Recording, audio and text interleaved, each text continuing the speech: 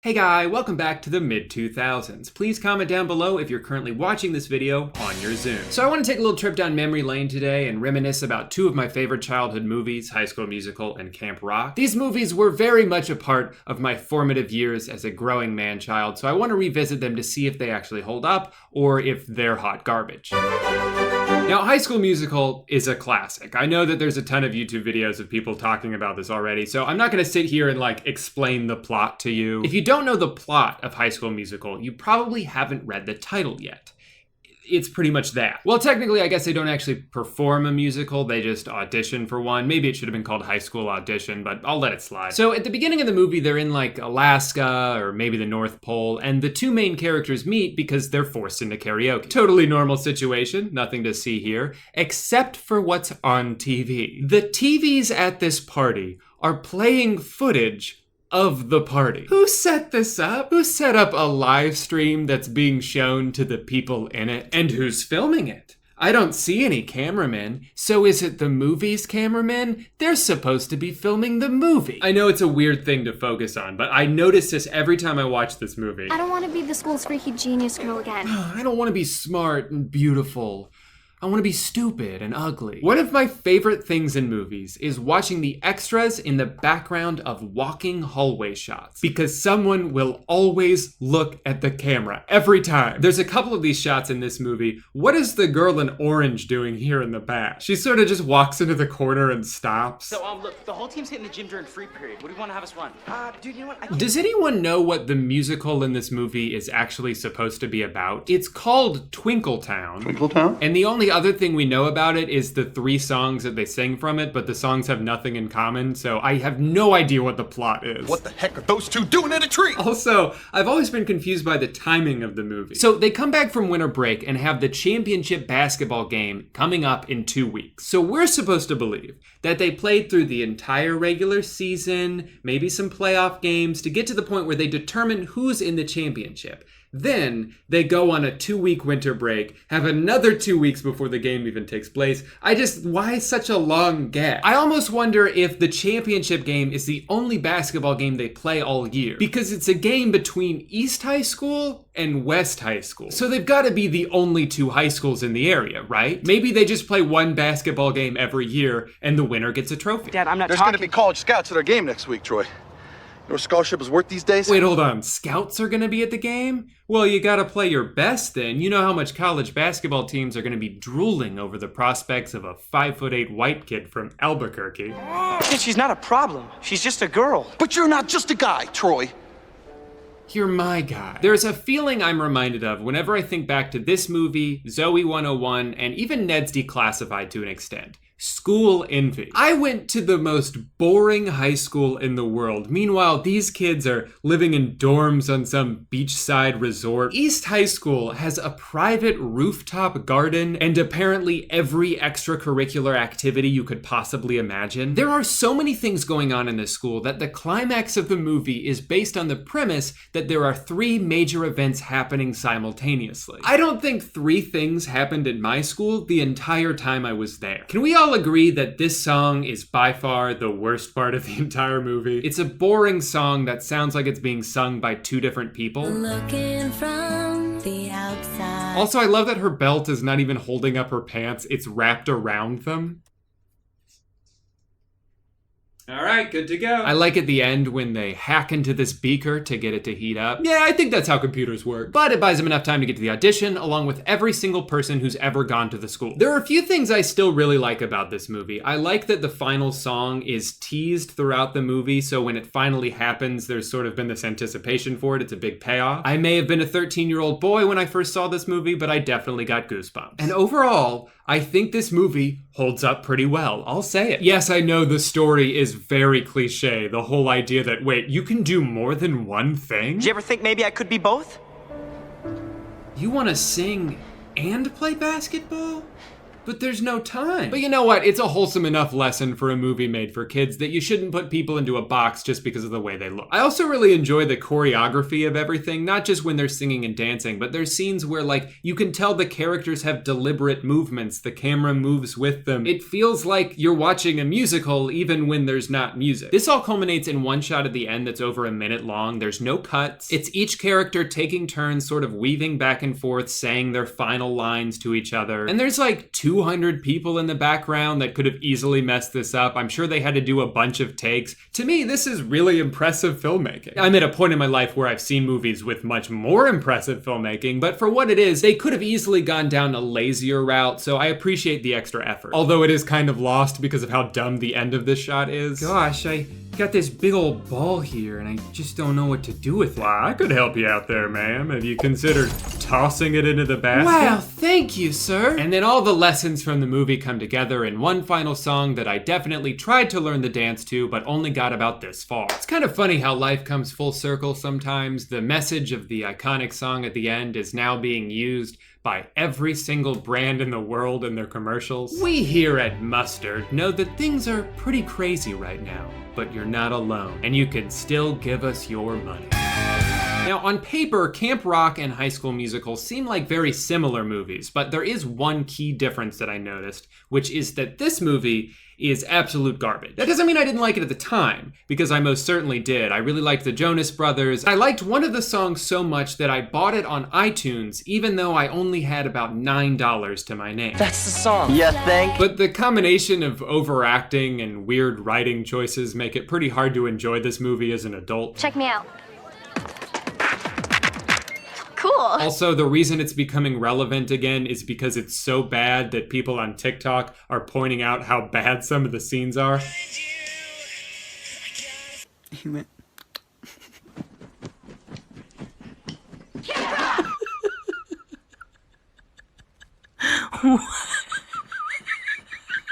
But I don't just want to talk about this movie, I have something a little different in mind that I'd like to try instead. That's right, I'm talking about the official Camp Rock DVD game. So, would you like to explain to everyone how you came into possession of this game? It's never been opened. Limited edition? Limited edition, according to me. According to us, we only have one, so who knows if they made more. That was purchased at a closing thrift store. It was to be sold for $3, but I got it for 25 cents. Can you believe the deal we got on this? And can you believe the restraint to go 3 years without playing it? She's asked me multiple times, can we play the DVD game? Can we play a DVD game? And I said, no, now's not the time. I figured... We saved it for this moment. Yeah, I figured something important would come along one day. I'd find a way to turn it into content. And then now we can write off that 25-cent purchase as a business purchase. So that's pretty cool, actually. A little tax life hack right there. Tidbit for you. I wanted to do this for so long. So was this used and they put new shrink wrap over it? Because this box is very beat up. I've never pulled shrink wrap off of something that's been this dilapidated before. You're ready to take the stage and steal some hearts, pick up the remote and play Camp Rock DVD game. Camp Rock DVD game. We got a holographic game board. Wow, this is worth at least 20 to 25 cents. When the movie came out, I was in 8th grade, and me and my two best friends were so excited that we put every photo that we had of the Jonas Brothers around us just to watch the movie. Who was your favorite Jonas brother? Kevin. No, be honest. Her favorite Jonas brother, I'm so embarrassed by this, was Joe. She loved Joe, but because her friend already loved Joe, she agreed to love Kevin instead. And I just think that that's really sad, and I wish that there were 2 Joes and 0 Kevins. She even drew a picture of Kevin on my back in Sharpie, just to prove how much we loved the Jonas Brothers. Oh no! Holy shit. When it's your turn, spin the spinner and do what it says. Okay, jeez. I guess I'll go first. Jam time! What? Which came first? Oh, well that's the beginning of the movie. That's the only time she's in her house in the entire movie. It's my favorite game. Yeah, she makes me play this with her every night before she goes to bed. Otherwise she has really bad nightmares about Camp Rock 2. Spin it and do what it says. Do what it says. Free card! Alright, well. I wanted Sultry Joe. Look closely. These images are from the movie. Oh, yeah, I figured they might be. Which came last? What have we here? They're playing the clip from the movie. I can hear you. Right. Good job. I don't think this game is very hard. The whole concept of DVD games seems fun. I don't know if I ever played any, We though. weren't allowed to have Fun. fun. Who said? You totally rocked it. Trash can. Trash can said that. Who said? That's cute. Oh, the same you're cuter. options. Trash can. Rise and shine, superstar. And throw it in the trash. Oh boy, this sure is fun. Okay, honestly, I actually don't know. I have no idea. This one's hard. Which game's second? Flawless. I don't know whether to be proud or embarrassed of how well we're doing. So she got Go Fish, which I think means she can ask me for one of my cards. Do you have Joe Jonas? No. Okay.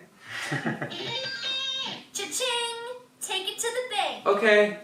Hi, I played this Camp Rock DVD game and it told me to Say no more. They give you a voucher. Wow, $1,000. Players pick. I pick Go Fish, which means I get to ask you for the mom card that you just picked up. You got a crush on this girl? I'm back at the bank now. I'd like to redeem my 2 mom cards and 1 wild card. This guy's got 2 mom cards, golden voice card. Give him a guitar pick. Yeah, they're in the vault. Alright, you're gonna get a lot of people like you coming in here. Pick one. I got a guitar pick. You haven't got any wrong. Is it even possible to get one wrong in this game? Yeah. Or are we just so smart? Wait, let's blatantly pick a wrong one and see what happens. Oh, funny you want to do that on my turn. Pick your card. Golden voice! And you've got 2 Joes. You trying to redeem those? Yeah. Welcome to the bank, ma'am. May I take your order? I have 2 Joes and a golden voice. Wow, there was some lanky guy in here a few minutes ago with 2 moms and 1 golden voice. Do you know him? That's my son. Your son? Tell him he's a real nice young man. Here you go. You got that one.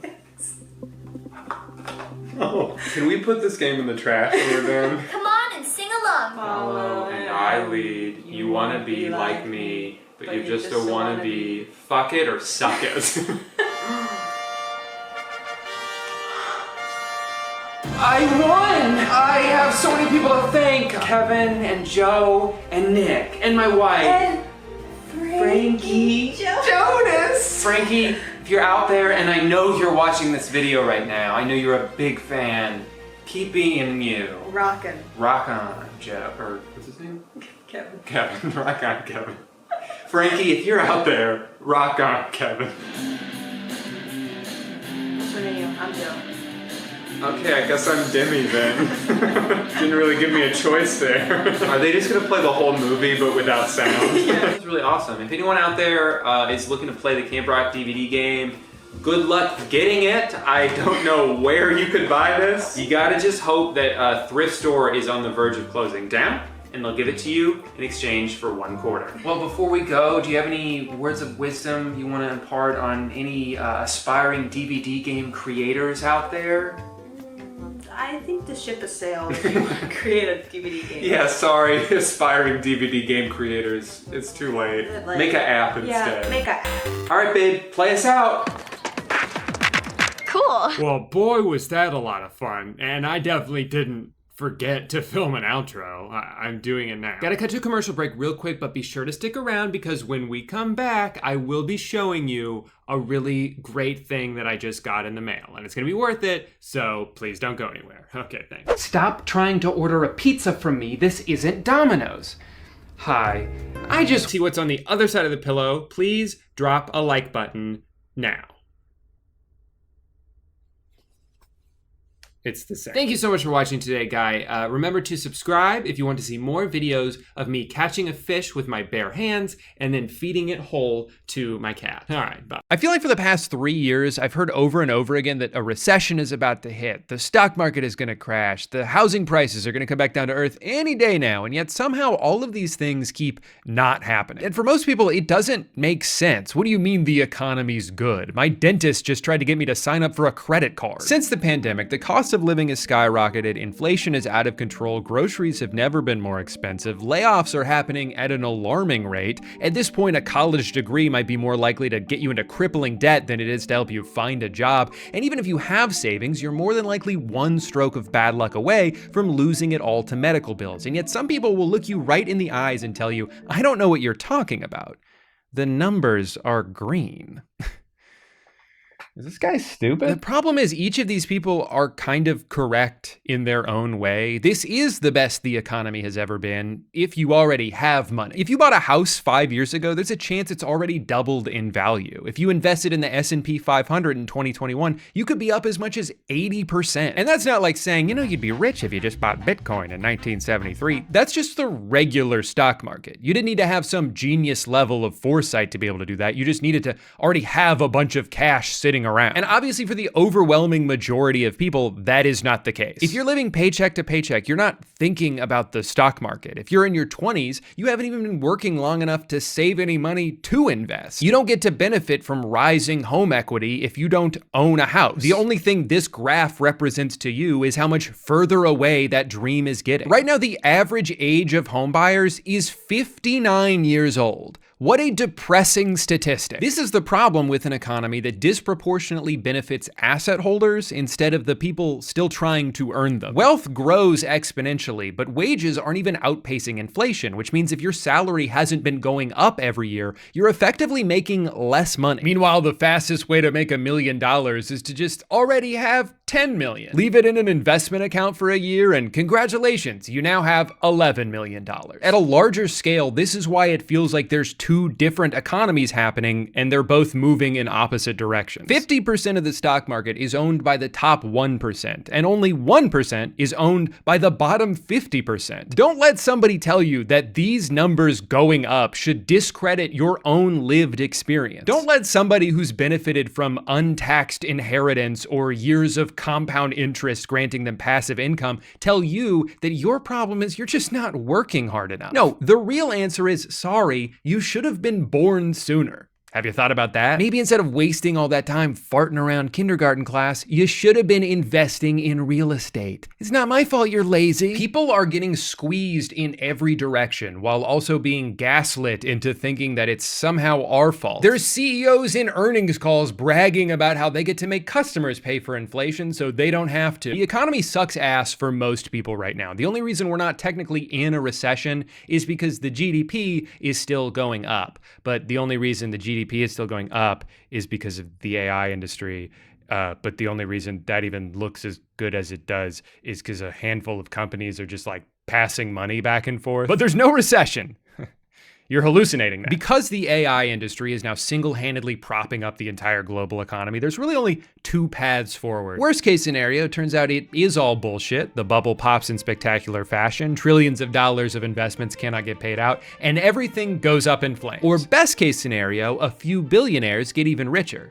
Wait, is that what we're hoping for? All right, you're gonna have to bear with me while I go on another AI rant here. I know I do this like every 6 months, but it's not going away. It doesn't count as beating a dead horse if the horse is still alive.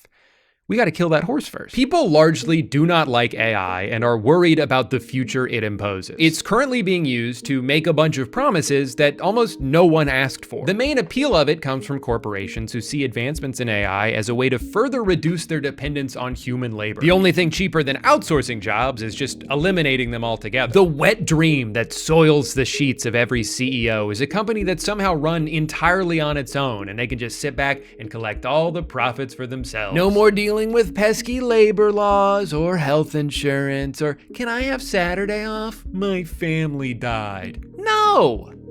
Shut up. That's the eventual goal and why they're all pouring billions of dollars into NVIDIA chips and data centers and cool shirts for Mark Zuckerberg. And in the meantime, we're stuck with ChatGPT, a humanized Google search designed to affirm whatever belief you share with it, even if it's incredibly dangerous, or generative video apps that are already being used to trick people into thinking something happened that didn't actually happen. Awesome technology. I'm so glad this exists. And I think the best thing we can do to fight back against AI is to simply not engage with it. The problem is, even if you don't use these tools, if you live in certain parts of the country, you might be paying for them. There's been a lot of really good investigative journalism done on all these new data centers that are popping up around the country, who's funding them and who's getting screwed over in the process. For example, some residents in New Jersey who noticed that their power bill kept going up, even though they were actually using less electricity than usual. Well, it turns out it's due to an overall supply cost. Basically, when the total amount of electricity usage in an area goes up, power companies tend to pass those higher costs onto their customers. And for the past several years, electricity usage has been skyrocketing, with over half of that increase coming solely from data centers. Your utility bill is going up because Elon Musk wants to pretend to have a girlfriend. You see, AI doesn't just exist in some theoretical space. It has to be trained on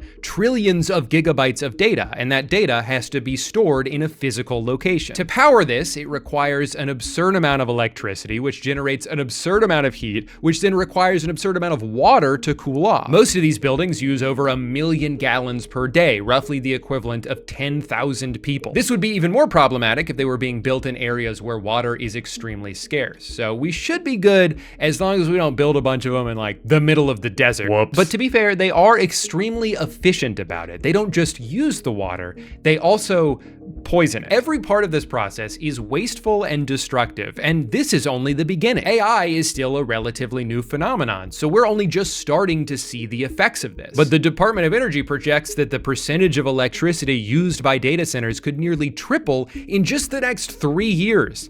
And who gets to pay for it? We do. It's hard for me to accurately express how infuriating this is. The giant buildings that power this stupid fucking technology are being subsidized by people who just happen to live near them. Oh, but hold on, because they're technically contributing to the operating costs. So does that mean that they get to share in the eventual profits? No, of course not. They're more like involuntary investors, doing it for free. Or really, worse than free, because a lot of them are being kept awake at night by the deafening hum endlessly emitting from the factory shoved into the backyard of their homes that have now surely plummeted in value as a result. But hey, at least they're doing all of this to make a product that hopes to replace 80% of humanity. It's not enough that these people already own everything they could ever want. They could so easily afford to pay for these things without even noticing that that money is gone. But why would they do that when they could simply have poor people pay for it instead? Because nothing will ever be enough for them. You know, when a rich person makes some shady deal to screw over the working class, people will joke that they just need that money to buy their 4th yacht. And like,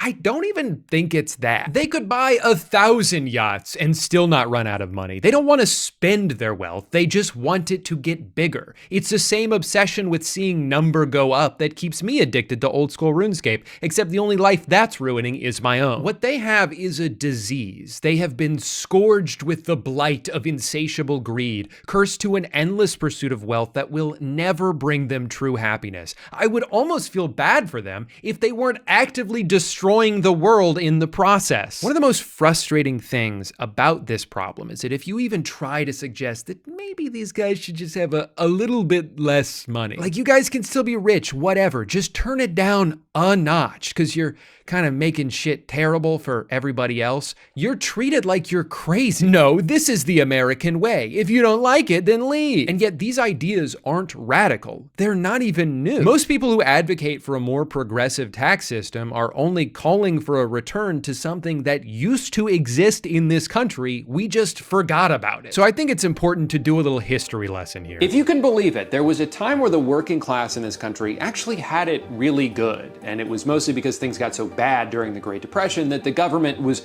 worried about the country collapsing. Thousands of banks had closed, millions of people lost their entire life savings, unemployment peaked at 25%. So in fear of a revolution happening, the government was like, all right, fine, we'll give you livable wages. Just please put that musket down. I don't like the way you're looking at me. So the New Deal was born, and with it came Social Security, better labor standards, the right to unionize, a national minimum wage, an 8-hour workday. And over the next 2 to 3 decades, America became the most prosperous country on earth. Productivity skyrocketed and wages rose with them. Extra profits weren't just redistributed to employees, but their employers were proud to do it. They would brag about how lucrative it was to work for them. Look, 37% of profits went to our employees last year because this is a team effort, and when we win, they win. In 1943, Johnson & Johnson puts out this mission statement that's like, here's our list of priorities in order. Customers number 1, we gotta make good products. Employees number 2, everyone who works here needs to feel valued and respected. Our community number 3, we all wanna live in a better world, and as a company of our size, we feel like it's our responsibility to contribute to that however we can. And finally, all the way at the bottom, our shareholders can just have whatever's left. Of course, we need to make a profit to survive and grow, but that should just come naturally as a byproduct of focusing on these 3 tenets. Compared to modern corporate standards, this is all such a foreign concept that it almost sounds like it's coming from a fictional universe. But this actually happened. This was just America 70 years ago. Now, during this time, what do you think the tax rate was on the wealthiest Americans? For reference, in 2025, the highest income tax bracket is supposed to be around 24%, but because of how many ways there are to circumvent the rules, it often ends up being as little as 3%. For someone like Elon Musk, who doesn't take a salary from Tesla and instead just owns a large percentage of its stock,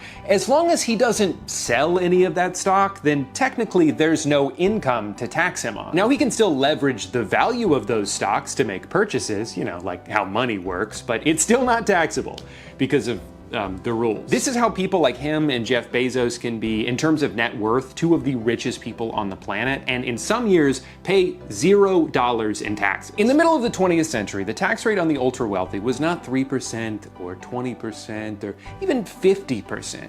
It was between 70 and 94%. It honestly sounds crazy, but even a lot of the people being taxed understood that it was necessary for society to continue to exist. And having a strong middle class was a crucial investment into the future of the country. But I don't know, man, I just think it's kind of interesting that during what's referred to as the golden age of capitalism, the government did a bunch of socialism. During the period of time that birthed the idea of the American dream, the government was taxing the absolute shit out of the richest Americans and using that money to provide jobs and welfare programs for everybody else. A single income household working a regular ass job could afford to start a family, buy a house, send their kids to college, and retire at a reasonable age. No wonder people who grew up then gush about capitalism the way they do, because for them, it was great. But at this point, it is disingenuous to use that time period as the example for why capitalism works, because that version of it stopped existing a long time ago. The generation of people who started as beneficiaries of a more equitable system changed the rules once the roles were reversed and they had the power. So what the hell happened? Everything was going great. What changed? Well, there were a lot of things, obviously, but one of the first big dominoes was the US's involvement in the Vietnam War, which was expensive and deadly, but to be fair, also accomplished nothing. And this had long-term ramifications. America had been diverting so much money away from manufacturing and towards defense that it opened the door for other growing industrialized countries to surpass them. More and more products were becoming cheaper to import than they were to produce. This led to factories getting shut down, unemployment starting to creep back up. A recession hits, and we're now facing a pivotal fork in the road in the late 70s. Either we could go back to what worked in the past, prioritize the working class, reinvest into our own infrastructure, try to help lift people out of poverty they've fallen into through no fault of their own. Or we say, fuck the government, we don't owe you shit, we're stupid, isn't that right? I don't even know my own name. Exactly, the deal is you pay taxes and we don't do anything. And you like that, right? They like that? Sounds good to me. The prevailing philosophy throughout the 80s became trickle-down economics. The logic being, oh man, these rich people are really handcuffed. You know, I bet if we lower the corporate tax rate from 70 all the way to eventually 28%, then companies will use all that extra money to pay their employees more. I mean, if there's one thing we know about rich people, is that they're always looking out for the little guy.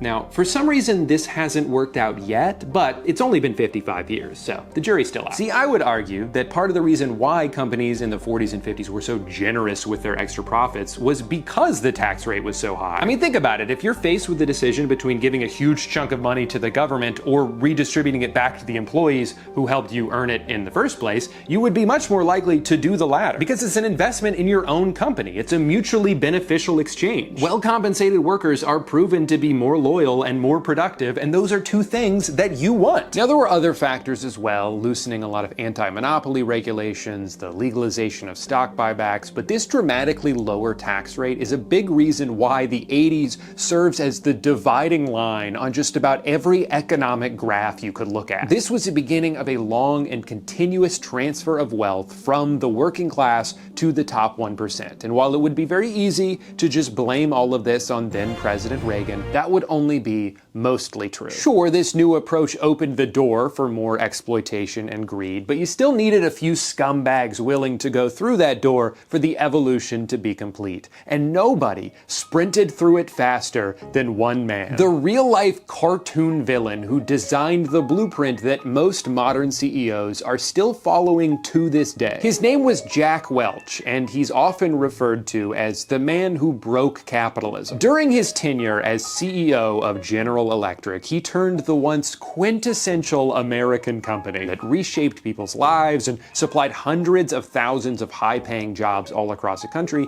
into a worthless carcass and a joke of a corporation, all while he became one of the richest people on the planet. In the century before Jack Welch took the reins, GE invented things like X-ray machines, jet engines, TVs, radios, and just about any kitchen appliance you can think of. In the 1980s, Jack invented laying people off. That was his big idea. What if we just fire a bunch of people? And then we don't have to spend as much money. It seems so simple and obviously very commonplace today, but before Jack, companies were not doing this. It was almost seen as un-American to fire somebody unless you absolutely had to. But Jack didn't think like everybody else. He was a pioneer. He bravely instituted the rank and yank system where every year the bottom 10% of employees would get laid off no matter what. Not because they all deserved to be fired, but just because they fell on the wrong side of a spreadsheet. What's that? You were 3 years away from retirement and now you no longer qualify for pension? Okay. Then die. And to be clear, the layoffs were also not because the company wasn't profitable. It very much was, but it just wasn't profitable enough. See, when you routinely shut down entire facilities, you uproot thousands of lives, you create a toxic and selfish work environment where loyalty is replaced with fear, and if you're a company with the size and influence that GE had at the time, you can almost single-handedly destroy any semblance of a middle class across all of America. But this number gets a little bit bigger. So it's kind of a fair trade. GE was at the forefront of this countrywide philosophical transition from an economy that cared about making things and rewarding the labor it took to do so, to an economy that only cared about shareholder value and would prioritize anything it could to make that number go up. But the thing about the stock market is, it's mostly just about perception. As long as something seems to be growing in value, then people will be more likely to invest in it, which will in turn cause it to be more valuable, even if it shouldn't be. A lot of what Jack did during his time as CEO did not make the company better, but it did make it bigger. And in the eyes of Wall Street, that was all that mattered. I mean, come on, a business that relies on something boring like selling products can only grow so much. But a company that's constantly acquiring other companies simply has no ceiling. I mean, they could be worth infinity dollars when you think about it. So that's what they did. Over the next few decades, GE bought and sold hundreds of companies, and Jack was lauded for his brilliance because from the outside, everything seemed to be working. I mean, sure, they were becoming a bloated, nonsensical hodgepodge of unrelated businesses, eroding the company's infrastructure and prioritizing constant quarterly gains over any long-term sustainability, but no one gives a shit because the stock price has never been higher. They've stumbled upon an infinite money glitch. They're just alchemizing value out of thin air. It gets to a point where the company founded by Thomas Edison doesn't even make their own light bulbs anymore. It's cheaper to get them somewhere else. Who cares? All they care about now is their ballooning financial division. They're issuing high-interest loans. They become a massive holder of sub subprime mortgages, a famously good investment to make in the early 2000s. Literally whatever it took to juice the numbers, that's what they would do. After about 30 years of short-term decisions that received instant gratification from shareholders but were gradually making things worse for the company and its dwindling number of employees, GE had become severely overvalued. And it wasn't until right after Jack retired with his $400 million severance package where his successors stepped in and were like, Wait, this doesn't make any sense. the time bomb Jack planted explodes in their faces and GE spends the next 20 years slowly bleeding out. And at this point, they couldn't fall back on just like selling microwaves because they'd been cutting corners on production so long that nobody wanted to buy any of their shitty garbage anymore. And of course, they had fallen way too far behind on innovation because they spent all their money on acquisitions instead of research. By 2021, the company that helped bring electricity to America was mercifully laid to rest, split into 3 separate institutions, none of which have come close to the dominance or influence that GE once had over the American economy. But here's the thing. You know who isn't affected at all by the cataclysmic downfall of General Electric?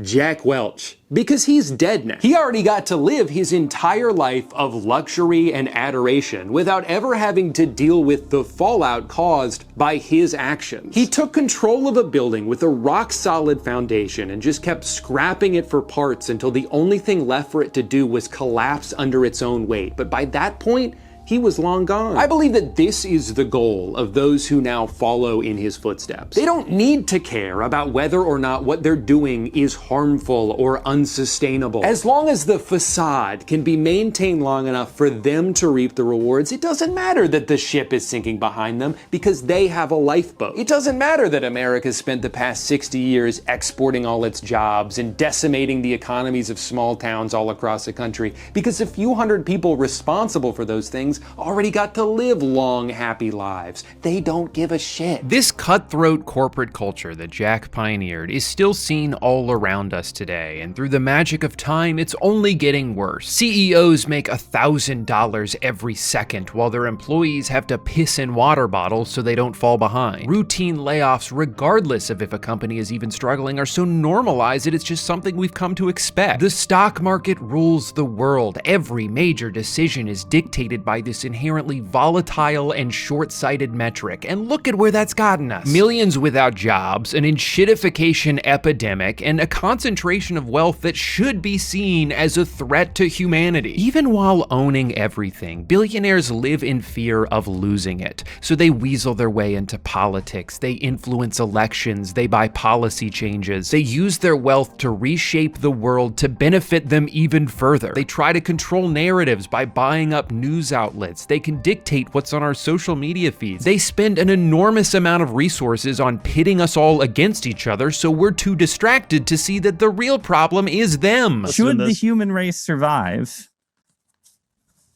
Everything kind of sucks right now, and as a result, most people are justifiably pretty angry. But for media outlets and politicians, that anger is their single most powerful tool because they can tell you where to direct it. And they don't even really care who it is, so long as it's not them. That's why it changes all the time. Sometimes it's trans people, sometimes it's immigrants. Most recently, it's been poor people. There's been this whole war going on over food stamps because when the government shut down, 42 million Americans lost access to SNAP benefits. Now that's an objective piece of information, an inarguable statistic, but depending on how it's presented to you, it may lead you to draw a drastically different conclusion than somebody else. For some, it might put into perspective how dire the situation has gotten. Like surely there's underlying issues with a system that's allowed 12% of its population to be unable to afford food. Alternatively, you might hear that and think, wait a minute, my tax dollars are paying for these greedy freeloaders? I'm busting my ass over here to barely make ends meet, and these leeches are using my money to buy cookies?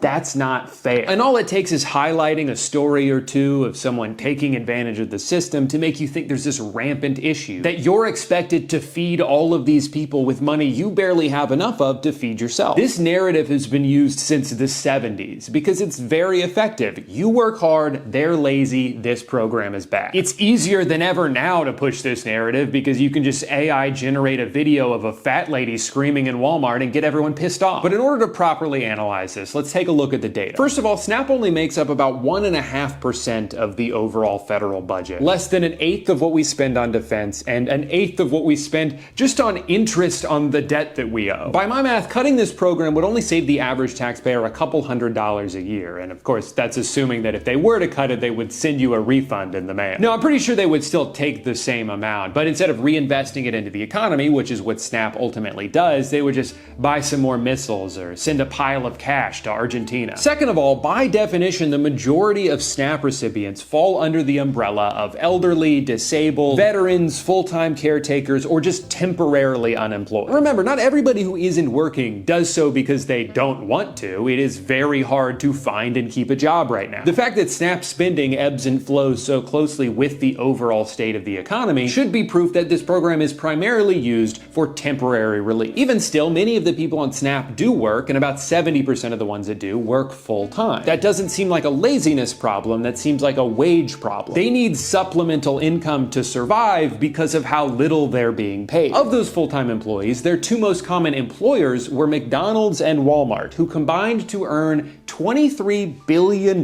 in profits last year. $23 billion, and you're telling me they can't afford to pay their employees enough so that they don't need government assistance? See, what that means is you wouldn't have to help pay for these people's food if their employer, a nearly $1 trillion corporation, just paid them a livable wage. You're more upset at the people using the program than the companies who have put them in a position where they even need it in the first place. Also, Walmart double dips here. The majority of food stamps are redeemed at Walmart. So not only do they save money by underpaying their staff, but their revenue then gets subsidized by this program because that's where people tend to use it. Final statistic, about 1/3 of SNAP recipients, over 12 million of them, are children. What's the argument there? Are they not working hard enough? What, you don't want to get a job just because you're 7? Like, can we stop for 1 second to think about what you're saying here? You have let somebody convince you that in this situation, the only way to make your life better is if 12 million children starve. So I want to ask, who is more to blame here? A bunch of kids who got born into poverty, or CEOs with more money than anybody could spend in 1,000 lifetimes who expect you to solve the problem that they helped create? For some people, it doesn't matter what you say about capitalism, they will still go to war for it, even if it's not working for them. Statistically speaking, it's probably not. You'll try to criticize a multi-billionaire who's not paying enough taxes, and people will defend them like, hey, it's not their fault. They're just taking advantage of loopholes like any smart business person would. And you're like, okay, so then we agree there's a problem with the rules, right? If they're just exploiting the system, then maybe the system shouldn't be so easy to exploit. We've reached a point where a lot of the core principles of a free market no longer apply. Like the idea that you can vote with your dollar. I get to pick which businesses I support, therefore the best ones will succeed and the worst ones will fail. Yeah, except when one company is allowed to corner the market and price out all their competition, suddenly there isn't any. And we would have small businesses tell us if they walked into a Walmart or a Costco, the retail price at those stores, the price on the shelves at those stores,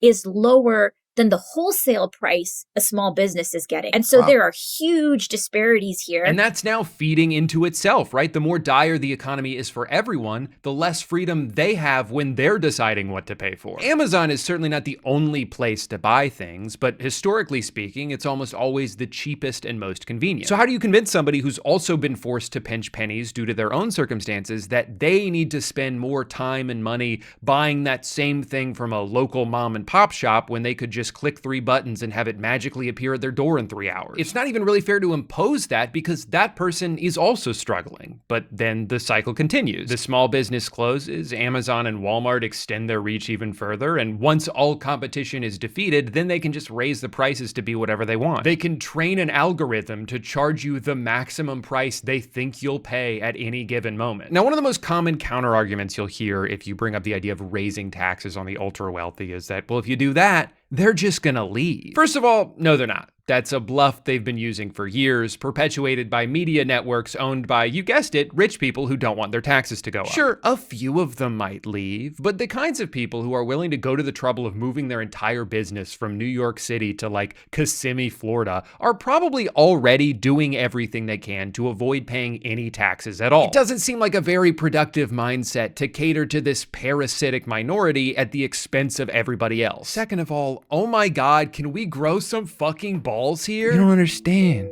They're not gonna like it if we raise their taxes. Do you hear yourself? Do you hear how pathetic you sound? Okay, so what, we can't do anything then? That's it? It's over, they won? Your plan is that we should just give up and let the billionaires have whatever they want. Buddy, we've already tried that, and that's not working either. Third of all, this criticism is predicated on an idea that taxation essentially has a bell curve to it, where after a certain rate, your overall revenue actually decreases because people will lose the incentive to work as hard or, like you're saying, move away. With this in mind, there have been studies done by economists who believe that every country has its own ideal rate for maximum efficiency. However, the implication that raising taxes would cause the overall revenue to go down would only be true if we were on the tail end of this bell curve, and we are nowhere close to that. So if your main concern is to maximize total revenue, it's pretty clear which direction we should be moving in. Otherwise, the very metric your point is referencing contradicts the argument you're trying to make. Now, even having said all of that, I'm not going to sit here and act like just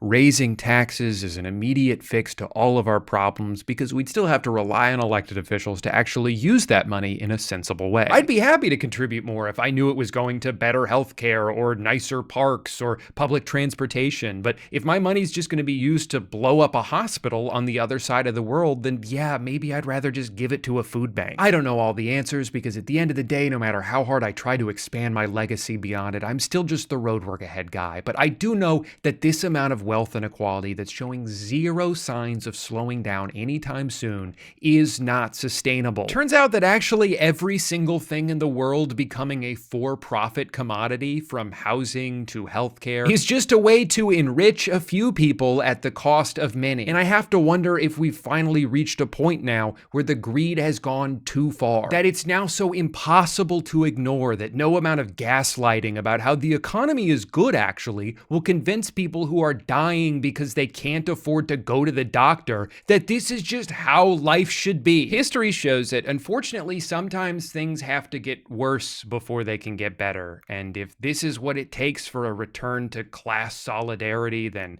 I guess at least we're closer to that than we've been in a long time. We just need to put down our phones, set aside our differences for a little bit, and unite on this one issue. They want us divided because they're afraid of how strong we would be if we stood together. Do not fall for it. Now, if you'll excuse me, I need to go argue on Reddit about how Ghost of Yote is woke because they didn't make the main character hot enough for me. Thank you for watching.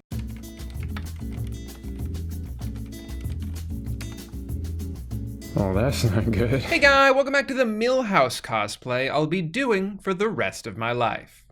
Or, just till my hair grows out. It seems like the past few months, artificial intelligence has become more and more prevalent. First, it was all those websites that generate images based on your descriptions, allowing your imagination to run wild. Like, this is Ronald McDonald storming Normandy Beach, and this is what jeans would look like if they were real. Technology's incredible. More recently, there was a YouTuber, Alan Pan, who made robot legs for a snake, thereby evening the playing field between snakes and humans. Impressive? Yes. But did they really need more help? Why don't we just give them guns while we're at it? But today I want to talk about something that has the potential to be even more terrifying than a reptilian cyborg, and it all started when I got this ad on Instagram like 12 times. The thing I love most about Jasper is knowing when I've got an email to write or a longer piece for my website, that I can just get a few of the basic ideas down a bit and my thoughts down on paper, and that Jasper will pretty much do the rest and fill in what I'm thinking. It's amazing technology. I love using it almost every day. Why is what appears to be the only ad they filmed some guy sitting in his car being like, sometimes I don't even know what I'm thinking. So I ask the computer to tell me what I'm thinking, and usually they're right. There's something so off to me about this video, and I can't quite put my finger on it. Maybe it's the weird 2-second pause that every single one of them starts with. The thing I love most about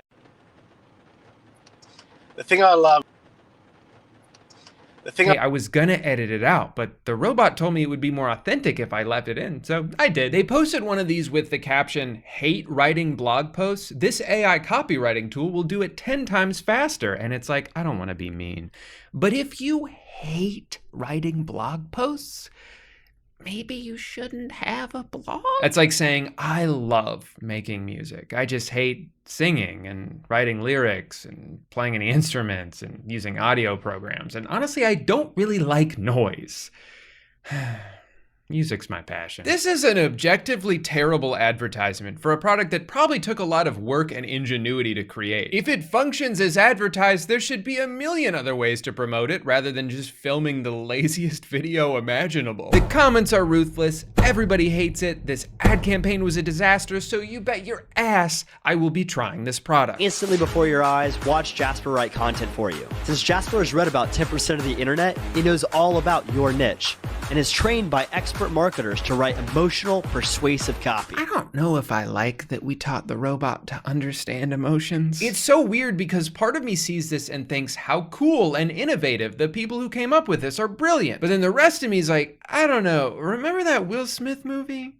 No, the other one? Maybe we shouldn't teach computers how to read and write? I'm cutting out a lot of the legwork in the copywriting, which is staring at the blank page and wondering what the heck I'm going to write about. Like, that's the thing. On one hand, there's something very dystopian about technology like this. It's a stark reminder that there are so many things humans seem to be uniquely capable of that could possibly be replicated by a computer program. But on the other hand, for like small scale individual use, it sounds like it could be pretty useful. As something of a writer myself, I would be lying if I said I wasn't intrigued to see it. I spend more time writing than I do any other part of the video making process. Part of the reason it takes me so long is because I happen to be the world's slowest writer. I'll have days where I spend 7 hours at my computer and type a single paragraph. This was today. So the thought of having something help me get to at least like a jumping off point as opposed to staring at a blank Google Doc for hours on end sounds kind of interesting. But then it also gets me thinking, how far can someone take this? How far have people taken this already? Could this thing write an entire YouTube video without anyone even noticing? Can it actually replicate human speech in a believable way? Can it write jokes? Is it funnier than me? Just so it's not in the back of your head while watching this, the twist at the end isn't gonna be like, surprise, the computer wrote this whole video, gotcha. Because that would be lame. I feel like that would make you trust me less, and this parasocial relationship is not gonna work if you don't trust me. It'll be obvious when we get to the parts that are computer generated. Everything else is my words.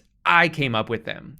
Unless I say something you disagree with, in which case it was the computer's fault. Don't blame me. They've got a demo here before you sign up, so let's see. Ninja from Fortnite meets his biggest fan and they become friends. Oh, I can do it in the voice of Joe Rogan? Hold on, let me take a hit of DMT before I read this. Ninja was in the middle of a game of Fortnite when he heard someone screaming his name. He turned to see a young kid running towards him, waving his arms and yelling with joy. Ninja was taken aback. He had never met one of his fans in person before. Okay, couple things already. First, where is he playing this game? Usually he just plays in his home, you know? So did this kid break in and start screaming his name behind him? That would be terrifying. Also, I like the idea that he's never met one of his fans in public before, despite being wildly famous and having neon hair. They struck up a conversation and soon became friends. The two would play together online every day and share laughs and secrets. Ninja even introduced the kid to some of his other gaming. It was an amazing experience for both of them, and they were grateful to have each other in their lives. I mean, it is a story.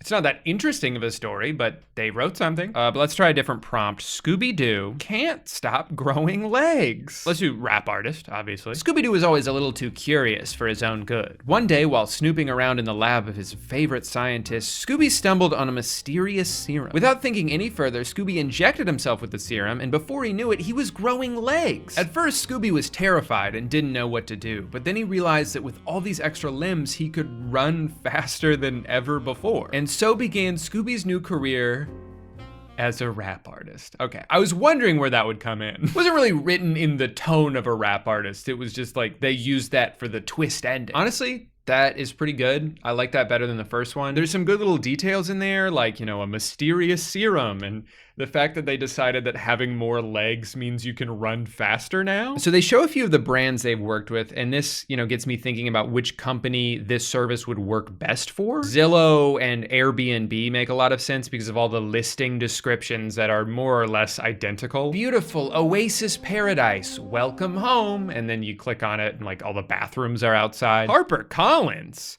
Isn't that a book publishing company? It is. Does that mean all their books were written by robots? You're telling me a robot wrote the Polar Express? My favorite book and my favorite movie? It's kind of funny to me how often I have to confirm to them that I'm a person. Like, hey, our robot writes shit for humans, not other robots. If you're a robot, go generate your own damn blog. Robots hate each other, by the way. Also, I should be able to ask them the same question. Prove to me that you aren't a person. Because if Jasper is just this guy pretending, I'm gonna be pissed. The pricing is based on how many words you want to be able to use, so I'm just gonna do the cheapest one because I don't think I need that many. If you're curious, my last video, which was 40 minutes long, was only 8,000 words, so 50,000 should be plenty. Let's work our way up though.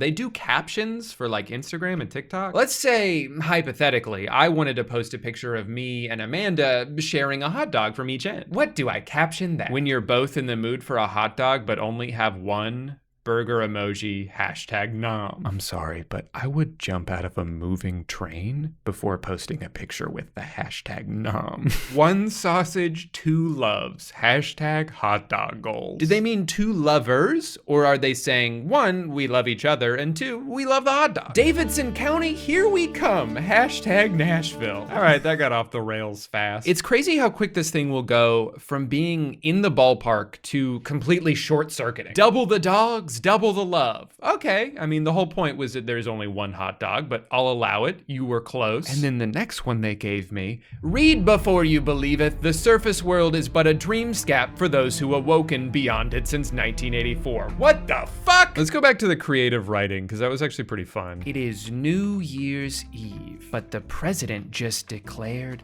that no one is allowed to dance. A ragtag group of misfits band together to take down the US government and prove that dancing really does bring people together. Most of the characters die at some point. What? They're not gonna go down peacefully. It was the night of New Year's Eve, and as the ball dropped in Times Square, all anyone could think about was how they were gonna get their groove on. But then a terrible announcement came over the radio. The president had declared that no one was allowed to dance. It didn't take long for people to start getting upset. How are we supposed to have any fun without dancing? That's the only way. But the president wasn't backing down. He said that it was time for America to grow up and stop being so childish. So a group of misfits got together and decided to take down the government. They knew it wouldn't be easy, but they were determined to prove that dancing really does bring people together, and in the end, most of them died trying. Okay, it got off to such a good start, and then they were just like, and also everything you said. Let's see if we can get a better ending out of this. It was the last night of the year, but there was no dancing allowed. The president had made it clear nobody was to step foot on the dance floor until 2019. Cool, we're doing a period piece. But that didn't stop a group of misfits from coming together to take down the government. They were tired of being oppressed, tired of not being able to express themselves, so they came up with a plan. They would overthrow the government from the inside. They started by making noise and causing chaos at every opportunity. They graffitied walls, burned flags, and shouted slogans until their voices were hoarse. And when that didn't work, they turned to violence. Bombs went off in public places. Holy shit! I'm sorry, but how is that taking down the government from the inside? Doesn't doing it from the inside mean you like slowly infiltrate the government? You spend years gaining their trust until you have enough power to do something. This is the complete opposite of that. This is very much doing things from the outside. In the end, the rebels overthrew the government and established their own rule. Dancing was finally allowed again. Yeah, but at what cost? Half the nation is on fire right now. Millions are dead.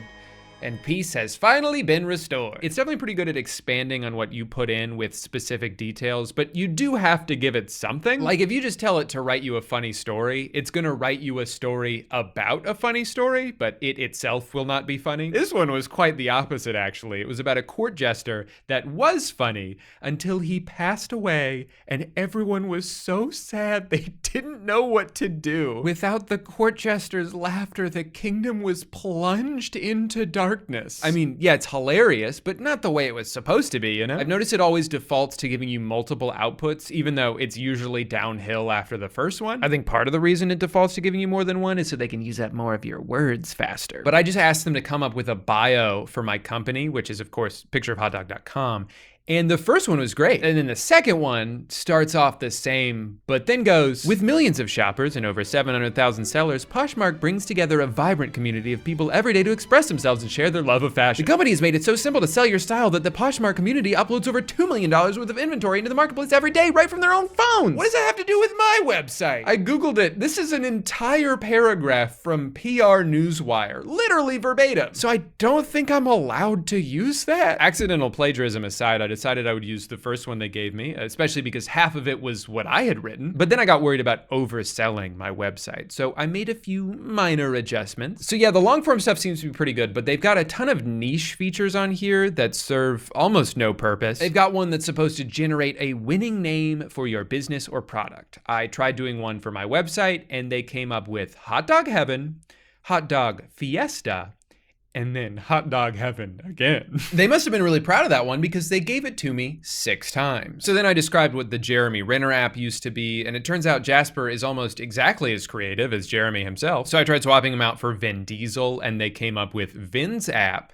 and Vin app. God, I'd kill to have an app that's exactly like Spotify, except the only music on it is both of Vin's songs. Monday, Tuesday, Wednesday, Thursday, Friday. I tried another section called Ridiculous Marketing Ideas, and most of what they suggested had almost nothing to do with what I put in. Like the very first suggestion to me was have Snoop Dogg rap for us. So it almost seems like they would have given that to me regardless of what I typed in, but you can't deny that it's a great idea. So I'll go ahead and shoot him an email. Launch an IPO. Yeah, I think people should be able to trade stock of my website. I gotta get my ass on the CNBC news ticker. Put a picture of a hot dog in front of the entire Oakland Raiders football team. Now this is gonna take my business to the next level. Ship the hot dog around the world in FedEx envelopes and a suitcase. And then what? Everybody takes a bite out of it and sends it back? And let me guess, the suitcase is filled with tasty condiments? Shut up. I feel like with something like this, the best case scenario is that it accidentally inspires a good idea because it said something so dumb it's funny. For example,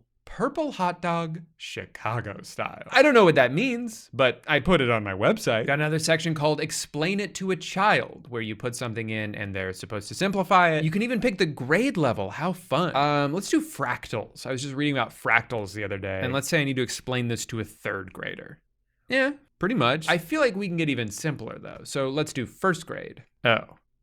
So it seems like this 1st grader is a lot smarter than the 3rd grader was. Actually, it kind of seems like they just copied and pasted what I typed in. Yeah, sometimes this feature works pretty well, and other times it gets overwhelmed by what you tell it and sends it straight back to you, practically untouched. Also, I'm trying to think of what else you would need to explain to a child besides random science facts. Hey, buddy. Can I talk to you for a sec? Sure thing, Dad. But remember, I'm only in 1st grade. So divorce is the process of ending a marriage. I don't know what that means. This can involve canceling the legal duties and responsibilities that come with being married. This is all going right over my head. Divorce laws vary depending on where you live. But usually you have to go to court to get divorced. Good try, but I'll probably just wait till Mom gets home. She's way better at explaining stuff. I wish she was coming home, son. All right, well, with everything we've learned so far, what do you say we write ourselves a YouTube video? Don't worry, I've got the perfect topic for this. It's something that's been on my mind a lot lately, and it's that the Charmin toilet paper bears piss me the fuck off. I saw a commercial the other day where one of them was complaining because they didn't have Charmin in the bathroom. This isn't Charmin. No wonder I don't feel as clean. Hurry up, Dad. Why are you guys still buying the other toilet paper? Just to get mad? You know you don't like it. As far as I can tell, your entire lives and personalities revolve around the fact that you're very picky about which brand of toilet paper you prefer. So just buy the one you like and leave us alone. Also, how much are you getting paid for these commercials? Because I remember when you used to live in the woods and now you have a big ass house. Seems like a lot of cash right there. And I know you don't have another job. You're bears. You are unhireable. I want to be a toilet paper spokesperson. What, all I gotta do is complain about thin TP every once in a while and I get a fat paycheck every month? Sounds great. Everybody's freaking out about AI taking people's job when these bears took 3 of them all on their own. So I say we send them back to the woods where they can wipe their ass with leaves. So that's everything I got so far. I am dying to see how Jasper helps me out with this. Huh? Sensitive content? I spent $60 on this and it won't even help me write a YouTube rant? That's the only thing I do! And don't tell me it's because you didn't teach it how to be toxic. This technology only exists because it read 10% of the internet, the most toxic place on earth. Let me just get rid of the curse words. Maybe that's the problem. Oh, okay. You're just not allowed to say fuck. P.S. I still think it's really weird that they have a baby bear. How does that work? Did one of them just get pregnant or did they adopt? Do you think it's weird that they have a baby? That's your contribution to this? How do they even have a kid, right? What, did they have bear sex or something? Yes. How do you think bears continue to exist? So maybe instead of expanding on the end, I can expand on the middle. I get it, you're bears, you shit in the woods, but do you have to be so public about it? Do you have to be constantly shoving your asses in our faces? I don't go around flaunting my bowel movements, and I certainly don't need to see yours. Valid points, can't really argue with those. And why are you always smiling? It's really creepy. No one poops with a smile on their face, no one ever, so knock it off. All right, well, 1, I tend to poop with a smile on my face. It's one of my favorite hobbies. And 2, you know, they're bears, all right? They should be happy about shitting. I just think they shouldn't get paid for it. In conclusion, the Charmin toilet paper bears are annoying as hell, and I hope they all contract some sort of painful anal disease. Preferably one that makes them shit their guts out through their mouth. What the fuck? 46 seconds ago, you were like, I can't help you with that, sorry. You said the F word. And then you give me this? I never thought I'd be siding with the Charmin bears, but this is too far, all right? That's just me. I just noticed they have a plagiarism checker built in, which is cool, but like, I hope no one is deranged enough to have already said this. Also, just in general, I would hope I'm not plagiarizing anything. Otherwise, what am I paying you for? Imagine they just copy and paste shit from other websites. I mean, imagine they do that more than once. And guess what? The plagiarism checker is not even included in your subscription. You have to pay extra for it. To be fair, it costs like a few cents every time you scan, but it still seems weird that I have to be the one to make sure you're not blatantly copying this from someone else. So plan B, let's see what's on trending. Time to redeem yourself. Write me a Mr. Beast video. Hey guys, it's Mr. Beast here. Today I'm gonna show you how to make a video for YouTube. I mean, that does sound like something he would say. First, find a good topic for your video, something that people will want to watch. Oh, yeah, no fucking shit. I was hoping you would do that for me. Learn how to edit, you can look up tutorials. Hey, that's what Ninja said. Now that I think about it, I probably could have just used AI to teach me how to stream on Twitch. Teach me how to stream on Twitch. In this article, we'll walk you through everything you know to start streaming on Twitch. Oh my God. I can just create my own tutorials and then follow them myself. Recipe for baked chicken thighs. Holy shit. This is like Google, except better because I'm paying for every word. All right, I'll be the first to admit I got a little sidetracked here. Turns out that's gonna happen no matter what I do. Maybe we do like a Watch Mojo video. Top 10 actors who fell down and bonked their heads. Oh my God. That's too controversial, I guess. Can we just do top 10 actors who fell down? I like how they gave me no explanation. It's just number 7, Jackie Chan. Yeah, that video is gonna crush, dude. Okay, so I feel like if any type of content on YouTube could be mass produced and written by AI, it would be those like really surface level pop culture video essays. Why The Office is overrated. The Office US is one of the most popular and beloved television shows of the past century, but I think it's overrated. Here's why. The show is formulaic and predictable. Every episode follows the same basic structure. Someone does something stupid, someone else gets annoyed with them, there's a resolution, and everyone laughs and learns a lesson. It's formulaic television at its worst. The characters are one-dimensional and uninteresting. They're all stereotypes, from the bumbling boss to the annoying coworker, and they never change or grow as people. They're the same in every episode, which gets boring after a while. The humor is often juvenile and childish. It relies heavily on physical comedy and gross-out jokes, which isn't my idea of funny. Overall, I think the show is overrated. It's not as clever or original as people make it out to be. It's just a formulaic sitcom with uninteresting characters and juvenile humor. This is honestly life-changing technology. I can just use this to write all my YouTube videos from now on. I never have to lift a finger, and I can post like 30 times a month. Not done yet though, because they've also got a section for video titles. So I'm curious to see what they'll do with mine. Using AI to write a YouTube video, and then we'll do witty for tone. Oh, perfect. How to use AI to write a YouTube video, and in parentheses, witty. Yep, that's everything I asked for. Can AI write better videos than humans? Spoiler alert, yes. Well, yeah, of course you would say that.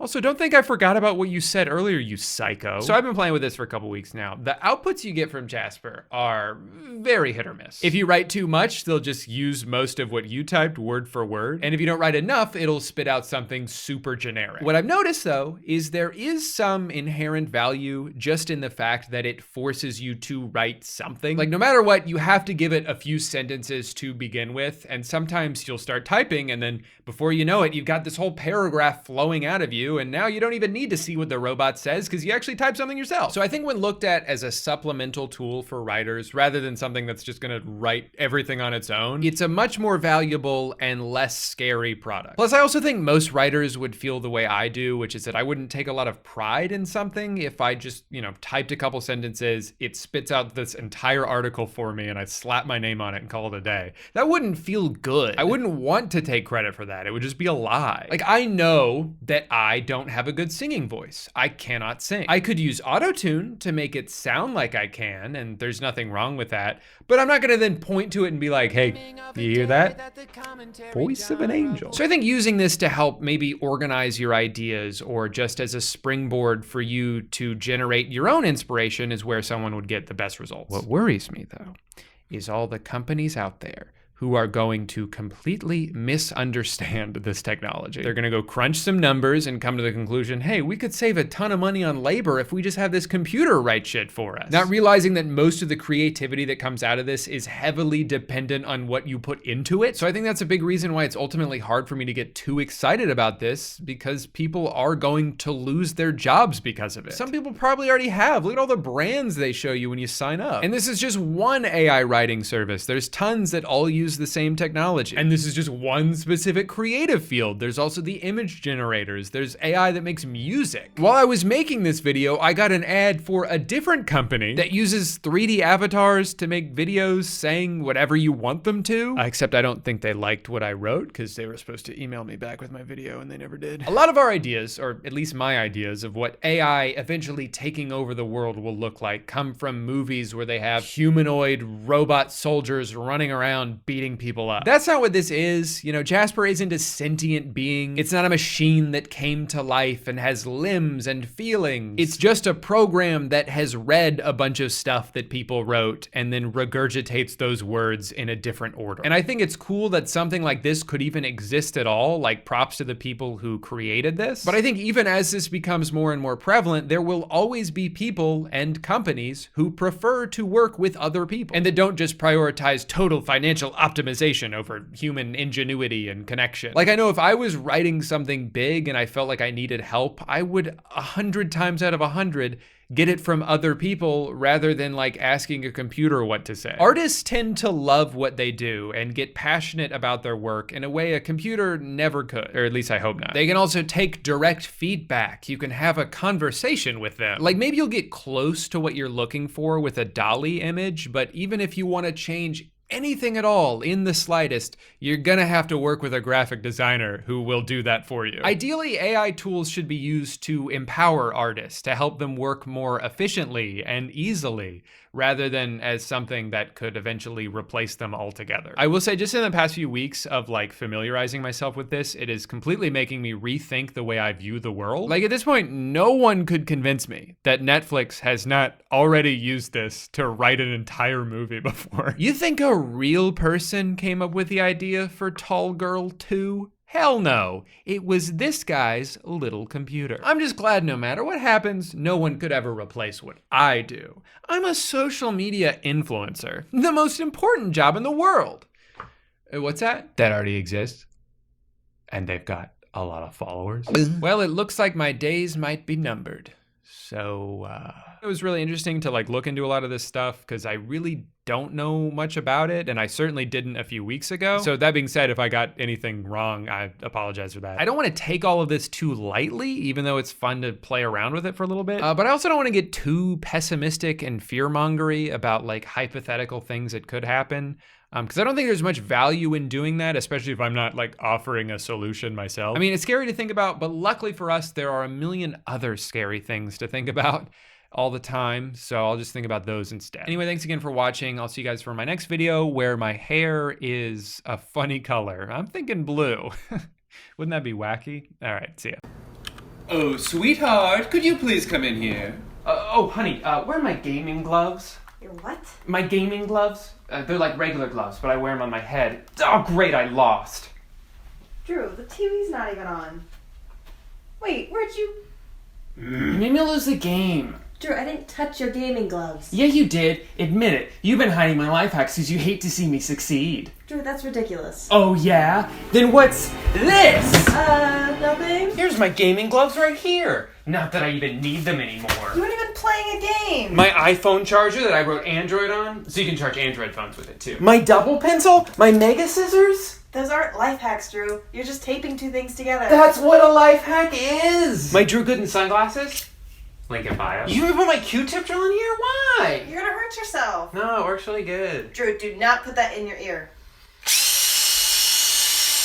Hey, you put my powdered wig in here? You know I use this to get senior discounts. That's literally never worked once. Yeah, because I'm not old enough. Honestly, you're an idiot. I'm leaving you. Wait, babe, please! Okay, I know you're upset, but I have one more life hack to show you, and you're gonna love it, I promise. Fine, one more.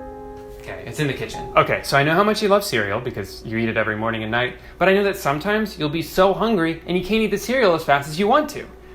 And that's why I invented this. I call it 2 spoons. So rather than just having the one... Wait, babe, no, please! If you're gonna leave, can you at least give me the camera so I can film the rest? Fine. And just like that, she was gone. I guess the future just got here too fast. She wasn't ready for it. And now I find myself once again alone. Left alone to wonder, was it all worth it? Sure, I've pioneered enough technological innovations to warrant at least 3 Nobel Prizes, but at what cost? Is it worth it if all it leads to is a life of loneliness? It's hard to say. Only one thing left to do now, I guess. Transition into the rest of the video. Hello everybody and welcome back to YouTube.com. My name is Drew Gooden, and as you all know, I'm not only the first, but I am the only YouTuber, and although that means your options are pretty slim, I still appreciate you taking the time to check out this video. So about 8 months ago, I made a video called Completely Pointless Life Hacks. And it's one of my favorite videos that I've made. I'm really proud of it, and I'm very happy that it's also become my most popular video, with almost 2 million views as of now.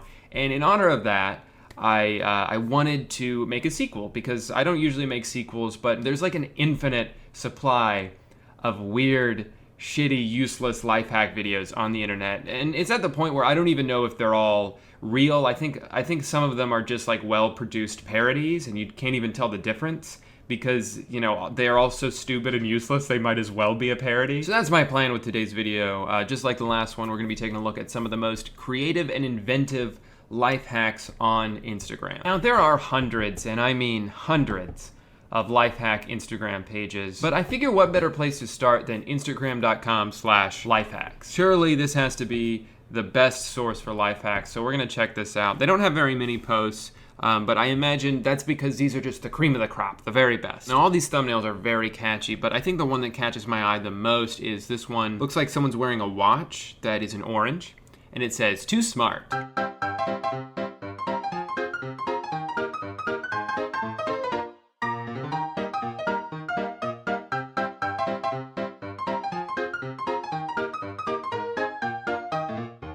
Was that it? A lot of times the thumbnails for these videos don't actually use images from the videos, and that's what I thought would be the case with this. I was like, surely they're not about to make a video showing you how you can peel an orange in a way that you can wear it as a watch. But I was wrong. That's exactly what they did. I gotta say, I agree with this one commenter. His name's JSoSpam. Why not peel it normally, like a normal person? Now, I'm intrigued by the one right under it as well. It looks like what this life hack is gonna teach me is how to get slime all over my phone, which I've always wanted to do. Okay, don't, ooh. Oh my God, that has to be the worst one. You put all your slime in a cup and then you can use it to store your pencils. That's so smart. Okay, here we go. Finally, they're gonna talk about the phone. Was that it? It cut off. The whole reason I clicked on the video wasn't even included in the video. I'm guessing that this life hack is like how to get glue on a lollipop. So I want to learn how to do that.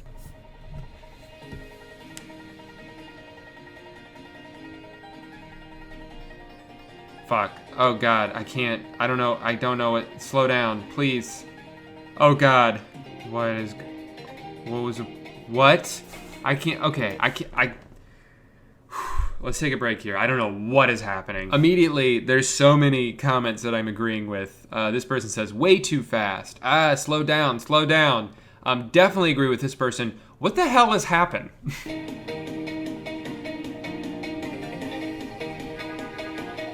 They're not about to make a little bow and arrow. Holy shit. Okay, here we go.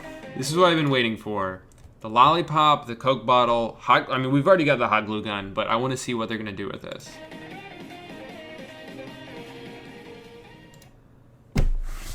Okay.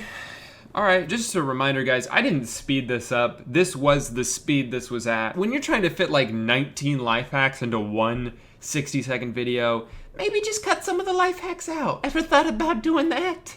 That's an option too. You don't gotta fit every life hack into one video. You got a whole page for life hacks. Spread them out. Let's scroll down a little bit. This one says, don't eat this.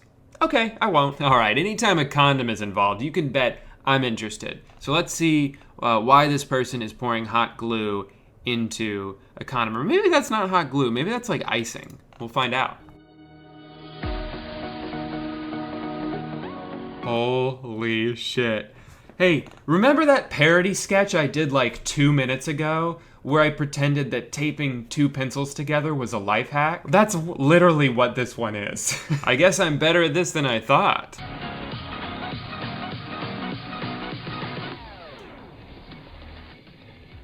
Oh look, he fixed the glasses.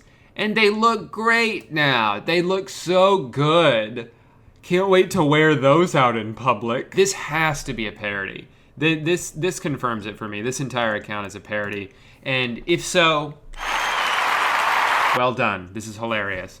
Now I want to find some that definitely aren't parodies, or at least I'm pretty sure aren't parodies, because I don't want to just like make fun of something that's meant to be stupid. I want to make fun of something that is accidentally stupid. I always save videos on Instagram if I think like it's something I could put in a video, or if it's just something I want to remember for later, but I save so many that I don't even remember why I saved them, so I'm very interested to see what this one is all about.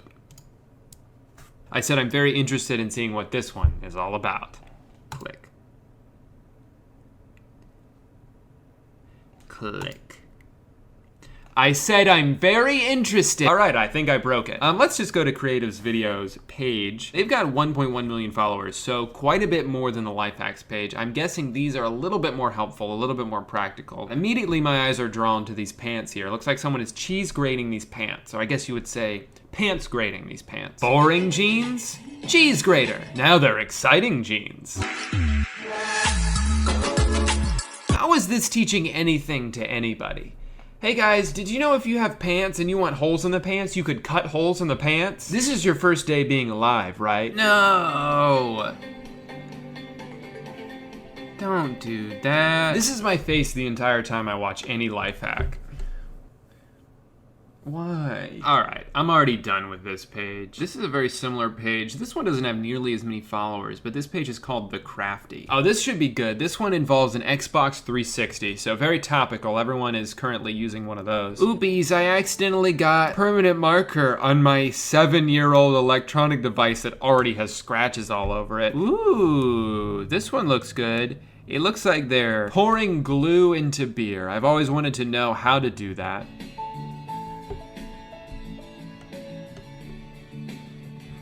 Why is there a condom? This video was normal for 4 seconds, and then they brought out a condom. Put the condom in the beer, squirt some glue into the beer. Great. This one looks good. This one looks like he's lighting his pants on fire. So I gotta see what this is all about. Oh, he is not about to use the, oh my God, he is, and he did. This can't be real. I'm sorry I let you guys down. I wanted to show you guys non-ironic life hacks, but there is no way in hell that some sane, rational person made this thinking, this'll be helpful. This is gonna help out so many people. You know, you got all your matches in your pocket and then you don't have to. Scrolling through, it seems like they just bought a hot glue gun and they're just grabbing any item in their house they can find and gluing it to something else. 3 crazy ways to open a bottle. This might actually come in handy. Oh my God, I thought they were about to say, use a bottle opener. Okay, but if your bottle opener is broken, let's see what you do. You just burn it? What? Is your bottle opener not working? It's probably too cold. This is one of the rare instances where, contrary to what the problem usually is, they're over-explaining. Just fold the paper. I understand what you're doing. You don't need to stop and put little lines in. It's funny because then you have, on the other end of the spectrum, you have these videos that are fast-forwarded like 12 times their normal speed, and you don't know what the fuck is happening.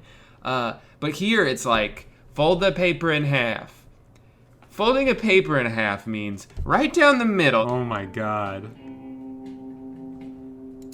What? Let's head to the comments to see what people had to say about this. Oh, looks like there's only one comment. It says, comment. I refuse to believe that these are real. The whole point of a life hack is to solve a problem. It's to answer a question. And yet I go into these videos without a question and I come out of them with like 20. Mostly just why? Over and over and over again. To find some other pages, I searched life hack on Instagram, and this is one of the ones that came up. Insta Life Hacks Daily. The best life hacks gathered and shared daily. Like and follow for more. So these aren't videos. I don't even think these are life hacks. Like the very first picture, the most recent picture is, am I a cutie? Click like for yes. Oh, here's a great life hack. Double tap if you hate school. Well, they're not wrong. Okay, here, finally, a life hack. This is the first one I've seen. How to listen to music in class. Step 1, get your headphones into your clothes like this. Step 2, put one of them in your hands like this. Step 3, put your hand to your ear and listen. Yeah. Wow, no one can even tell I'm listening to music right now. Oh, here we go. I think this should help a lot of you guys out if you're still in school. It's, well, this is it. It's just this picture and there's no captions. Where am I? How did I end up on this page? What am I doing here? This is just a picture of nothing. Let's find different life hacks.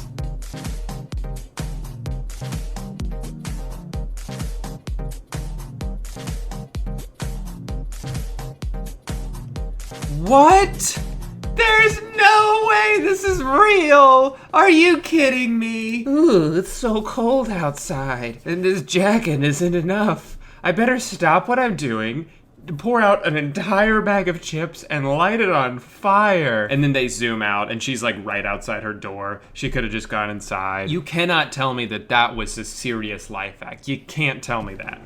And if you do, if you try to, then you're wrong. Get some sense into your head, big boys. This is just crazy. This is banana. Be sure to check out my last video. In it, I exposed Jake Paul and his recent blatant scam.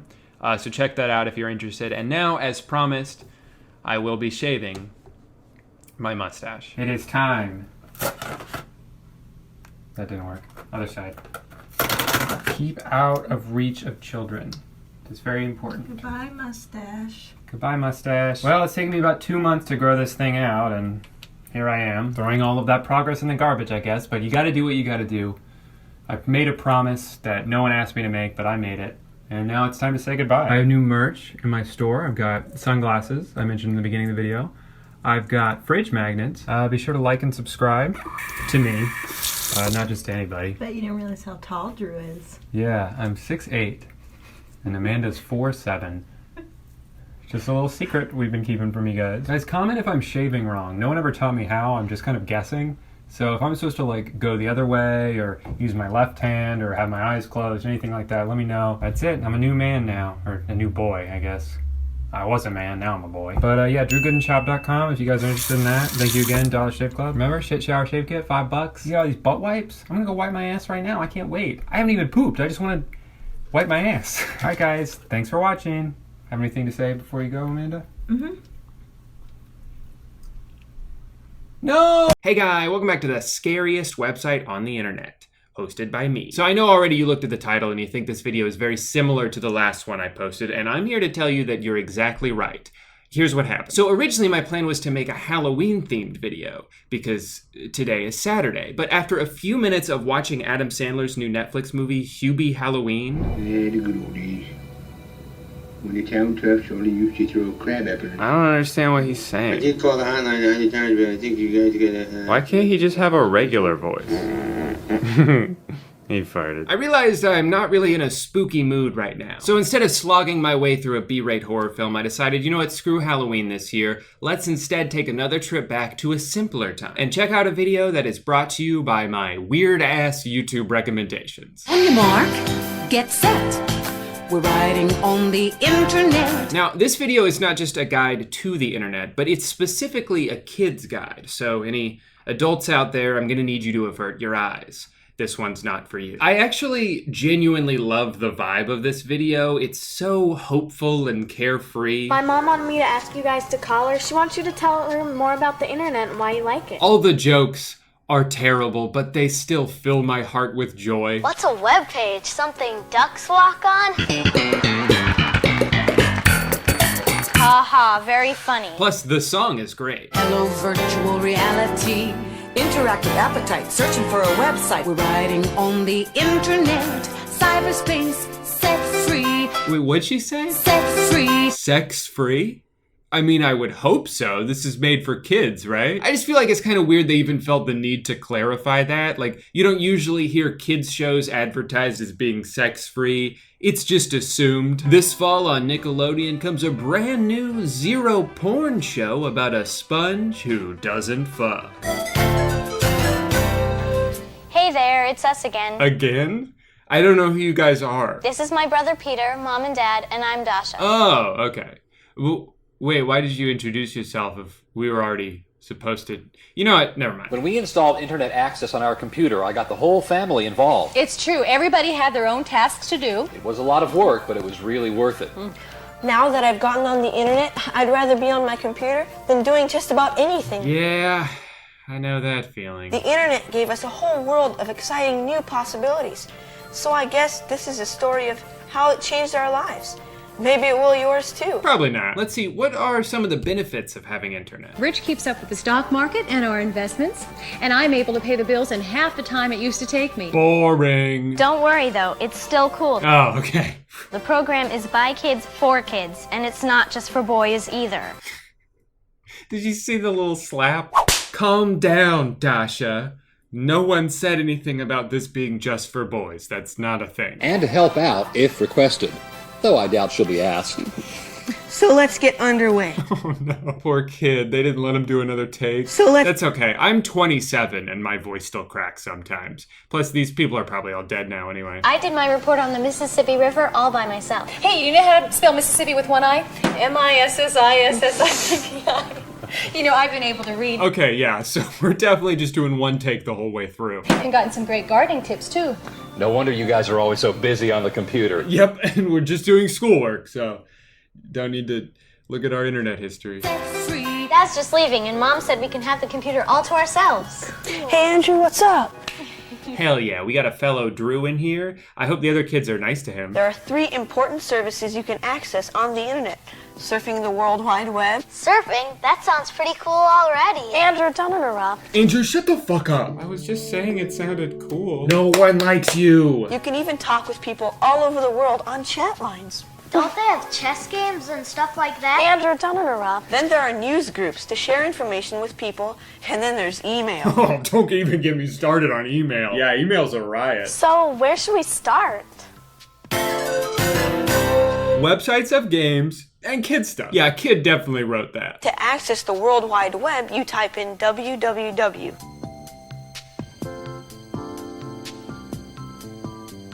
And the next thing you'll type will be specific, directing you to a particular website, like MTV. Ah, yes, MTV.com, also known as Music, Television, Internet, the ultimate place for media. So where else can we go? Want to write a letter to President Clinton? Would he answer us? No. I bet he would. Let's tell him how much we love the internet and that he should try to get more computers for our school. Yeah, I'm gonna thank him for all his hard work as president. Yeah. Definitely. I'm gonna tell him he's a little slut. What? He is. Andrew, where did you learn that word? MTV.com? Is this like sending email? It is sending email. She's so mad. It is sending email. To be fair, it was a pretty stupid question. Yes, Andrew, sending an email is exactly like sending an email. Dear Mr. President, my name is Peter, and my sister is Dasha. Sincerely, Andrew. Oh, he's not gonna fucking respond to that. To get started, you'll need to get connected to the internet. You do that through an internet service provider. An internet service provider? What's that? It's a service. Oh, what's going on, guys? We don't want to call out Lisa when she asks a dumb question? We're just gonna keep piling on Andrew? Alright, I see how it is. What does download mean? Andrew, don't interrupt.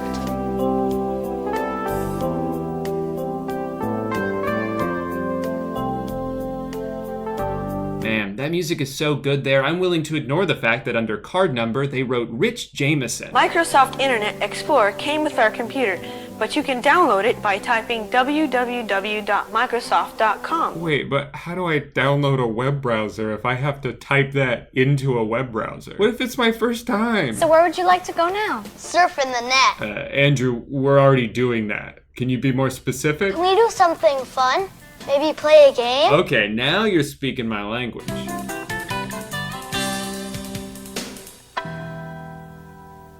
They sure have a lot of them.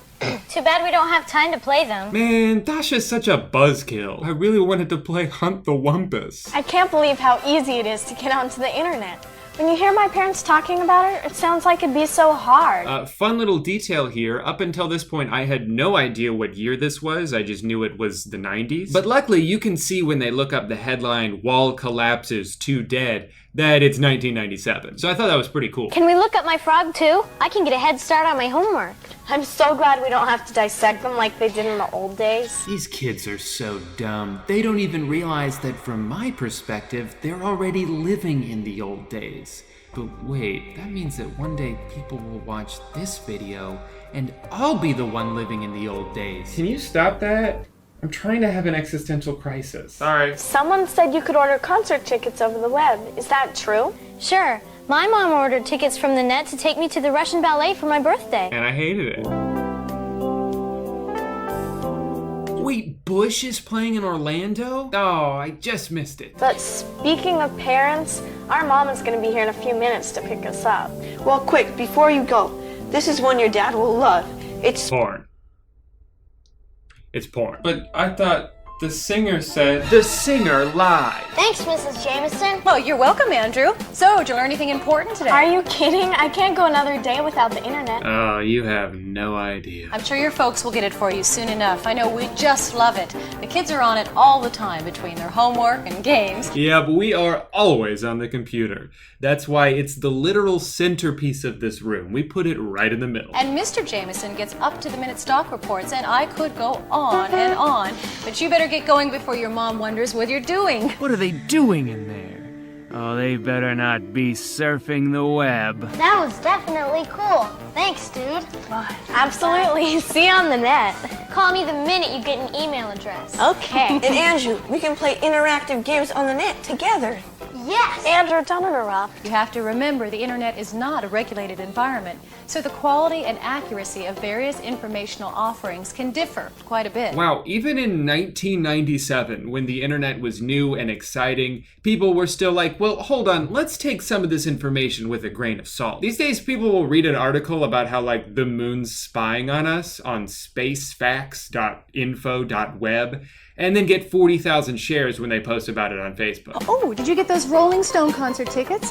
And the whole family can go, right? I mean, you can buy tickets online. I don't know. What do you think, kids? Yeah! Yeah! We love current day Mick Jagger. Yeah, because he doesn't look that scary yet. Surf's up. See you on the net. So this is kind of unrelated, but earlier when they were talking about MTV.com, it made me curious to go to current day MTV.com and compare. And it's really not that much to look at. But I noticed they have an entire section dedicated to casting calls, and this piqued my interest. MTV is the world's premier youth entertainment brand, the cultural home of the millennial generation, and a pioneer in creating innovative programming for young people. Oh, you mean like Teen Mom 2? I don't think that word means what you think it means. I really like the variety in these casting calls. Are you facing pregnancy for the first time?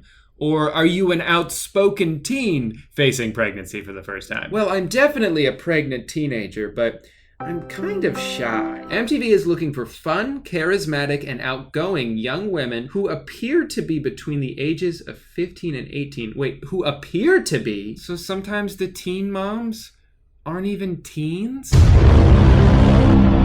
Okay, so far today, we've learned a lot about how to connect to cyberspace, but everything we've learned has been from the perspective of a child. What about the adults out there? What can the adults do on the internet? Porn, besides that. And you guys are in luck because one thing I've been kind of interested in lately is reading all these old, weird books, and one of them is called Love Bites, the Online Dating Handbook. Now, I actually met my wife online in 2016, which was fortunate because I'd been looking for her for years, but this was written 21 years before that in 1995.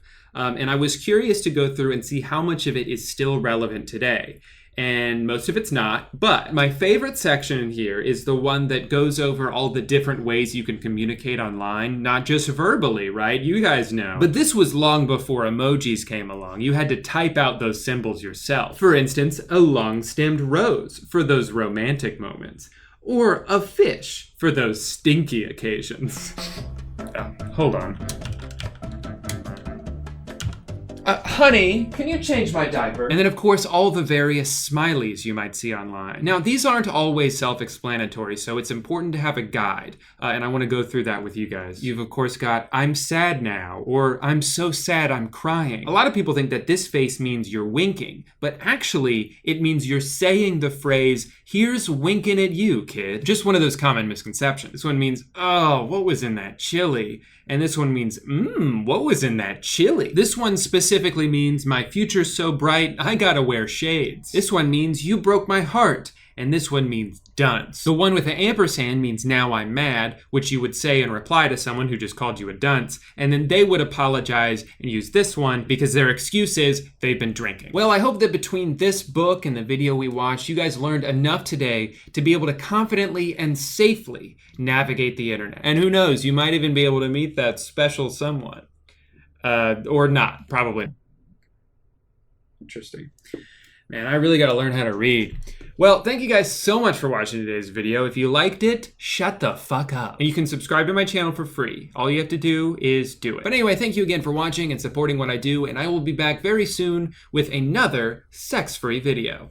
Bye-bye. Hey guy, I love bad movies. I think I love them more than I love good movies, which is bad. So when a friend of mine told me about a movie called Money Plane, which is a self-described explosive casino heist in the sky, I knew I had to check this shit out, and I was not disappointed. It's my pleasure to welcome you to the Money Plane. Normally, I probably wouldn't make a video about something like this. It almost has a Sharknado vibe to it, where maybe it's supposed to be ironic, but this movie takes itself so seriously that I don't think it is ironic. I think they genuinely tried to make a good action movie. And that makes it so much better. What also drew me to it was the random selection of high-profile actors that normally wouldn't show up in a movie like this. If you're a fan of WWE, you'll recognize the main character is played by former wrestler Edge, not to be confused with The Edge of the band U2, or Microsoft Edge, the web browser that's currently in your computer's recycle bin. If you're a fan of 90s Disney Channel movies, and you'll recognize all three of the Lawrence brothers, Matthew, Andrew, and Joey. Now, interestingly enough, they don't just star in Money Plane. Andrew actually wrote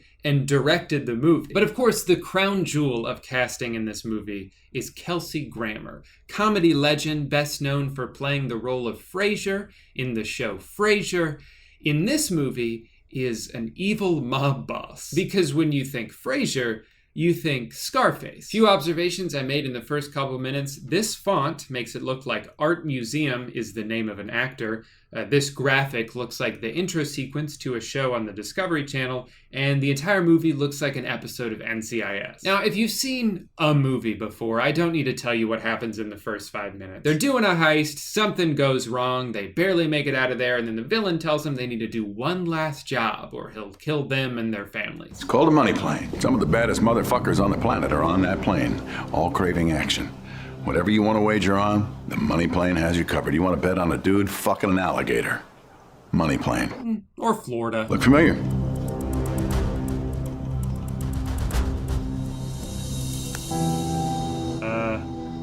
No? Oh, shit. Wrong picture. You don't bring me back what I want from the Money Plane, and you won't have anything to come back to. After they establish the stakes of the movie, Jack is back home, smacking his daughter in the face with a pillow. Oh, direct shot. Oh! Look, the dude's a criminal. He can't turn it off when he gets home. I'm gonna hit you good. All right, you two. It's bedtime. Come on, Mom, I'm ready. Come on, please. 5 more minutes. Sweetie, I know you love when your dad gives you a concussion, but it's bedtime. You owe a lot of money to some very bad people. Now you work for me. So then after Jack wakes up from a nice dream about Kelsey smoking a cigar, an old friend shows up to remind everyone just how ridiculous this movie's going to be. It's ironic, isn't it? Gambling's what got you into this old mess. And now, the Money Plane. How many times are they gonna say the word money plane? Money plane, money plane, money plane. Money plane. Dude fucking an alligator. Money Plane. So this plane was advertised as having the world's best criminals. But when they get on board, they all just kind of seem like cartoon character villains. You got the 2 creeps who just won't stop being creeps. Nice. Really nice. You've got the cowboy, whose name is the Cowboy. I am your concierge, and I am here to facilitate your every desire for action and speculation. What does that mean? Oh, how I have the desire to speculate. There'll be no fighting, no murder, no dismemberment. What? There's no murder allowed on this plane? God, these rules are strict. Is this gonna be a thing between you two? You seem to like it. Is it really necessary? More than 50% of your victims are sexually exploited, and you got a problem with my guy hitting on a waitress? More than 50% of my lines are delivered like I just learned how to read, and you got a problem with me being in this movie? So I feel like 3 or 4 straight minutes of really boring and unnecessary exposition where they over-explain things to set up who's who. I know who you are. We know who you are. Kingpin of the largest human You're the trafficking ring on infamous arms 3-con dealer. drugs. But you were already on the FBI's most You wanted got me list for figured out, selling chemical weapons. Yep, you and I have known each other for a long time, since middle school in fact. Remember, we had chemistry class together? We also kind of had chemistry with each other. We've been best friends ever since. Drinks, gentlemen?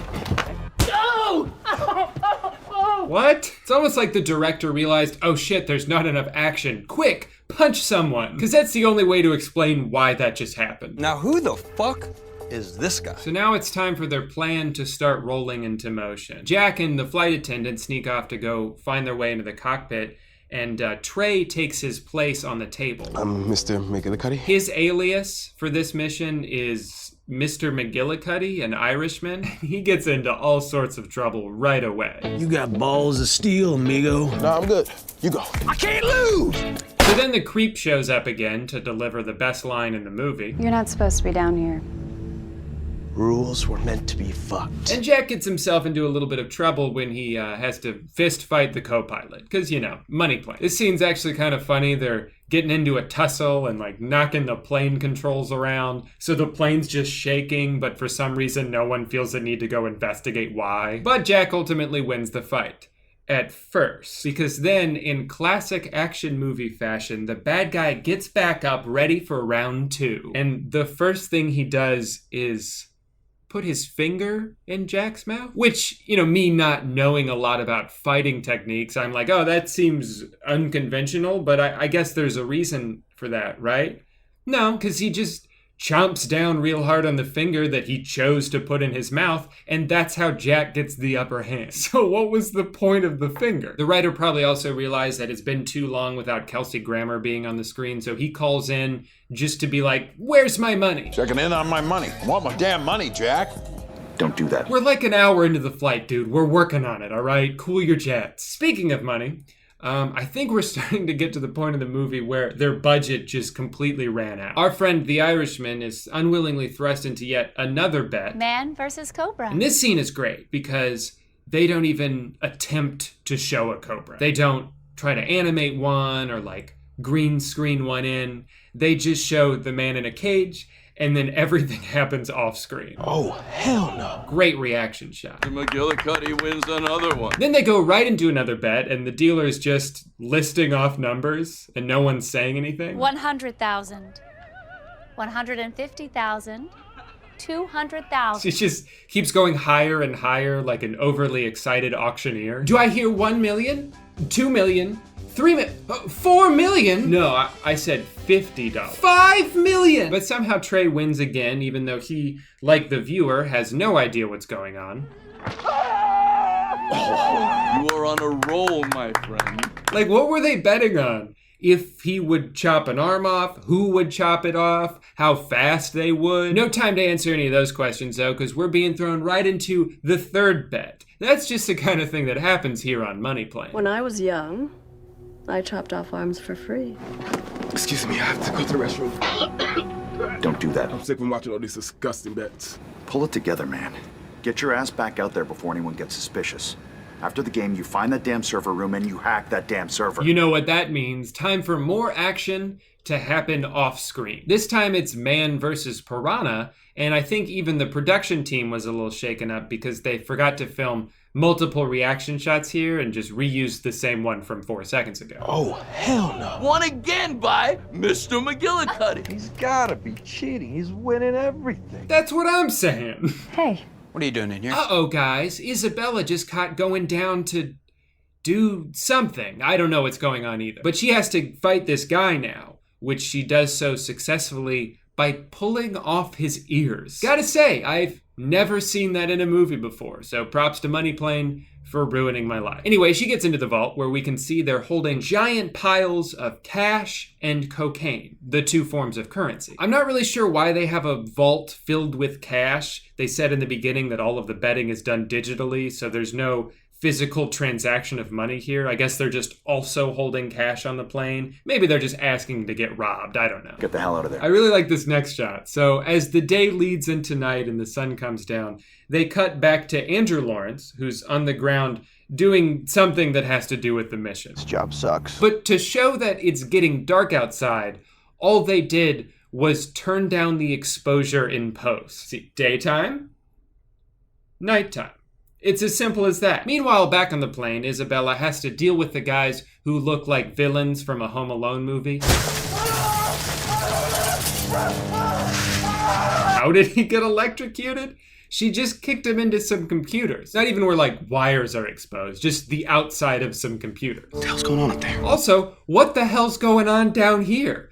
I can't see anything because you turned the exposure down. What if I just posted all my videos like this from now on? Would that be cool? Would you like that? Don't worry about Andrew though. He's not gonna write his own death in a movie. The drone is here to save the day. That's it. Right up your ass. This movie's awesome. Are you really fucking with me right now? Are you fucking with me? You think you're badass, yeah? The criminals on this plane would eat you alive. Really? Because they lost every bet to a guy who didn't even know what was happening, and then they all died. I'm starting to think these criminals aren't that good after all. I don't give a fuck who's on that plane. I'm the baddest motherfucker on the planet. I am Darius Grouch III, the Rumble, and I am taking down the money plane. Now bring me my money!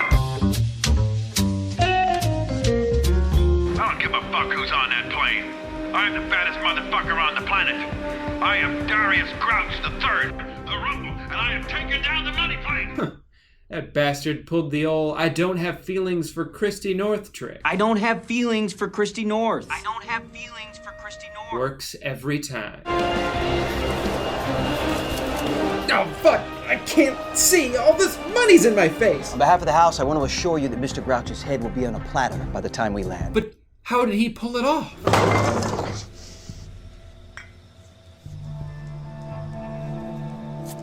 You're done. Yeah. Now go get me my money, Jack.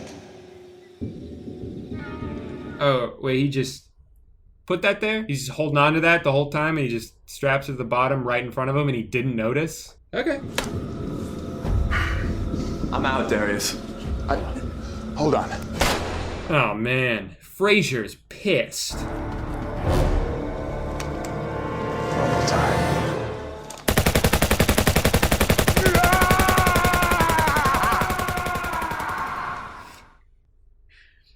It's Rumble time.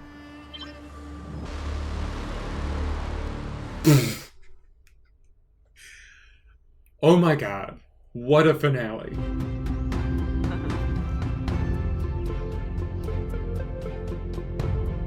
That's it. They all lived happily ever after. If it seemed like this video was a little rushed and ended abruptly, that's because the movie was a little rushed and ended abruptly. It's only 80 minutes long. And I really skipped through like the first 40 minutes. Once the action starts happening, it's kind of over before you know it. Honestly, I genuinely enjoyed this movie. It's $5 to rent on Amazon. So, you know, if you're looking for 80 minutes to spend turning your brain off, I do recommend it. To me, it's very similar to Gooby, where you're watching it and it's like, well, this sucks. This isn't a good movie.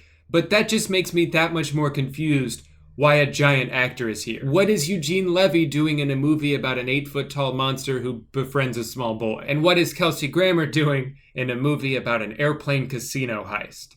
The world may never know. A dude fucking an alligator. But I had fun watching it. If you enjoyed it, please go ahead and smash that like button like it's your child's face and you're holding a pillow. Be sure to tune in next week for another brand new video where I straight up just fall asleep on camera. And that's just the whole video. And you have to watch all of it. All right, bye. For almost 50 years now, ESPN has been a cultural staple. What started as a shoestring operation in Bristol, Connecticut, quickly became a money printing machine throughout the 90s and 2000s. Of course, part of that was because before the internet, it was kind of the only place to see scores and highlights. You didn't really have a choice. But even still, it was a network that was filled with so many great personalities. People like Stuart Scott, who were just effortlessly cool and funny. They had this dry sense of humor that permeated in everything they made, and they really delivered on every part of the sports spectrum, whether it was with legitimate hard-hitting journalism on shows like Outside the Lines and E60, or a show like Cheap Seats, where the Sklar brothers would just riff over a bunch of weird-ass sporting events. Oh, Mary, it's a shame you'll have to die now. For a long time, ESPN had a captive audience. They could have gotten complacent, but instead they chose to be creative. They took risks. They elevated the experience of watching sports. But over the past decade, some cracks have started to form. I don't think it's an exaggeration to say that ESPN sold its soul.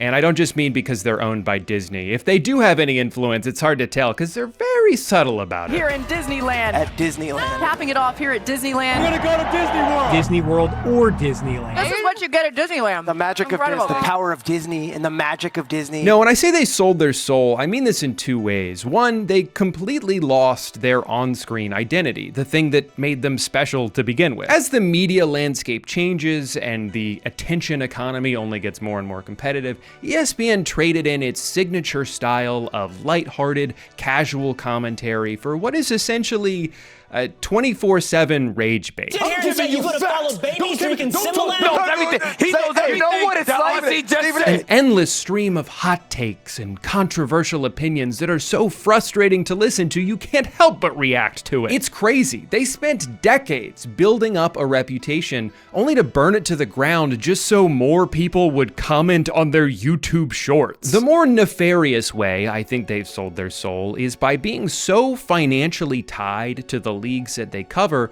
that they've lost the ability to be objective about them. This company that largely established itself on high quality journalism can't really do journalism anymore when the leagues they partner with don't allow them to be critical. There are no concussions in Ba Sing Se. I'll get into this more specifically in the second half of the video, but I want to talk about both these problems because I think they go hand in hand. The big change at ESPN started with what was technically pretty successful at the time. First Take with Stephen A. Smith and Skip Bayless. Where the network had dipped their toes throughout the years in argument-centric television, First Take was a cannonball into the deep end. These two guys are gonna disagree with every word that comes out of their mouths. It doesn't matter what the topic is, they're gonna sit there and yell at each other for 2 hours straight, and it is gonna be a loud, messy car wreck you can't look away from. Are you on drugs? Donate it to charity. Are you on drugs? Skip Bayless was not the first of his kind, but he's certainly one of the biggest. This archetype of a now staple character in the cable news landscape, the disagreeable oaf. No. Yes. The unhinged, bombastic moron who's only there to say dumb shit so everyone else can be like, did you hear what he just said? What is he, some kind of oaf? No! It's almost the sports equivalent of hiring a clown. You know, like if you hit yourself in the face with a pie, sure, people will probably stop what they're doing to point and laugh and maybe even tell their friends about what they just saw. But that doesn't mean they respect you. They're not gonna go home and sign up for Clown Plus. It's not that they value your opinion, it's that they like when you do something dumb. So while this show was successful in what it set out to do, which was to get more people paying attention to the channel during a time where cord cutting was taking a lot of eyeballs away from cable TV, ultimately, I think this came at a detriment to the ESPN brand. The more that they've leaned into this, the more this is what people picture when they think of ESPN. It has created an acidic, corrosive cruelty in how it is that we talk about athletes. Here's the format of First Take. You had the host, two rotating analysts, and of course, Mr. ESPN himself, Stephen A. Smith. The host will ask a question, one that's kind of abstract and completely subjective. Something like, is this team a dynasty? Who's the most dominant player? What's LeBron's favorite movie? And the two analysts go back and forth. Things get a little heated, but more of a simmer than an outright boil. All the while, Stephen A. looks on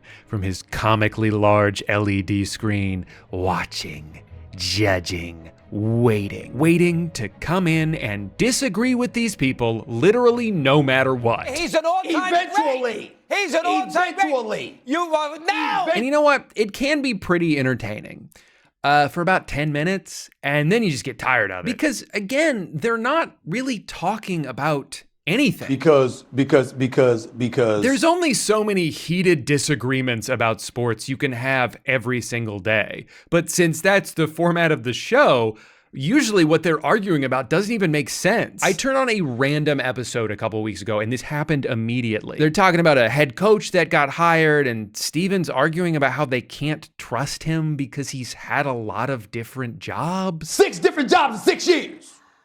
6 different jobs in 6 years. And it's like, yeah, he was getting different jobs because they were all promotions. He was working his way up the career ladder and now he's at the top. If you watch sports, what he's saying here doesn't make any sense, but the other people have to just sit there and listen to him yell about it because that's what the show is. 6 different jobs in 6 years? Here's another one where they're getting all worked up over something LeBron James said in an interview. Bravo.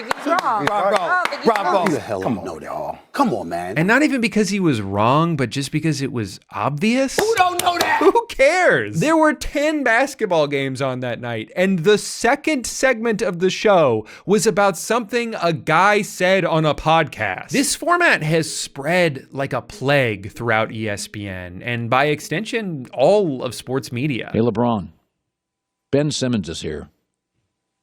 We're all good. In pursuit of viral clips and controversial headlines, more and more shows bring on a guest whose sole job is to stoke the flames. You must be crazy. As always. Please, you just learned in sports. To be the verbal punching bag for the rest of the cast to make funny faces at in hopes of becoming a gif. He's there to hear the crazy conclusion that his partner has come to and actually be the everyman with a loud voice. Like, you are crazy. So there's a lot of pressure on his partner to come up with a counterintuitive conclusion about everything. And sports media as a whole has become increasingly cannibalistic. Less often is anyone actually talking about the sport. They're talking about something someone said about the sport. Like I said, that rant about LeBron's random quote was the second segment of that episode. The fourth segment of that episode was something that Kendrick Perkins said on a different show. They brought on Kendrick Perkins to react to something that he said. Do you agree or disagree with Perkins? No. ESPN seems to be aware of the disease for which they willingly became patient zero, but at the same time,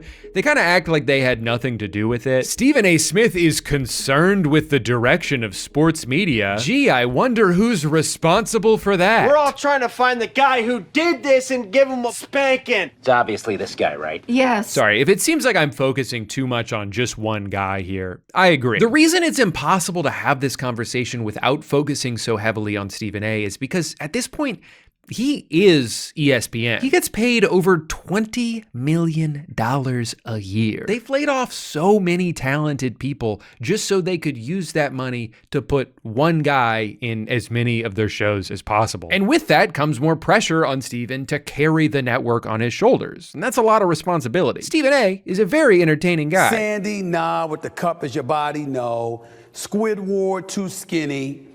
Gary, you look limited. But one person is not enough to carry an entire sports network. To be an expert at anything, you have to be kind of a sicko about it. It has to be your number one passion. Kenny Beecham is one of my favorite NBA analysts because he clearly just loves basketball. His enthusiasm is contagious. I could listen to him talk about any team and feel more knowledgeable afterwards. Same reason I think Mina Kimes is great on NFL Live, because she's clearly obsessed with football. And that's what you need to be when your job is to talk about it. Stephen A. Smith is on ESPN multiple times a day. He has a 2-hour daily radio show. He has a political podcast, a YouTube channel, and he's now going on this press tour to float out the idea of a 2028 presidential run. Trump is coming. I'm gonna come. He obviously works very hard, and I'm never gonna tell someone that they should do less. But objectively speaking, I don't think he's sitting down to watch the Hornets play the Suns. He's not getting home after a long day of work and tuning in to Raptors Jazz. There are a million games on every night, and there aren't enough hours in the day. The network should have a lot of people that each specialize in one thing, but they'd rather have a couple of people try to specialize in everything. And it's just not possible. This is why he gets stuff wrong all the time. He's referenced how important certain players are who aren't even on the team anymore. He accidentally gave condolences to somebody who isn't dead. Mr. 40 Minutes of Hell himself, the late great Nolan Richardson, God rest his soul. But in the same breath, I am fully aware that Nolan Richardson is alive. Okay, I trust me. I apologize for that. I don't know why I said God rest his soul. I know he's alive. I've always known it. I know he's alive. I've always known he's alive. And you know what? It's live TV. People make mistakes. The thing that frustrated me the most was last summer during one of the most entertaining and improbable playoff runs I've ever seen a team go on. That 2025 Pacers team is the reason I love sports. They had so many unbelievable comebacks and insane game-winning shots, unsung heroes coming up big and clutch moments. I was glued to my television for every one of their games, and I'm not even a Pacers fan. If you love basketball, you loved watching that team. And Stephen A. Smith was in the stands, Game 4 of the NBA Finals, playing solitaire on his phone. I feel like if you're getting paid $20 million a year to talk about basketball, the least you could do is watch basketball. And if you're gonna play something on your phone, there's gotta be a better game than solitaire. That shit's boring as hell. You know they got Minecraft on here, right? Now, it was already a bad look for ESPN's highest paid analyst to not be paying attention to the thing he's paid to analyze. But then he lied about it. He said it was during a timeout when it clearly wasn't. Then he doubled down and got defensive. And I decided to play a little solitaire, which, by the way, I always do. And I mean always. For those out there who don't like it, kiss my ass. And then he parlayed the whole thing into this unbelievably bad AI slop commercial. You letting solitaire cash distract you during the game? Yeah, man, you got it all wrong. The game is trying to distract me from solitaire. For some bullshit pay-to-win solitaire gambling app that has been on the receiving end of lawsuits for rigging their games. Jesus Christ, man. I mean, compared to this, the whole being on your phone at a game thing wasn't even that big of a deal. This would be like trying to get out of paying for a parking ticket by setting your car on fire. Problem solved, I guess. The way that media has so drastically changed the past couple decades, some amount of decline for ESPN was inevitable. It's much harder now for the wide-reaching, generalized sports show to succeed when we all tend to live in our own hyper-specific content bubbles. And they're too expensive of an operation to not just talk about whatever attracts the largest possible audience. So they talk about the Lakers and the Knicks and the Cowboys and LeBron James on a 24/7 loop. For niche sports content, which is what most people tend to want, there's so many better sources. If I want to hear someone do in-depth analysis of the entire NBA, I'll listen to Zach Lowe. If I want to see like real old school investigative sports journalism, I can watch Pablo Torre. If I want to hear someone in absolute shambles after the Patriots lose a big game, I'll listen to Bill Simmons. Nipplegate and Poopgate. And funny enough, you know what those three people have in common? They all used to work for ESPN. Bill Simmons was probably the most consequential firing by ESPN. Not only has he gone on to create a podcast network that is now worth hundreds of millions of dollars and is a direct rival to ESPN Media, but the reason Bill was fired in the first place changed the way a lot of people viewed ESPN. The main reason Bill was suspended was that he would too often criticize Roger Goodell, the commissioner of the NFL. Now, if you followed football, you'll know he's not exactly a beloved figure. He gets a standing ovation of boos every year at the draft. I can't believe you guys are booing the Cowboys. Now, the last big thing that Bill criticized him for was the way he handled the Ray Rice situation in 2014. Now, to summarize, Ray Rice gets arrested in February for a domestic violence incident, which the team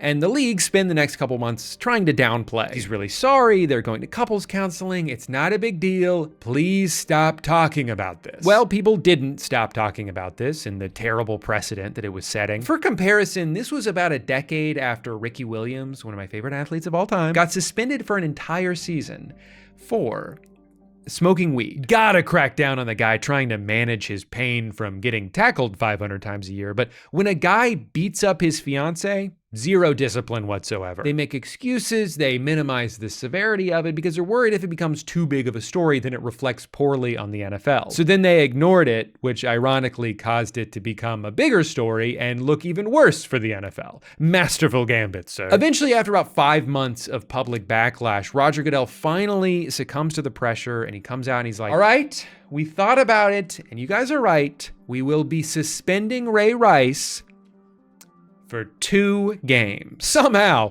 this was not enough to end the backlash. In fact, it only brought it on harder. Again, 16 games for smoking a joint, 2 games for knocking your girlfriend unconscious. The league has now made it clear that they believe domestic violence is 1/8 as bad as getting high. For the following month, Goodell and the NFL continued to be under fire until they came out and revised the suspension. They moved it up to 6 games, they introduced a harsher domestic violence policy, and they apologized for being so lenient. But that still wasn't the end of the story, because then a week later, TMZ released the footage of the incident, and it was awful. The idea that his employer would have watched this and taken Ray Rice's side and then go on to downplay it just because he's good at football is bad. This kind of leniency towards athletes, where the better they are at the sport they play, the more they're allowed to get away with off the field, is one of the biggest stains on a lot of these leagues, and Roger Goodell handled this about as poorly as he could have. He tried to say that the NFL had never seen the footage, and of course they would have reacted more appropriately if they had, but nobody believed him. The police involved in the case came out and confirmed they had sent them the footage, and they were told that it was received and watched. The NFL lied about this. Roger Goodell lied about this. He's a liar.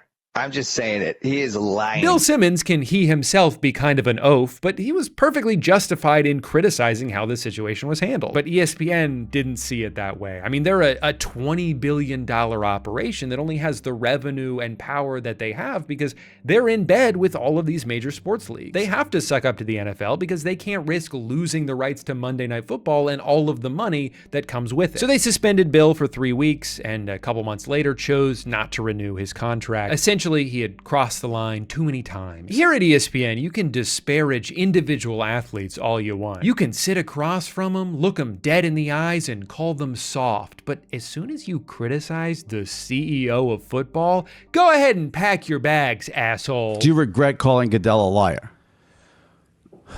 No, because he lied. This felt like the final stage of their now complete transformation from the once fun, casual, independent news channel to, I know it sounds hyperbolic, but like state-sponsored media, more beholden to their corporate overlords than to journalistic integrity. I mean, if you can't share your real opinion about sports on the Sports Opinion Network, then what the hell are we doing here? So whether it's the NFL, which they earn billions of dollars from, the NBA, which they earn billions of dollars from, or DraftKings, which they now have an exclusive partnership with, ESPN is kind of forced to spread positive propaganda about all of these companies. Last year, there was this crazy scandal where a couple different NBA players and a coach were arrested for hinting to friends that they should bet the under on them, and then they'd go out there and either play like shit or fake an injury so they could end the game early. And while attempting to cover this story and be like, man, how could something like this happen when all we've done is promote the shit out of it? The producers must have noticed how fucking insane it looked to have the betting lines on screen, so they very subtly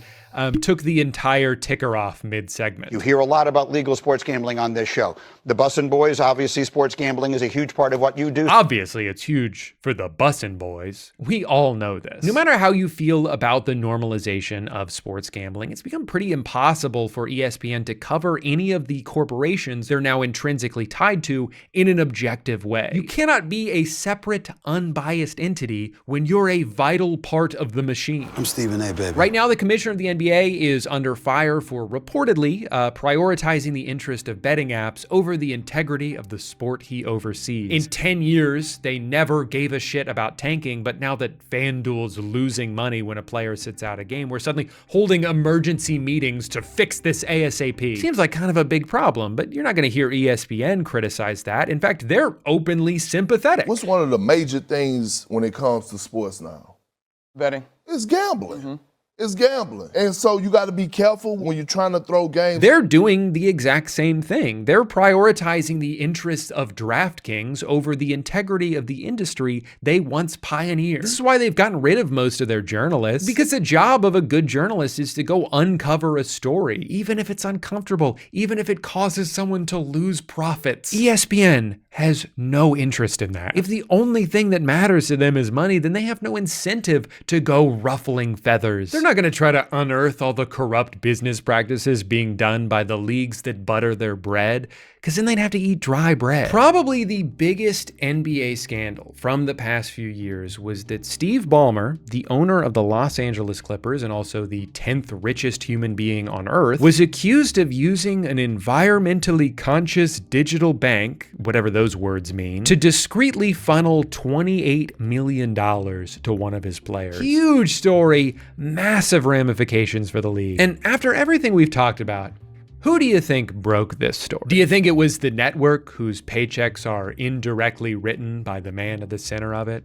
Of course not. It was an independent journalist who used to work at ESPN. Pablo Torre spent 7 months uncovering thousands of documents that followed the flow of money and ultimately finding out that Kawhi Leonard was paid a $28 million endorsement deal to do nothing. An endorsement deal with an organization that has received giant sums of money from Clippers owner Steve Ballmer in the past. There's a lot to this story. It's still an ongoing investigation and more evidence keeps getting revealed. But to be clear, these aren't just rumors. It's not, oh, I heard from a guy who said this. No, there's a paper trail of legitimate signed documents. So it's kind of crazy to see the way ESPN talks about this almost begrudgingly. They seem to want to minimize Pablo whenever they can by calling him a podcaster. And the first thing they did when these accusations went out was host Steve Ballmer on one of their shows. Literally, I had no control over the company. I had no control over this company. I had no control. And that's okay. Blah, blah, blah, blah, blah. Tossed out a couple softball questions and really just gave him unlimited runway to defend himself. So why do you think they gave him that much money? I don't know anything about the court documents on this. I haven't seen them and I don't know. I don't know how much money they gave. I don't know why they did what they did. I don't know what those deals should look like. I don't know what the deal is. I don't know what the deal is. I'm not trying to be, I don't know. I really don't know. And just so we're clear, you never directed anyone from Aspiration to do an endorsement deal with Kawhi Leonard? No. Thanks, Steve. Thanks. He even manages to imply that somehow he's the victim here. How would I be able? Look, they conned me. Then, of course, that week, the ultimate company man, Stephen A. Smith, jumps at the chance to defend Ballmer while trying to move all of the blame onto Kawhi. Well, first of all, props to Steve Ballmer for showing up and doing the interview. I'm going to always give Steve Ballmer the benefit of the doubt. I think that he's a treasure for the NBA, a treasure to the league. I'm certainly going to give this man the benefit of the doubt because he's done a lot for the league and he deserves the benefit of the doubt. But he deserves the benefit of the doubt. And I think that he deserves the benefit of the doubt. The biggest focal point for all of this should be Kawhi Leonard. That's what made me pause. Not because of Steve Ballmer, not because of the Clippers, because of him. Look at the difference between how he talks about each of them. Kawhi Leonard blackmailed the Los Angeles Clippers. I spoke to Steve Ballmer last night for a second, and he's pretty hurt. That's the Kawhi Leonard I know. Doing nothing and getting paid for it. He's one of the owners that is beloved by a lot of people. He is the worst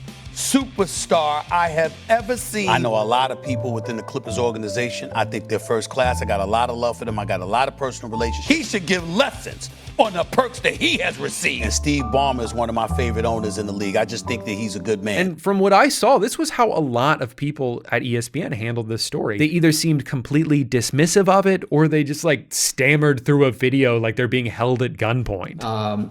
You know, as far as with this, which is being reported.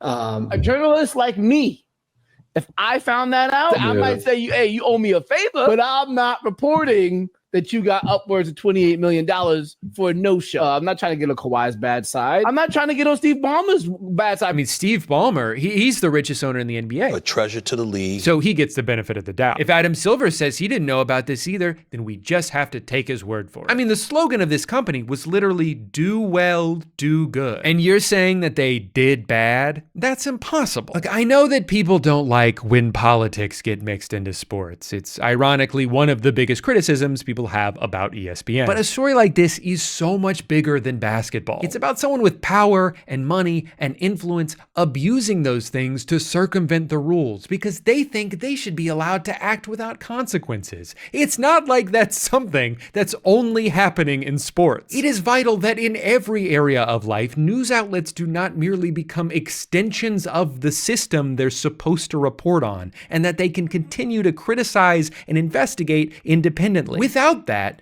no one will ever be held accountable for anything. You'll just be waiting on the system to punish itself. That's not going to happen. He's a treasure for the NBA. Now, at this point, you might be asking yourself, if people don't like ESPN anymore, and a lot of them don't even watch it, how are they still making so much goddamn money? And that's an excellent question. ESPN has always been extraordinarily profitable. Back when like half the country had cable, they were by far the single most expensive channel. A lot of the revenue was subsidized by people who didn't even watch them. If you were paying for cable, that money was going to them either way. Every once in a while, a cable provider would come in and say, guys, you can't keep raising your prices. We're putting our foot down. And ESPN would be like, okay, then we're taking our shit off the air. And then people would be pissed off that they couldn't watch SportsCenter. They'd call Bright House to complain. And eventually they'd back down and just give ESPN whatever they want. And in turn, cable just kept getting more expensive for everybody. Eventually, though, the world started to change. It was becoming almost impossible to justify spending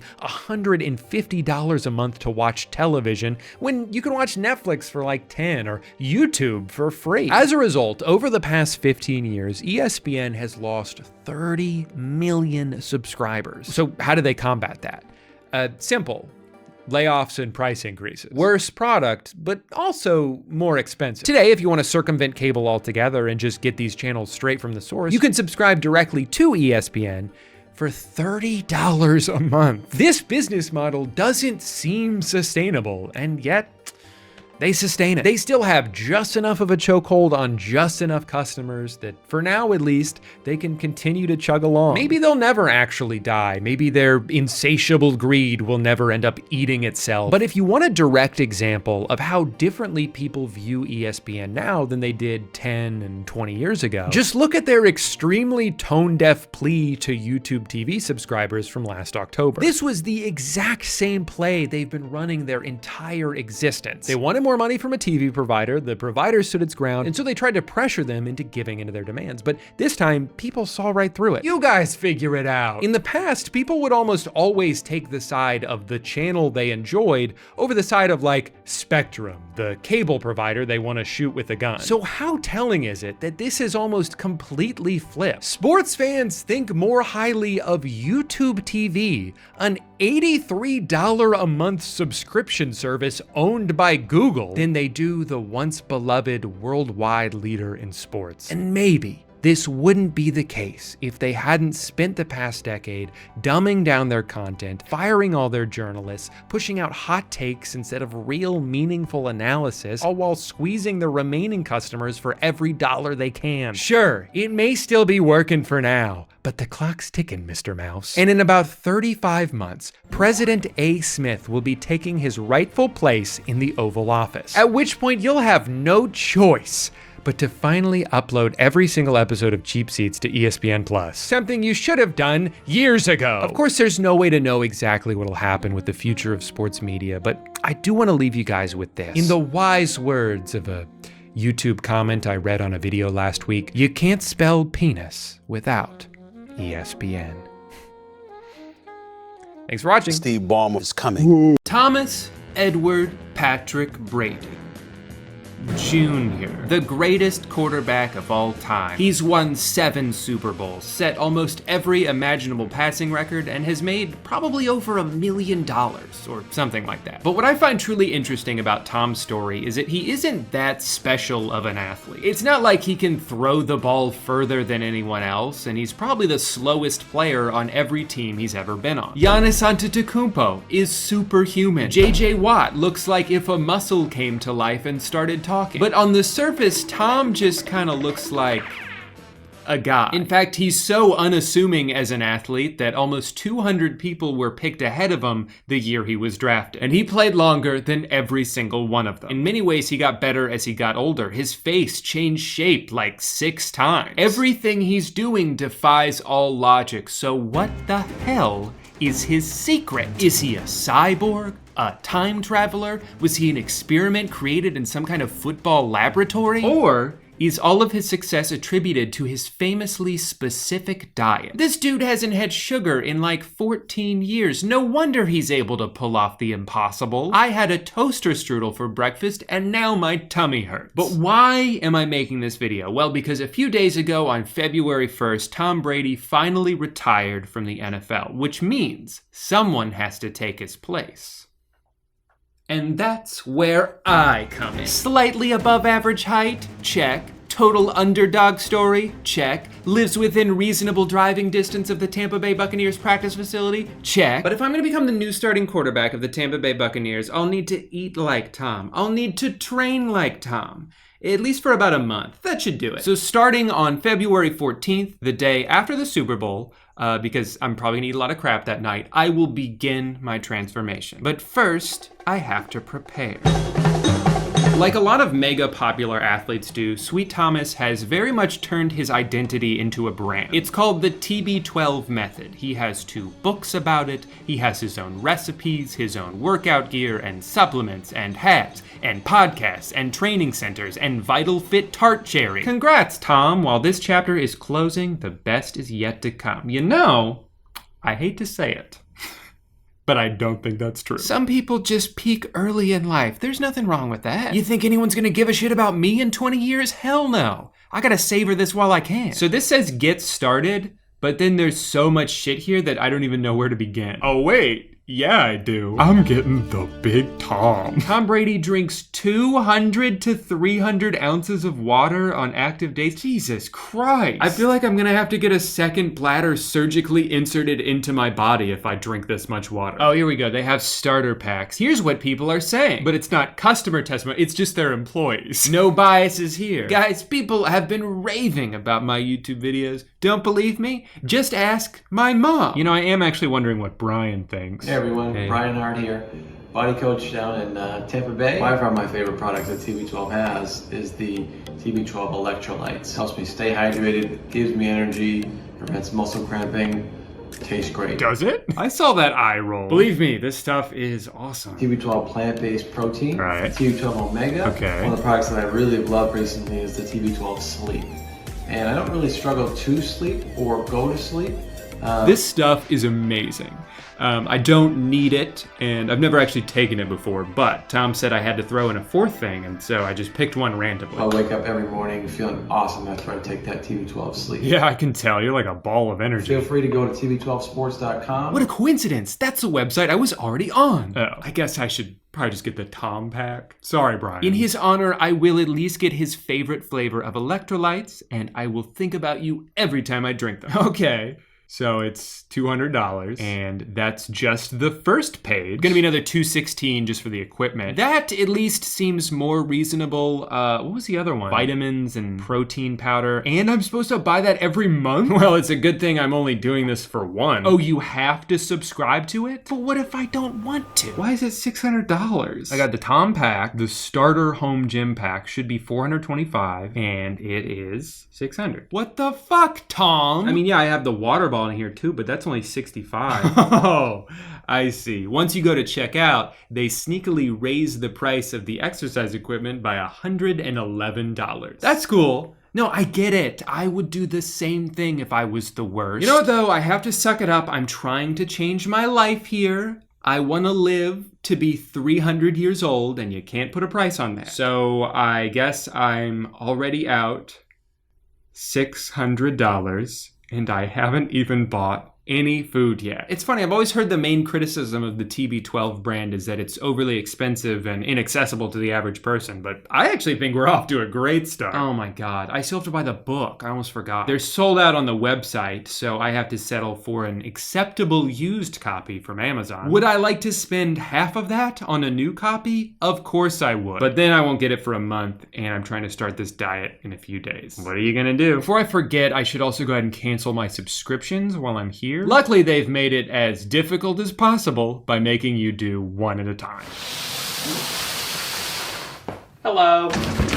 My first impression when I saw this in front of my door was that this box is way bigger than I thought it would be. And then I remembered I bought the Big Tom. So I'm picturing that that's pretty much taking up most of the space. It's just like a giant fat water bottle, and then everything else is just pushed into the corner. Forgot my box cutter. I'll be right back.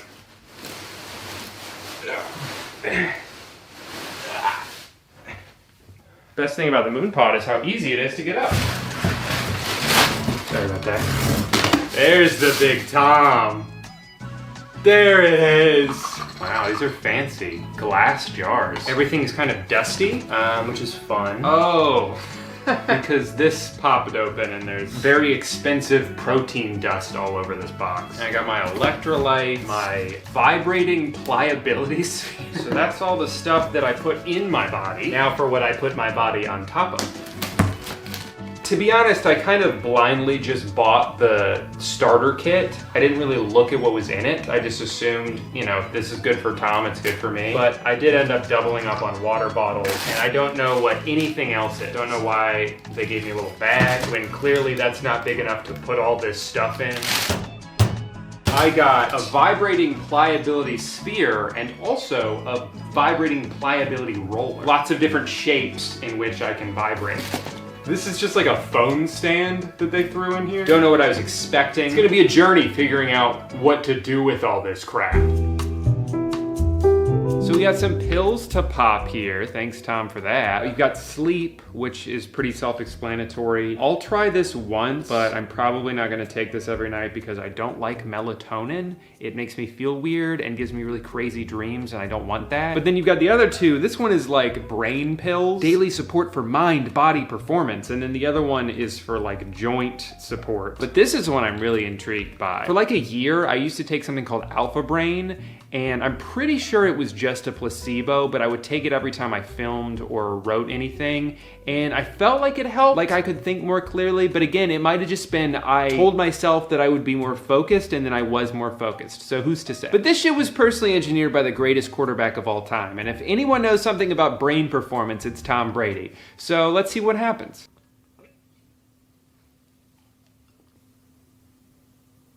I don't know, I didn't really, whoa! What's going on? I have so many thoughts. I think I'm finally using 100% of my brain, just like Bradley Cooper in that Limitless movie. Oh my God, the ideas. I can't stop them. Hey, sorry to bother you. I know you're at work right now, but I had to call you. I just thought of a new invention. Silent ice. It's just like regular ice, but it doesn't make any noise. I did it. I finally finished my book. Wow, what a productive day. I even managed to move my couch into the middle of the room like I've been meaning to. Well, I guess I'll go ahead and hit the hay. Never mind, it has been 4 minutes. I don't really know what to say about the supplements because I've taken them a bunch now and I kind of feel the same, but I've also been taking multivitamins every day for several years and those don't make me feel any different. So does that mean I should stop taking them? It's hard to judge something that is supposed to have this like silent effect on your body. So they may not actually do anything, but at least they're very expensive. The best thing about them though is that they don't taste like anything because you're also supposed to drink these electrolytes every day, multiple times a day. First thing you do when you wake up. I excitedly tried the lemon one first, and let me just tell you, it is one of the grossest things I've ever tasted in my life. Tastes great. It doesn't taste so much like lemonade as it does lemon pledge. I did actually just notice today that they also sent me the same thing but in packet form. So I'm pretty sure there's like a powder instead of something that's already a liquid. Maybe that'll make it taste better?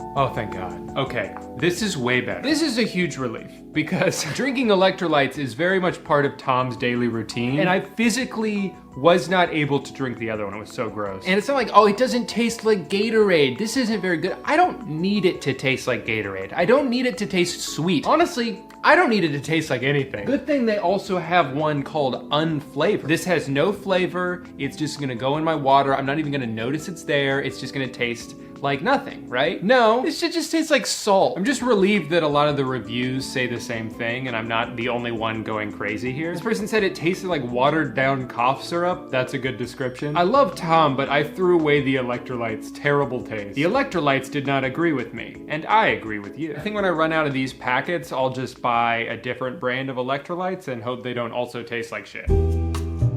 As previously discussed, Tom Brady loves water. You think this is a lot? This jug that weighs almost 5 pounds when full? Well, he drinks 5 of these every day. My goal for this has been to at least drink 3 of these a day because that's still on the low end of the spectrum. And 3 a day is doable, but it's also a lot. There are a few things that I don't love about the water bottle. For one, it takes about 90 seconds for me to fill it up all the way because it's so goddamn big. It's also so heavy and bulky that you need to use 2 hands to drink out of it, and it makes you look like a baby drinking out of a sippy cup. It's too wide to fit in a cup holder, so it kind of just jostles around in my car as I drive. And unless it's more than halfway full, I can't drink out of it while I drive without it hitting the ceiling. But do you think I'm gonna ever drive somewhere without having a little beverage in my car? Hell no. But all of that pales in comparison to the worst thing about drinking this much water, which is that I now pee roughly 600 times per day. Sometimes I'll just drink and pee at the same time because I know I'm gonna have to do it in 5 minutes anyway. It really makes me mad that Amanda and I thought it would be funny to have the Pledge of Allegiance in our guest bathroom, but now the joke's on me because I have to recite it every time I go in there. I did the math and I don't think I've gone an entire 2-hour period without having to go to the bathroom. And that made me realize that Tom Brady pees his pants. It's not like they have a bathroom on the sideline. It's not like you can call a timeout to do a potty break. This legend, this sports hero, has been running around on the field with piss in his uniform. Gross! I looked up to you, man. Anyway, sorry to be the bearer of bad news, but someone had to say something. This book's not too crazy. A lot of the stuff I had heard before, like how he was born on a spaceship and came out the womb holding a football. But the thing that's weird about this is this is supposed to be the Tom Brady Bible. But there are things I've read online about him that contradict some of the stuff I've read in here. Like apparently he doesn't eat nightshades, peppers, tomatoes, but then there's recipes in here that include those things. He's famously on a plant-based diet, but almost all of the recipes have meat in them. So maybe this book is not as all-encompassing as I hope. It might be because they didn't want to include every restriction here so as to not scare people off. Or maybe it's that some of the things Tom Brady believes in aren't actually backed up by science, so they're like, hey, just because Tom does that doesn't mean you have to too. You know, I've read a bunch of books like this before. A bunch. I've read like 2 books like this before. And the funny thing is, I feel like I always agree with almost everything they say. I just forget to actually do it. We all have one body and one life, and you should make it a priority to treat that body and life as respectfully as possible. And it's like, of course, what a beautiful mindset. Of course, I'm going to only eat the healthiest foods I can so my body can function as healthily and as prosperously as possible. And oh my God, is it 1 a.m. already? I'm gonna have a snack. Part of the reason I wanted to make this video is just to force myself to do it. I'm so bad at self-discipline, but I'm really good at making excuses. Like, I've had a long day today. I deserve this. I deserve to go to Twisty Treat. Twisty Treat is a restaurant shaped like ice cream, because they sell ice cream. Obviously, life would be really fucking boring if you never ate anything fun, but there has to be a balance to it, one that I rarely achieve. But one thing I've realized as an adult is that if I don't hold myself accountable, no one else will, because it's not their responsibility, it's mine. I have to do it, so I will do it. So let's start off with what you're not allowed to eat. You're not allowed to have dairy, or bread, or fast food, or soda, or things with added sugar, or overly processed foods that have a bunch of preservatives. Let me tell you the betrayal I felt when I found out these snap peas aren't actually healthy at all. They're not even real peas. They're just cleverly engineered to look like them. Everything is always too good to be true. Whatever, I'm not mad. You can have alcohol, but in extreme moderation, and I just went ahead and didn't have any because beer makes me want pizza. You can only have a little bit of caffeine, which thankfully wasn't much of a change for me. Something happened a couple years ago, and ever since then, I've had an extremely low tolerance to caffeine, even though I drink coffee every single day. But I usually don't even finish 1 cup because I know if I drink it all, I'm gonna get all jittery and probably end up with a headache. You know what my Starbucks order is? I get a venti cold brew and then slowly drink it over the course of 4 days. That's not a joke, that's just my life. As far as what you are supposed to eat, it's pretty much a lot of vegetables all the time. Mostly just vegetables, actually. And you have to buy organic produce, preferably sourced locally, otherwise Tom will come to your house and kill you. According to the book, it's because non-organic food tends to have less nutrients in it, and also when food has to travel really far, it loses nutrients. I don't know how true that is, but man, was it depressing to have to ignore all the regular fruit that was on sale so I could get the special version of it. So I'll get to the meals themselves in a little bit, but there were 2 things that I've eaten every single day. Number one, I have a smoothie with spinach and blueberries and most of a banana and almond butter and Tom powder and Greek yogurt and almond milk. These I don't mind at all. They taste really good and they fill me up for a few hours. I actually used to make smoothies like this all the time until one day our blender broke, and instead of buying a new one, I was just like, all right, well, guess I'm not doing that anymore. The hardest thing about these smoothies is that you always run out of different ingredients at different times. And it's like, am I really gonna go to the store right now just to get blueberries? For the sake of this video, yes. Yes, I am. The other thing I get to eat every single day is homemade guacamole. This is, for some reason, an absolute staple of the TB12 diet. Well, it's a good thing finding perfectly ripe avocados every single day isn't like hard to do or anything.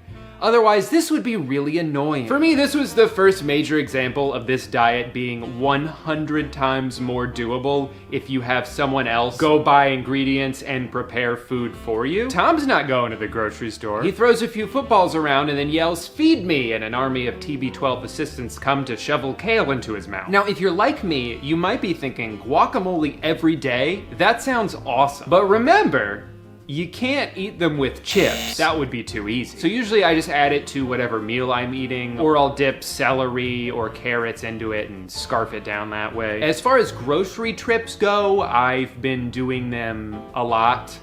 Basically every 2 to 4 days. I probably could have consolidated some of these trips, but I get overwhelmed when my grocery list is way too long, so I would split it up into smaller trips and only get like 1 or 2 meals at a time. And I will say, the meals in this book are all pretty good. This salad is stupidly easy to make, so that's been a go-to for me. The cauliflower you make with this salmon is fucking great, so I don't even mind the fact that you have to eat like 12 pounds of it every time. And the chicken and lentils recipe is really good too, although the Dijon mustard flavor can be a little bit much when you're having leftovers, and at that point, it has soaked into every single ingredient. I even got to make my own hummus. That was pretty fun. So really, I have almost nothing but good things to say about all of these recipes, except there is the one. I tried making one of Tom's famous fish taco bowls and everything went wrong. The cod completely fell apart as I was trying to cook it, so it was basically ground fish. The sauce was way too runny and just tasted like sesame seeds. The beans were all wet. The worst part is that it's been about 14 hours and the whole house smells like fish. Still. To make my life a little bit easier, I have been ordering the same meal prep service that I've used for a while now. Only where before I was mostly doing it out of convenience, now I have to make sure I'm pretty much only eating chicken and vegetables or fish and vegetables. This takes care of 5 lunches a week, so I only have to worry about breakfast and dinner and then what I'm gonna eat on the weekends. I would say my biggest takeaway so far is that what you do eat is a lot more important than what you don't eat. I've had a couple of 2 or 3 day stretches in here where I don't really have the energy to cook, so then I don't eat enough, so then I don't have any energy, so then I don't cook any food. It's not enough to just not eat sugar. Just because I'm not eating McDonald's doesn't mean I'm doing a good job or being healthy. I need to have like a checklist of things that I do eat every single day, otherwise it's inevitable that I end up going crazy one night and eating half a block of cheese at 1 a.m. Am I saying that because that's what I did last night? Yes. But I'm not gonna beat myself up over it. I'm just gonna go outside and spike some footballs and get right back on track. So I'm about 2 weeks into eating like Tom Brady, and I can't say a lot has changed. I did notice that I've started floating. I don't really know how I'm doing it. I just know that whenever I go to walk somewhere, I am now levitating off the ground. If I had to guess, I would assume that my body has simply transcended past the need for gravity, which is cool. I don't think I used to be able to do that. At least not that I remember. I love how this box they gave me is just filled to the brim with crap, and yet there's no instruction manual of any kind. I don't know what any of this stuff does. I mean, I know what this bag does. I've used a bag before. So I was looking at some of the exercises in the book, and I kept getting confused on like, okay, I see that you're supposed to pull on the rope, but what is the rope attached to? And the photos don't help because it's sort of just fades off into the void. But I realized one of the things in here was this like door strap. So I should be able to strap this to my door and then connect things to it, hopefully without breaking the door in the process. The issue with this for me though is most of the doors in my house, there's not a lot of room in front of them to maneuver and do things. So I'm gonna have to be doing most of my workouts in my laundry room. I'm realizing maybe I didn't put the camera in the right spot for this because I did the whole thing and I don't think you could see any of it. All right, looks pretty good, I think. Still worried this is somehow gonna break my door? If it does, I'll just ask Tom to buy me a new one. I now have something else I'm deathly afraid of, which is that while I'm doing one of these exercises, the back will snap, propel forward into the back of my head, and I will immediately die. The good news is if that does happen, I will at least get it on camera.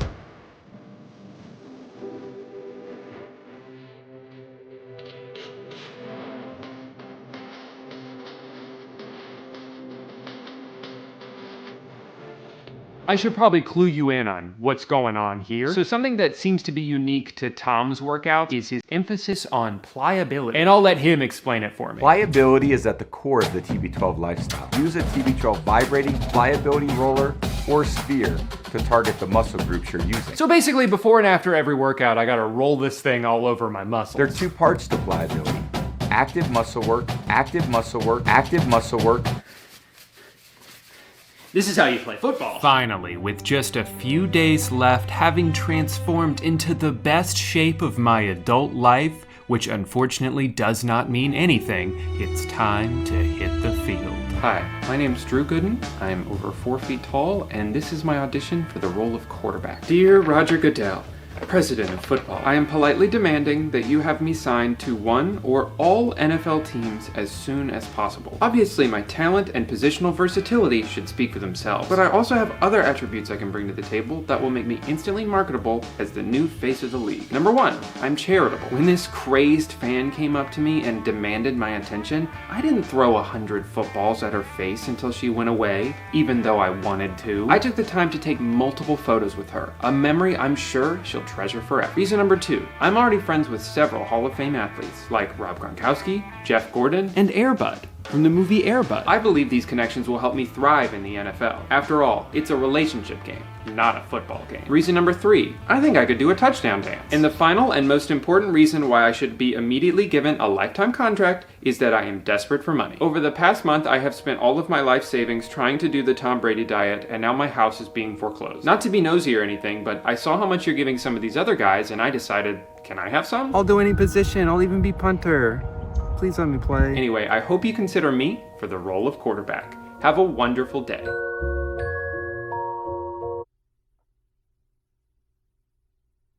What the fuck? You're telling me I lost 5 pounds and felt great for a month and I have nothing to show for it because I can't even play professional football? I'll get you, Tom. Ooh, I just know for a fact that I am the person most negatively affected by this. Okay, so maybe I am the person second most negatively affected by this. So I'm gonna break down my final thoughts on this by answering 2 questions. Number 1, is the TB12 diet good? Yeah. With the exception of the one disaster, all the meals were tasty and they got easier to prepare the more I made them. And a lot of the restrictions are easier to pull off than it seemed at first, as long as you don't think about what you're missing out on. Like, it's really daunting when you start off and you think, oh man, I can't have this or this or this. But then you get going and you're just focusing on the food that you are making and you realize it's been 2 weeks since you thought about pizza. I'm proud to say I only cracked twice. There was the cheese incident, and I also went to Taco Bell one day because I was kind of going through it. But I think it's good to at least have one meal every once in a while that you can look forward to. Otherwise, you're gonna lose motivation pretty fast. In hindsight, yeah, maybe I should have swung for something better than a 5-layer burrito, but at the time, it's all I could think about. Other than that, the meals were all just good enough to keep me from daydreaming about junk food. But the other question is, given the financial and time investment necessary to pull this diet off, how feasible is it? And that's a little bit trickier. It would be dumb of me to ignore the obvious advantage that I had while doing this, which is that I was able to put my job on hold for a while by turning the diet into my job. And even still, there were days where I'm like, fuck, it's 5 o'clock already? I don't want to cook. I just made food yesterday and now I gotta do it again? When will it end? And I tried to imagine what it would have been like to try to do this back when I had a 45-minute commute to my carpentry job, where I'd be lucky to get home before 6 o'clock, and I'm tired and I'm sore, and now I have to prepare this complicated ass meal. And whoops, our broccoli went bad. Should I go to Publix? No, I'm gonna go to Chipotle for the 3rd day in a row. You know what would be nice? If there were more convenient, healthy food options. The best I could find around me is a place called Fresh Kitchen, and it's pretty good, don't get me wrong, but the bowls are like $15. Also, I don't even know if that place is healthy. Did you know that restaurants aren't required to provide nutritional information unless they have over 20 locations? I didn't know that till I tried to look it up. And yeah, you can always drive through somewhere to get a fast food salad, but not only do I not want to eat salad every day, but a lot of the time, the salads have more calories than the regular food that they sell. Without a doubt, the best way to follow the TB12 diet is to have multiple fresh cooked meals every single day. And the easiest way to do that is to pay someone to cook them for you.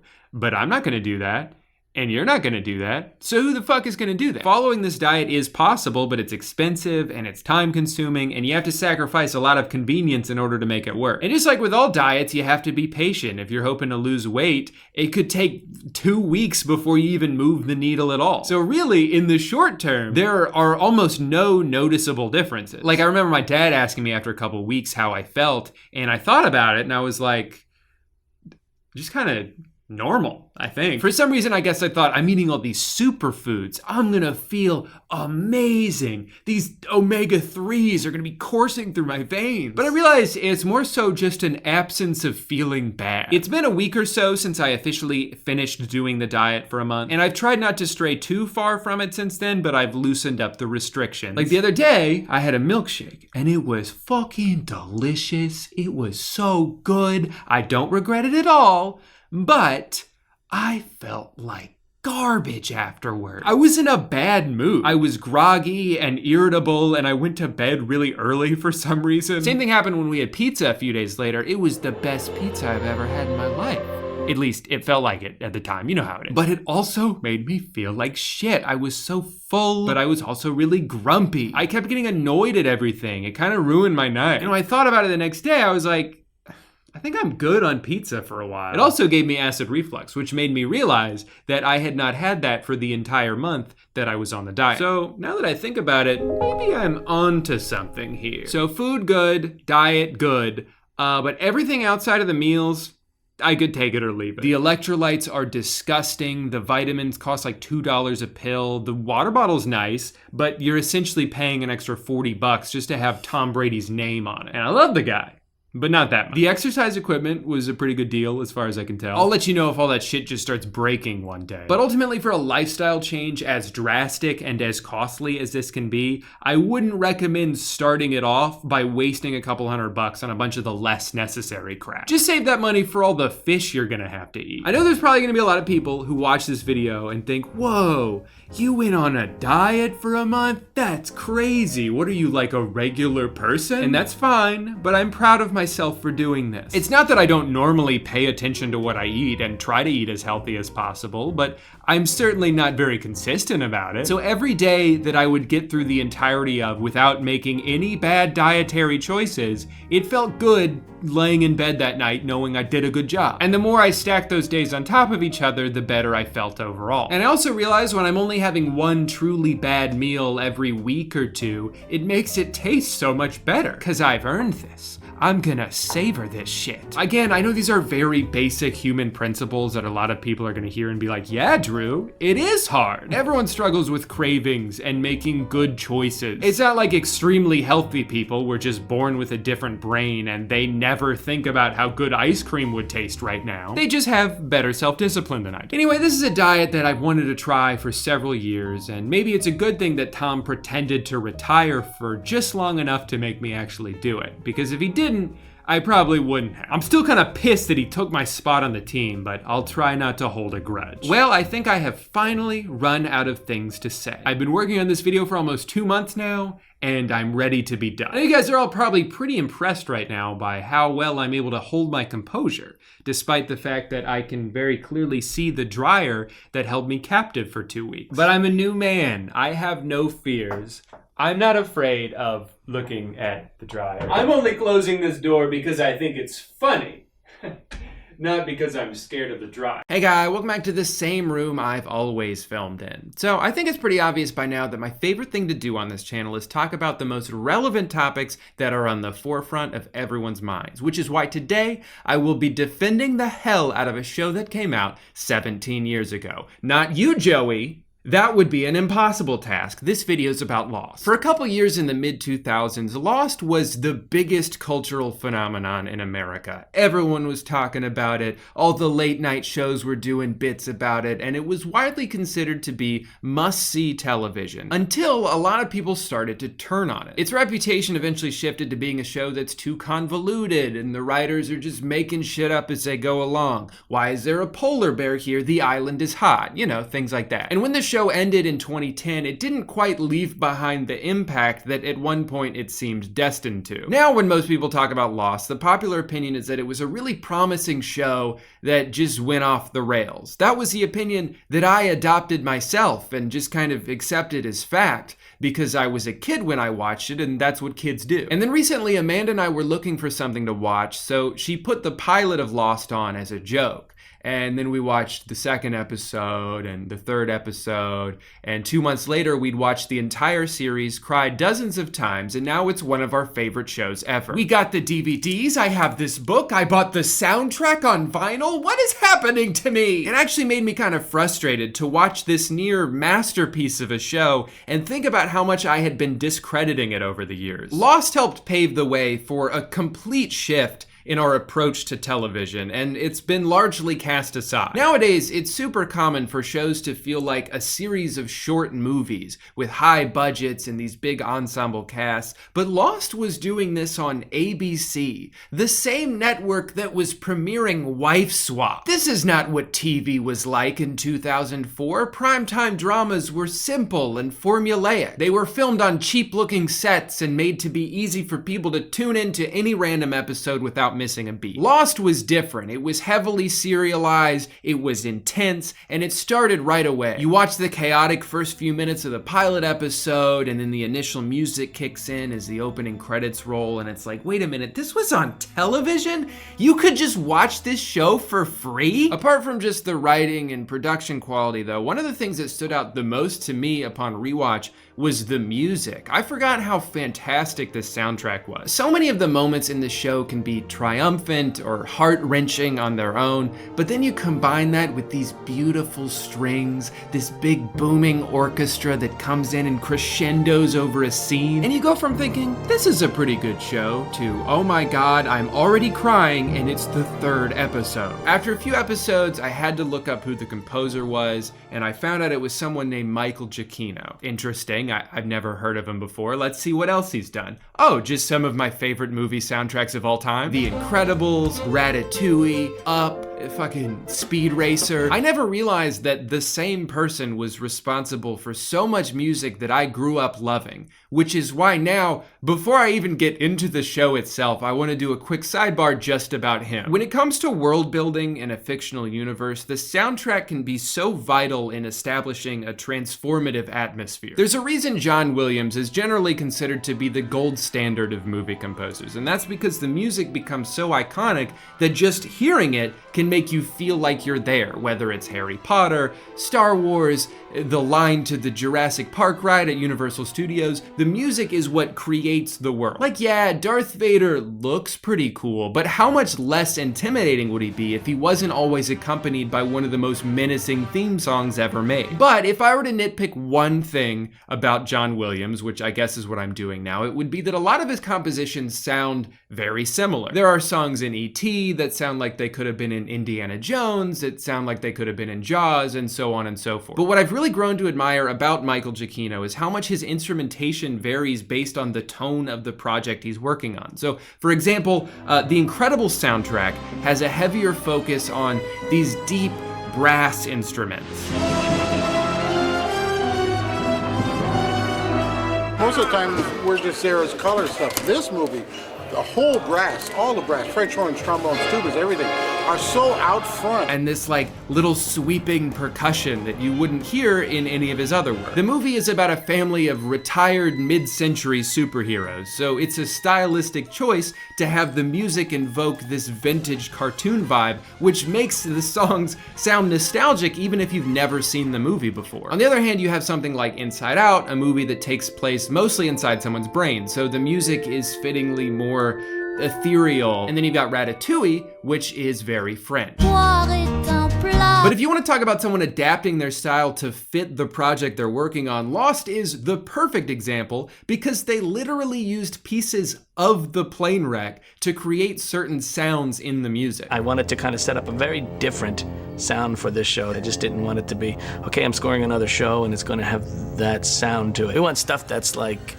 bizarre. So what we did was we shipped home sections of the airplane. We used that on the show, and in the percussion booth, the guy plays the airplane pieces. This is a show that takes place on a mysterious island with supernatural and even horror elements, which the music accompanies perfectly. Listen to something like this. And then replace that with just standard, like, epic stock music.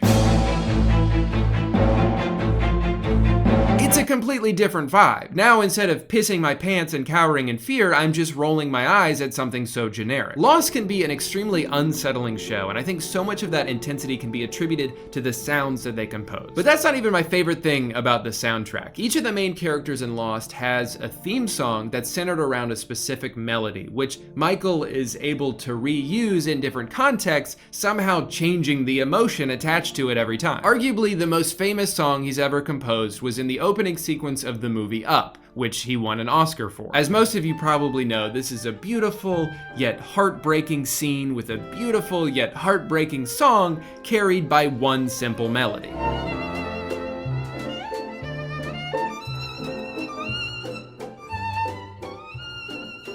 12 seconds later.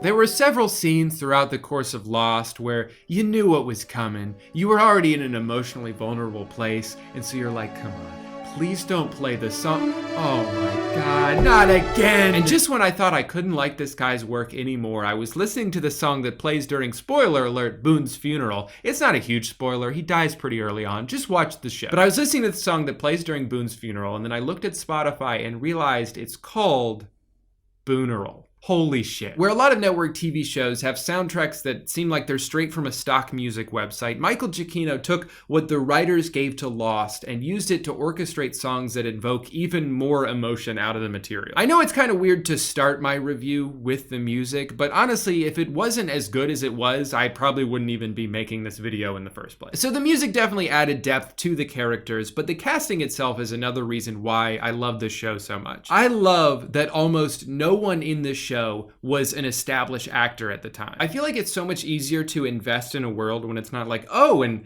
there's Matt Damon pretending to be a doctor. Oh, what's that? His name is Robert in this? No, it's Matt. I'm not gonna call him Robert. When I watched Lost, it reminded me of something Bo Burnham said once on Pete Holmes' podcast. No one would see a movie if there wasn't this idea of a movie star, but it's completely antithetical to art. I want to show up and watch a movie and be like, I don't know these people. I don't see, right. I only see the characters. To me, Matthew Fox just is Jack. When I see Jorge Garcia and anything else, my brain says, hey, it's Hurley. Wait, shouldn't you be on the island? Part of the fun of the first couple seasons of Lost is that you don't know anything about these people. And it slowly gets unraveled over time, but in the beginning, it truly is just a group of strangers trapped in the same predicament. You don't know what any of the individual actors are capable of, so you don't have any expectations until you see it happen. The writers do a great job of building out the world early on too, by devoting each episode to an individual character. By flashing back and forth between what's happening on the island and a thematically similar event from earlier in their lives, it helps fill in the blanks of who these characters are by showing instead of telling. And what is slowly revealed is that each person is not exactly who you assume them to be on the surface. In fact, they're all kind of lost in their own ways, right? Thank you. Thank you. I am the first person to say that. I think the reason that Lost was so good is the same reason that it wasn't fully appreciated for what it was, and that's because it was about a decade ahead of its time. I think it would have been a much larger part of the pop culture conversation if it had been made by Netflix like 10 years later. The seasons would have been more concise, so you wouldn't have had a situation where you get to season 3 and you've run out of flashbacks to do. They'd be given more flexibility to end the show when they felt it was time to. They could have had one of the characters say the F word. I mean, let's be honest. The two most unrealistic things about the show are that they crashed a plane on an island and none of them say shit or fuck, and also they're all wearing jeans the whole time. You can't wear jeans on the beach. I'd rather die. But if they had the creative freedom that's been given to Netflix and HBO shows in the years since, I think the audience that ultimately turned on it would have been more forgiving of the somewhat bizarre twists. What I'm saying is Lost walked so Stranger Things could run. It's kind of unfathomable that the show is as successful as it was in spite of all that, in spite of dealing with a network that wanted them to stretch it out to, at minimum, 10 seasons. There were all these compelling mysteries, and so we were saying we want to have this stuff answered by the end of season 1 and this stuff answered by the end of season 2, and then the show basically ends after about 3 years. That was the initial pitch. But they were just like, do you understand how hard it is to make a show that people want to watch? And people like the show, so why would we end it? You don't do that. You don't end shows that people are watching. And wanted to do to Lost what they've done to Grey's Anatomy, which I assume will just go on forever. Hey man, people keep going to the hospital. Someone's got to treat them. I think for the most part, the Lost writers did a masterful job of balancing having to add new characters and plot lines while still developing the existing ones. Some of the characters added in later seasons ended up being my personal favorites of the entire series. I think they managed to create a thoroughly compelling story from start to finish, even if it did get a little too complex for a while. So because of what ABC forced them to have to do, I don't blame people for falling off the Lost wagon at the time. I certainly did. I had never finished the show until this year. I think it was somewhere during season 5 when I was like, guys, I appreciate what you're trying to do here with all this time travel stuff, but I'm in middle school now. I can't be taking notes in order to wrap my head around this show. I'm just trying to play RuneScape and get my first kiss. Maybe at the same time. But I think it makes sense why so many people struggled to keep tuning into Lost in the later seasons. This is a show that 100% needs to be binged, that needs to be consumed in quick succession if you want to stay fully invested in what's going on. And that just wasn't possible with the way it was released. There were so many times when an important plot seed would get planted but then not brought up again until 4 episodes later. And that's fine if you just watched that episode yesterday, but in 2006, that could mean a month and a half of real time passing where you're expected to retain that knowledge. I couldn't tell you what key information I saw in a show last month. I don't even remember how I started this sentence. It's almost as if the creators knew that Lost could be more appreciated as time went on because they made a couple important decisions to help future-proof the show. For one, they somehow convinced ABC to spend an unheard of amount of money on the pilot. More money than had ever been spent on a pilot before. Just think for a moment how insane it is for a major network to greenlight so much money for a completely unknown IP. It's not like they were making like the Spider-Man show. It's a show about a plane crash with a cast full of unknown actors. It's so crazy, in fact, that it actually got the executive who approved the money fired. You'd think they would have hired him back once they realized how popular the show became, but I guess the bridge had already been burned. Why did the pilot have to cost so much money though? Well, mostly because they had to figure out how to ship a commercial airplane to a beach in Hawaii. Sure, they probably could have CGI'd it, but given how impactful that first impression of an on-fire airplane crashed on a beach is, I don't think they could have done it any differently. Maybe now you could pull that off with CGI, but special effects in 2004? Looked awful. In fact, that's one of the only things that hasn't aged well about the show is some of the special effects. But as long as they're not trying to computer animate a submarine, the show generally looks really good. It doesn't look like something that was filmed 2 decades ago. And that's because of another conscious decision made by the creators to shoot Lost on 35mm film, which was the less convenient and more expensive alternative, but another way of future-proofing the show. Because of technological reasons that I'm too stupid to fully understand, let alone explain, film can be almost endlessly upscaled, which is how you can have movies from like the 70s remastered to look practically brand new. Had they instead shot Lost digitally and 480p, that's just the resolution it would be forever. There's nothing you can do about it. In fact, the more you stretch it out, the worse it's gonna look. Well, okay, Drew, so if the show was so good and so popular, why did people turn on it? Without a doubt, the biggest contention that people have with Lost is the way it ended. But a lot of that contention is predicated on a belief that is untrue. Because of the somewhat vague nature of the finale, coupled with ABC's decision to show an empty island during its credits, a lot of people came to the conclusion that everyone must have been dead the entire time. That they all actually died in the plane crash in the pilot episode, and the island was some kind of afterlife purgatory. If that was the ending, I would be upset too, because that would undermine everything that happened on the island. It would mean that all of the people who died over the course of the show didn't actually die because they had already died, so it retroactively removes the gravity of their death because it didn't matter. All of the stakes of what had happened on the island would have been reduced to nothing because turns out it wasn't real, it was all just some shared fantasy. That is not what the ending was. The writers have said adamantly that that's not what the ending was. Frankly, I'm surprised so many people thought that that's what the ending meant, because that idea is verbally refuted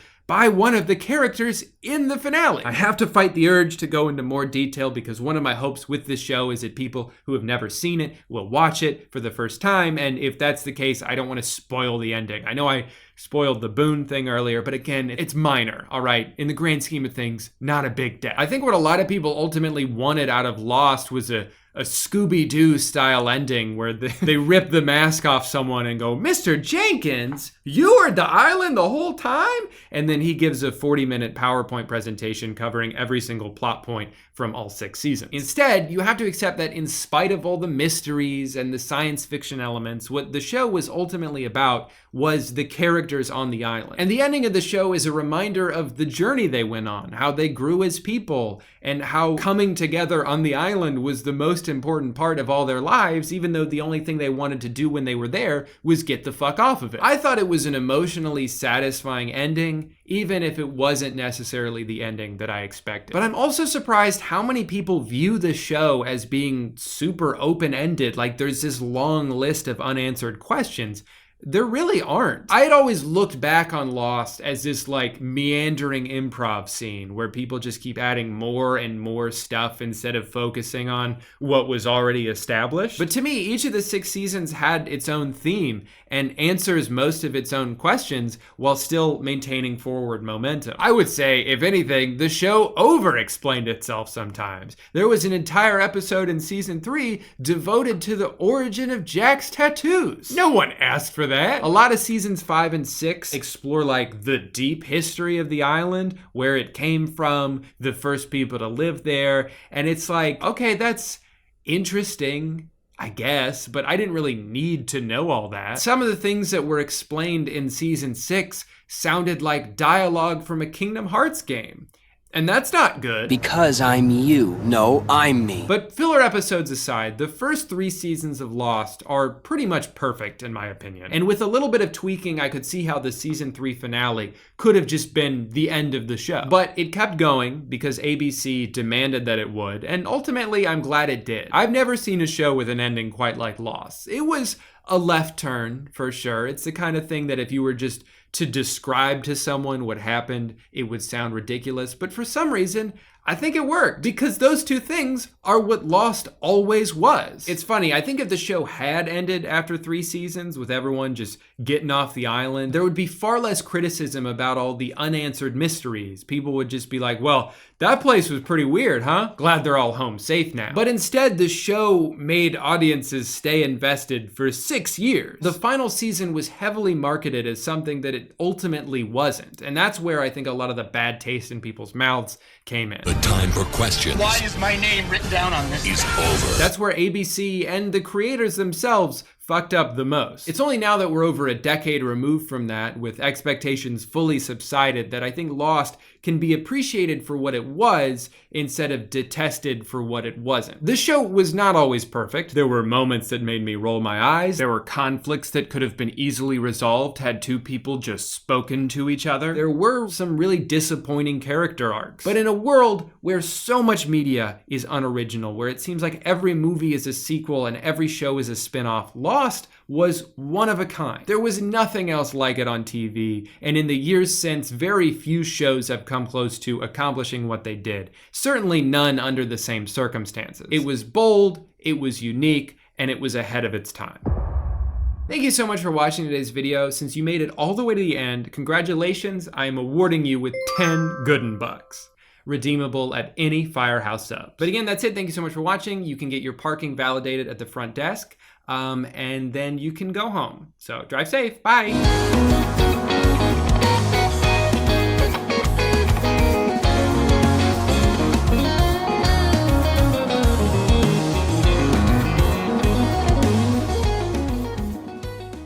Hey guy, it's that time of year again, the beginning of a new one. And that means it's time for all of us to turn over a new leaf, to strive to be better versions of ourselves for anywhere from 10 to even 12 days. Like a lot of people, I'm starting the year off with the goal of trying to eat healthier and struggling to do it because my brother just gave me 100 pounds of candy for Christmas. I've learned that for me personally, the easiest way to eat relatively healthy on a consistent basis is to just meal prep the same few meals over and over again. I do a lot of chicken and rice that I douse in hot sauce. Sometimes I'll put that chicken in a burrito that I douse in hot sauce. I also do a lot of ground turkey pasta. And of course, my signature dish, one slice of bacon cooked too long, now it looked like a turd. And all of these are equally delicious, but I'll admit, sometimes I grow tired of the same 4 meals, and I'd like to expand my repertoire. Lucky for me, there's a whole world of information available right from my mobile device, and over the years, I've bookmarked dozens of delicious-looking recipes.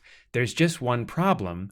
I've never actually cooked any of them. I have a whole folder of saved recipes on Instagram that I add things to constantly. I don't think I've ever even opened it. Gun to my head, I couldn't tell you one thing that's in there. So my goal for this video is to not just pretend that hypothetically one day I might cook something that I see online if all of the ingredients fell right into my lap and someone preheated my oven for me. No, I'm cooking everything I see. I don't care if it looks good. I don't care if it looks disgusting. For the next week, every time I see a recipe online, I'm gonna stop whatever I'm doing, drive my ass to the store, and come back home and make it. I might even eat it too. Let's make these crispy Parmesan broccoli sticks. Peel your stalk and slice into fry shape. Coat them in a mixture of olive oil, grated parm, garlic, and lots of spices. Dip the flat side into freshly grated Parmesan and bake for 15 minutes. Okay, so technically I already saw this before I started making this video, but I still want to make it because I only found out recently that you can even eat that part of the broccoli. I've just been composting it every time. Now, is some of its nutritional value lost when I smother it in oil and cheese? Yeah, probably a little bit. But Parmesan literally has protein in it, and that means it's good for you. I've never peeled this part of a broccoli before. Hope I'm doing this right. All done. Olive oil, garlic. I don't know what spice that is exactly. I'm just gonna do like some paprika, which is way too much, and some more garlic. I'm gonna use a glove because I have sensitive skin. Where are all my sensitive skin heads at? Never mind. Oh yeah, now we're talking. Look at that. Dip the flat side into freshly grated Parmesan. I'll get what I can on there. I'm definitely about to run out. I've only done like 3 of them. All right. Probably could have used some more cheese, I'll say it. What is it? Broccoli. Oh, it's broccoli. Yes, broccoli stems with a bunch of crap on them. I need to make it again in the air fryer with more cheese and less spice. And I need to make sure I grate them properly because I think some of them have like a little bit of the outside, but I don't know where the outside stops and the middle begins. I don't know the inside of a broccoli very intimately. I do.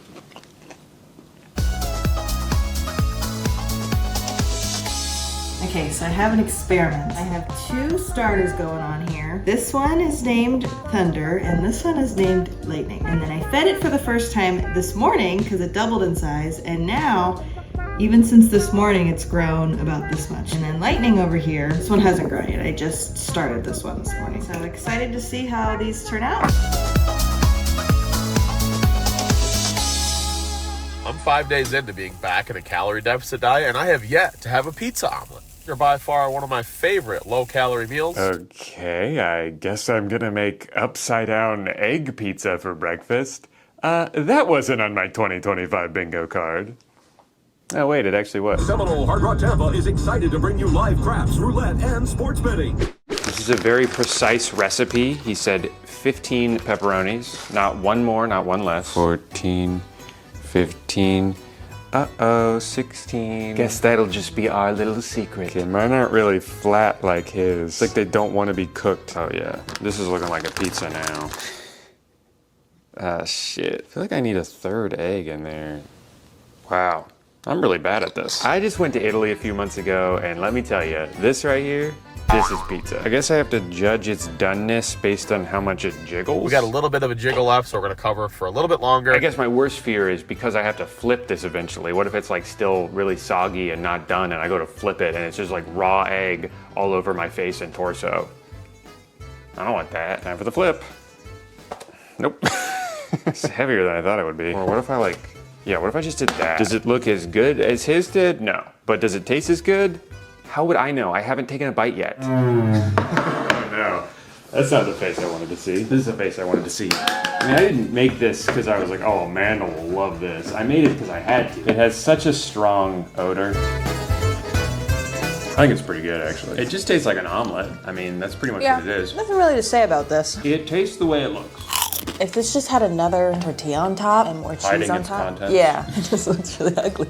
You don't like the way this looks? I just don't like the way it looks. It's definitely uncanny valley territory. It looks too much like a pizza, but not enough like a pizza. It almost looks like an AI-generated pizza. Like it has this weirdly cartoonish look to it. I like it.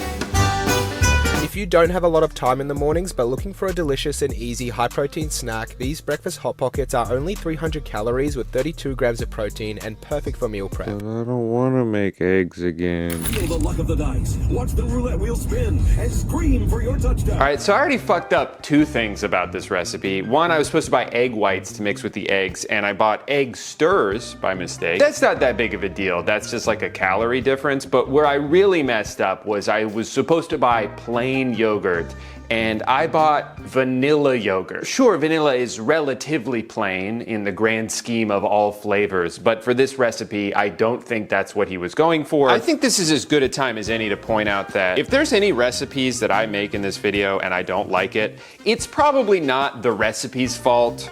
It's probably mine. No, this is awesome. This is exactly what I wanted to be doing right now. Is this right? Does this look right to you? I think I stuck my hands in a little prematurely. I know this extra flour was probably overkill, but this got so sticky, I just felt like I had to intervene somehow. Not right now, please. Well, it looks like something. It looks better than it did 5 minutes ago. 1, 2, 3, 4, 5, 6, 7, 8. Wow, look at us. We're doing it, guys. Well, I'm doing it. You haven't helped at all. Just a nice, easy meal prep. This will make your mornings very simple. There's no way I'm gonna fit this many eggs on these. They're so tiny. What did I do wrong? Besides, well, most of the steps so far. I love 20 pounds of eggs. I love to look at it. I love to smell it. This might be the best meal I've ever made. Yeah. This looks pretty good. If anyone is watching this video so far and is like, boy, I sure do hope Drew doesn't transition into cooking content because I don't want to watch any more of this, don't worry. I'll probably never step foot inside a kitchen ever again. Just wanted to try something new for the new year. New year, new me. That's what they say. But I can't wait to go back to the old me. The old me that never tried to do shit like this. This looks so good. I do think of myself as a decent chef. I think I'm pretty competent in the kitchen. But there are things that I'm good at making, and clearly there are things I'm bad at making. I don't want this to be an indictment on my overall cooking ability, okay? This has nothing to do with how good I am at roasting chicken or grilling wings. Wings are not really that hard to make, and I'm also really good at spaghetti, which is like notoriously pretty easy. Maybe I'm just good at like the baby shit. I'm just gonna put this on as is, and we're just gonna see what happens to that little fucked up one in the corner. Hey, that wasn't so bad. Look at this delicious meal. I think it's still undercooked. It's so funny, he was like, sear it on both sides for 5 minutes each. I did that and cooked it in the oven for like almost 40 minutes. I mean, it tastes like a Hot Pocket. Whether or not that's a good thing is up to you. I mean, it's a little dense. It's like a brick. Yeah, I think the dough was more my fault. I don't think I made it thin enough before I packed everything in. What would be better is to just use a tortilla and then just make like a little crunch wrap. And I feel like that would just be 100 times easier. And you could probably meal prep that too. I like it better than yesterday. Yeah, you didn't like that pizza. This is a pizza. What do you think pizza is? This is pizza. I hope you like that because I got 6 more of them.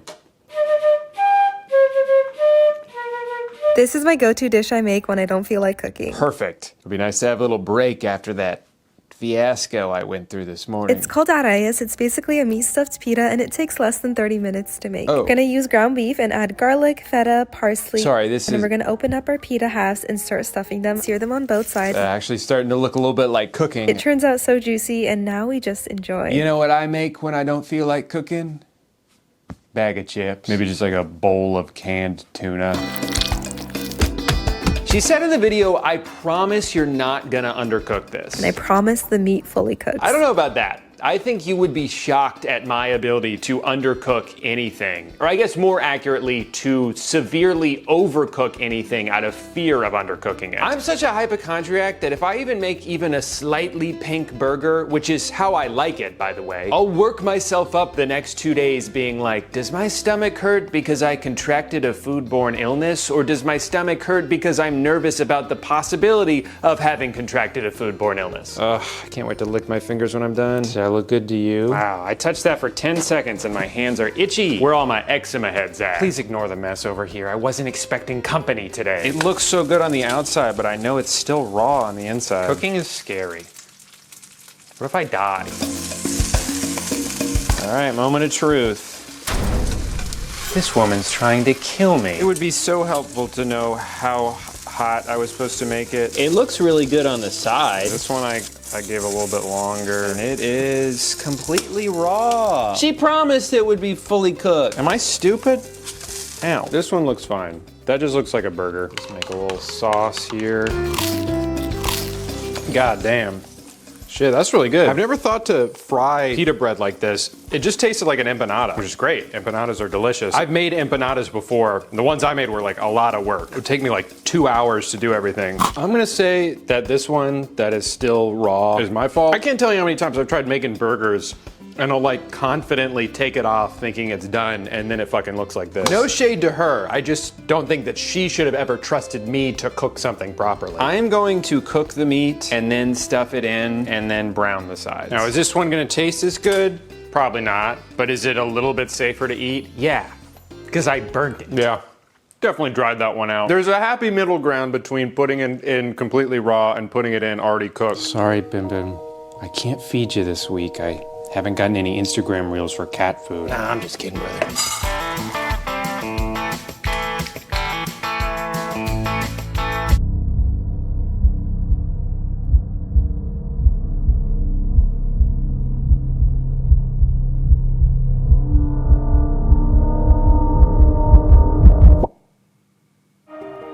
Honestly, so far, this challenge isn't as bad as I feared it might be.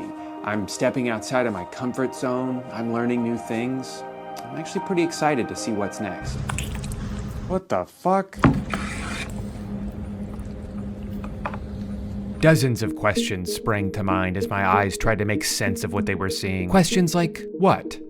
And why? But for the sake of this video, the only one I really needed to answer was how. So I enlisted the help of my friend Internet Shaquille, who you may know from his cooking YouTube channel or from the only Vine of his I could find on this website. Dunkin' Crumpers? He responded almost instantly with an answer that would have taken me weeks to figure out on my own. It's cheese. Really wet cheese with pistachios in it for some reason. He even found a website to buy this exact concoction from, but that, of course, would be cheating. I needed to make this on my own. Without access to pre-made mozzarella curd, I would need to order citric acid and animal rennet, 2 things I definitely knew existed before this week.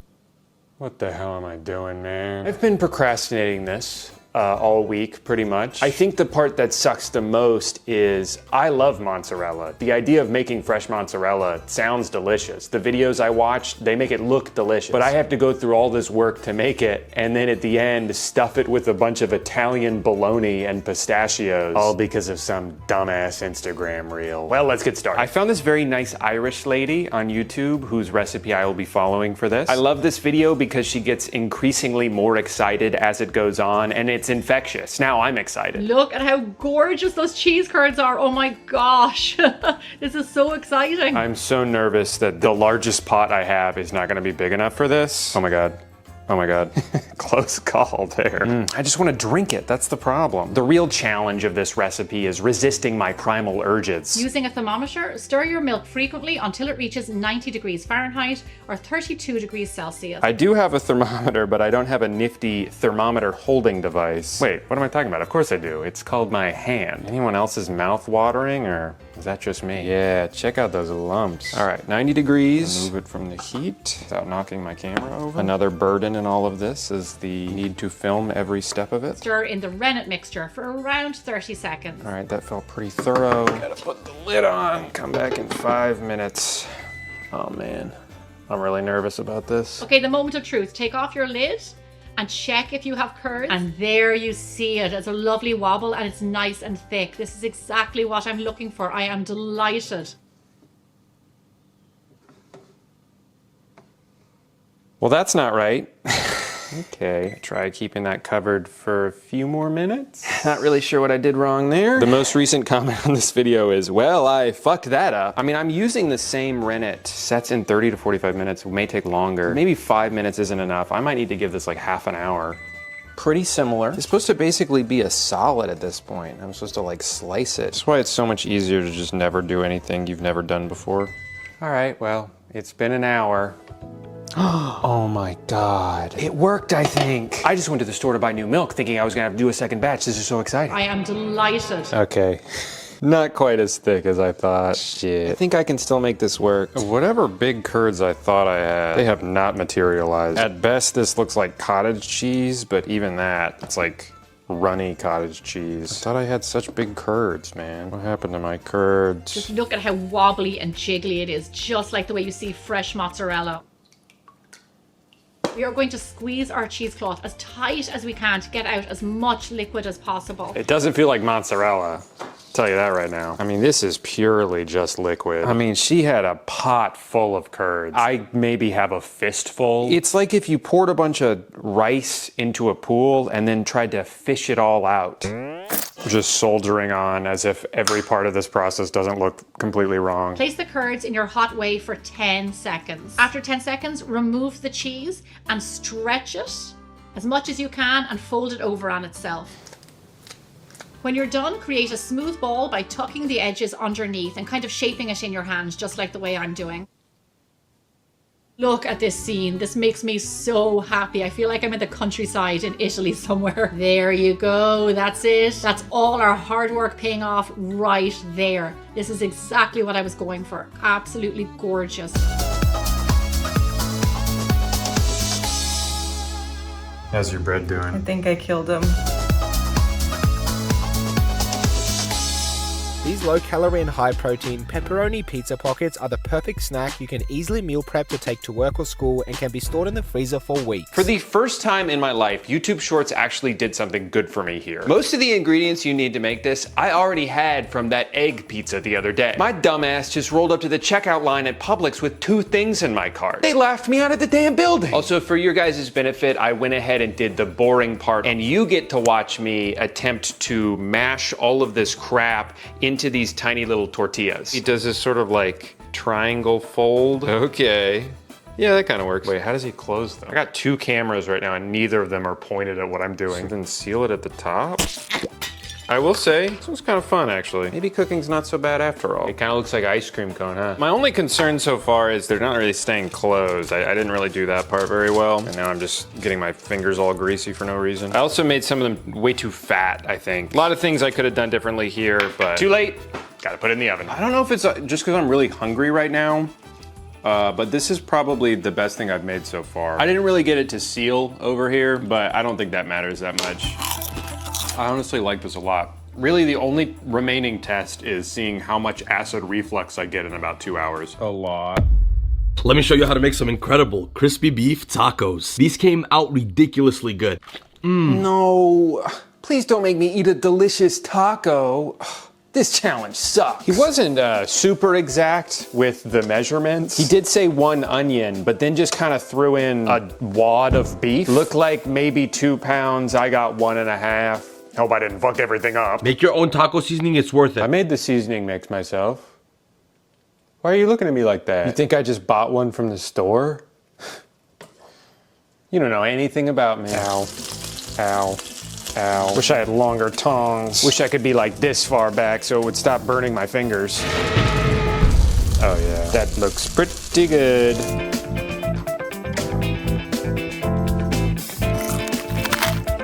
It's not your ideal taco because it's mostly beef. If we had limes, that would go good with this. Do we have limes? Now she likes it. Fellas, if your girl don't like something, just put some lime juice on it. She'll go, The more oil you use in a video recipe, the better you can make something look, but like, it really just tastes like oil. When I was driving back to Publix to get my second onion, my mouth was watering thinking about these. And she said she didn't like it that much. I'm hungry.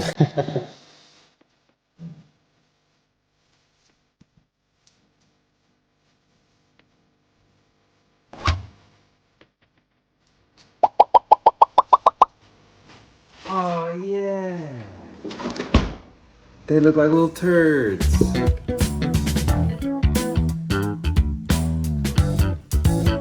I probably just like a frozen banana. How did he do that? The most delicious, high-protein, honey garlic butter chicken mac and cheese. Somehow I managed to make the macaroni and cheese and the chicken the exact same color. What are we having for dinner? Tan. Mac and cheese. You don't like it? It's a weird aftertaste. This is probably the worst one yet. Not good. I don't know what I did wrong. I think it's just the taste of the cheese. I don't like. The pasta tastes really funky. I get a lot of YouTube shorts or Instagram reels that are like, here's a low-calorie version of a food you like, and they, sub all of the regular ingredients for low-fat or low-calorie version. And the whole goal is to make it look like the food you like. And this looks like it would be good mac and cheese. The chicken, maybe not so much, but this looks like it should be good, but it doesn't taste right. It tastes so funky. I think mac and cheese is just one of those foods where you either need to go all out and just have the creamiest, butteriest, cheesiest mac and cheese that you can, or just not have it at all. God damn it. No, I can't go out like this. A full week of trying new meals and this is what I ended on? Some stupid little mac and cheese crap? Hell no. I needed to go out like a man. I needed to eat a meal made for a big, strong guy like myself. And that's when I found the perfect recipe. Spicy noodles, 2 cans of Vienna sausage, chorizo, 2 huevos, and some pickles with 3 scoops of peanut butter. Now this is what cooking is all about. All my favorite foods all in one meal. An entire day's worth of calories just sitting in a bowl I can slurp up like a dog. What do you say we dig into this bad boy, huh?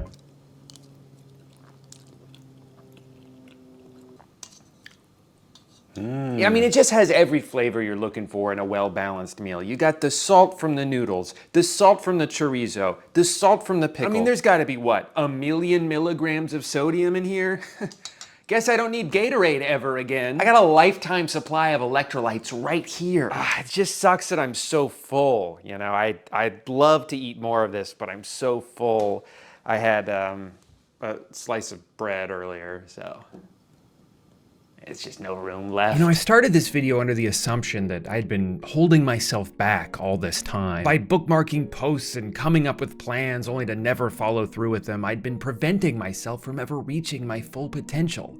I now know that I was wrong. You see, every time you actually make a recipe you see online, you're robbing yourself of the hypothetical version of it you'd created in your mind, replacing it with the real version that requires infinitely more work and almost always tastes worse than it did in your imagination. YouTube Shorts recipes are purely entertainment and should never be recreated by anyone. I went into this video thinking I needed to spark some sort of change in my life, move on to the next step of my evolution as a human being. But what I learned is that was never going to happen. New Year's resolutions are for people who want to change, and I just don't. Changing is hard. Growing, nearly impossible. Whatever skills you learn by the time you're like 25 are the only skills you'll ever have. And as your body begins its slow but inevitable process of deterioration and your motor skills decline a little bit more every year until you die, remember this: it's too late, and you should have started sooner. Thanks for watching. No, I'm just kidding. That would be an insane way to end this video. My actual takeaway here is it's good to step out of your comfort zone, and even attempting to do so is cause for celebration. Don't beat yourself up if you're bad at something the first time you try it. Just learn from your mistakes and do better next time. I mean, sure, I'll never, ever attempt to make cheese ever again, and after 5 tries, Amanda's completely given up on the whole bread from scratch thing. But just because we gave up doesn't mean you should too. And yeah, maybe my other New Year's resolution was to get back into reading, and through 1 entire month, I haven't even finished half of 1 book. But just because I can't cook and I can't read doesn't mean you can't cook and you can't read. You do know how to read, right? I guess all I'm saying is I hope the very low bar I set for you today is inspiring. I truly think anyone can be a better chef than me if they even try at all. Also, I linked all the recipes in the description if you want to try one for yourself. Okay, see you next time. Drew, please peel off the protective coating from your LED lights. It's driving me crazy. What? I didn't know I could take this off. I thought this is just the color that it was. Man, I'm dumb as hell. I think I liked the blue better though, so I'm gonna put this back on. Perfect. The Dobre brothers. Everyone loves them, I assume, because they're always on the trending page. I am absolutely fascinated by the Dobre brothers and their career transformation. You remember watching them on Vine, and they would do like backflips in the grocery store and sort of piss off the people in the grocery store who assumed they wouldn't have to deal with twin boys doing backflips at the grocery store. I remember watching those Vines and seeing how popular they were and thinking, man, this sure is stupid. But I can at least take solace in knowing that when Vine dies, so will their careers. However, against all odds, that's not the case. The Dobre brothers are still succeeding and in fact thriving more than ever before on YouTube. And I understand that these guys have been talked about endlessly recently, especially with their music. So much so that you might look at a video like this and think, Drew, making a video about the Dobre brothers? Stop that. But the thing with these guys is there's just so much to talk about. There's so much content to sift through, and I'm gonna do my best to make sure that I talk about things that other people haven't talked about, or at least talk about them in different ways than other people have, because like I said, I'm fascinated by these guys.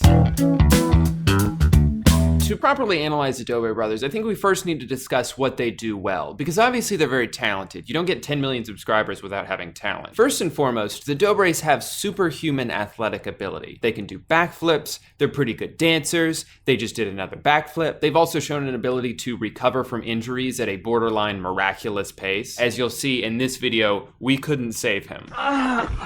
So being the responsible yet fun-loving adults that they are, the Dobres have set up a course in their property for, I guess, their dune buggy. I don't actually know what vehicle that is. They make it clear to point out the fact that they're all very competitive and they're good at driving, but anything can happen. And anything does happen, because while Lucas is driving his, he has a bit of an accident. 3, 2, 1, go! This whole thing is clearly not fake. It's definitely real. As you can see, they filmed the whole thing, and moments before the accident occurred, the drone died. Man, it just died. Ugh, hate when that happens. But we can trust them. It's obviously a real accident. You alright, bro? I'm good. They keep asking him what's wrong, and he finally says, it's my knees. What's my knee? Both my knees. Take it easy, man. Which is interesting because he's been putting all of his weight on his knees the entire time. But man, that's a tough injury for sure. I mean, I've never had something like that happen, but I imagine the recovery time for that's got to be weeks, maybe even like a month, or, oh, it's the next day and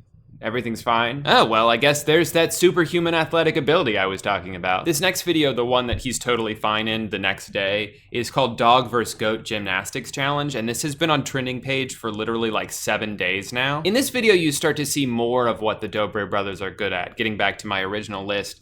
Something you'll notice in this is that these guys are masterful editors. You know, sometimes in a vlog, it can be tough to keep people's attention, so you have to throw in like good editing bits from time to time. They have a really funny bit in this video where there's no audio in this shot for some reason, and it goes on for like 12 seconds.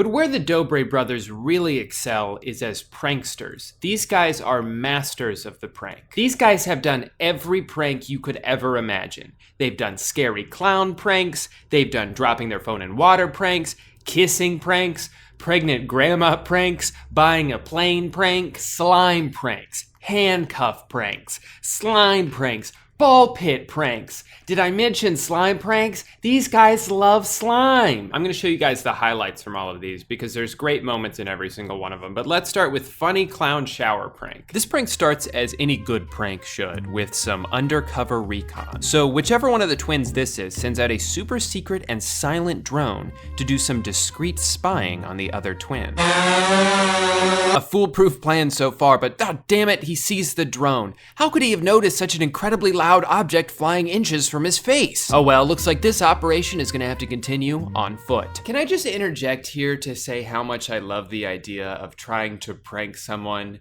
inside a giant glass house? There's so many shots in this video and in all the videos of like the cameraman and someone else pressed up against a huge window as if like they're not visible from the inside. You have to have the worst peripheral vision in the world to be standing next to a window and not notice a colorful human-sized clown getting into the window next to you. Like, you don't hear it, you don't see it. How is that possible? Hurry up! Because all of these videos are stretched out to exactly 10 minutes long, all of these shots like can't be condensed because then they wouldn't be long enough. So you have shots like this where he's like, shh, don't say anything, you know, thumbs up, like, and pointing, like, look, the guy's over there. Yeah, we know, we see him. Can you just get to the prank, please? I'm dying to see this prank. I love the timing on this. After all of this planning and buildup, the cameraman comes into the room way before the brother reveals himself as a clown. So the initial prank is just like, haha, I'm filming you. What are you doing? And there's just like this awkward part where the cameraman is waiting for the brother to reveal himself so he's not just like being this weirdo who's just filming this naked boy. What are you doing? Just wait. What are you doing? Oh, what? You thought you could rub lotion on yourself in the Dobre house without getting disturbed? No. Here's another good prank. I trapped my twin brother inside a giant bubble ball. What's up, guys? I'm gonna trap him in a big giant ball so he can never get out. He can never get out. Lucas, if you're watching this, you're never gonna get out of the ball. Lucas, if you're watching this from inside the ball, you're never getting out of that ball. I'm gonna trap him in there and keep him there. All right, let's do it. I love that he's going through the logistics again of his incredibly simple plan. Okay, I'm gonna put him in the ball, but then what? Oh yeah, then he's gonna stay inside the ball. What's up, Lucas?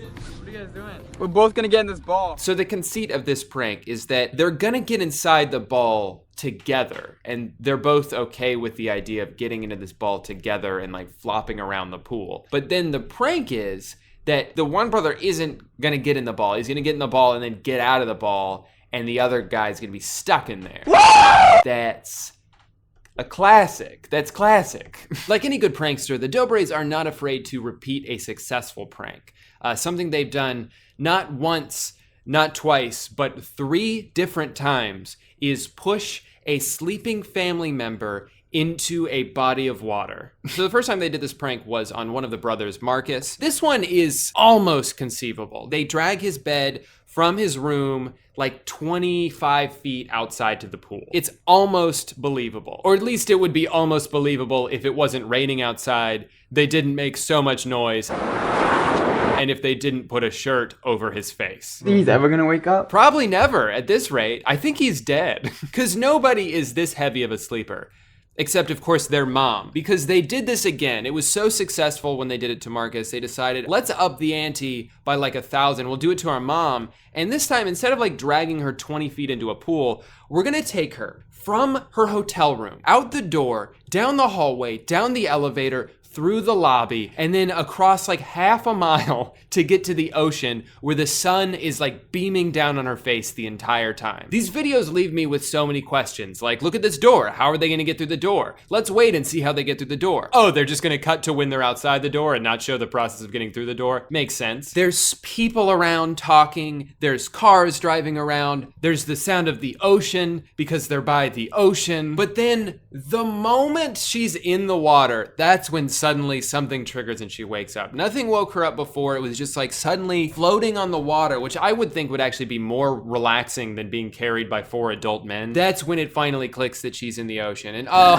she falls, and the dad falls, and everyone falls, and it's fine. I have to be honest, I knew it was a prank. Really? I actually really like their parents. I like that the mom like has to come clean. Guys, I knew you were just pranking me. I didn't want to wake up and ruin the prank after you guys bought me a house and a car and make so much money, and I'm so proud of you. But still, that wasn't enough for the Dobre brothers. They had to do it one more time. They already did the brother, they already did the mom. Next up, dad.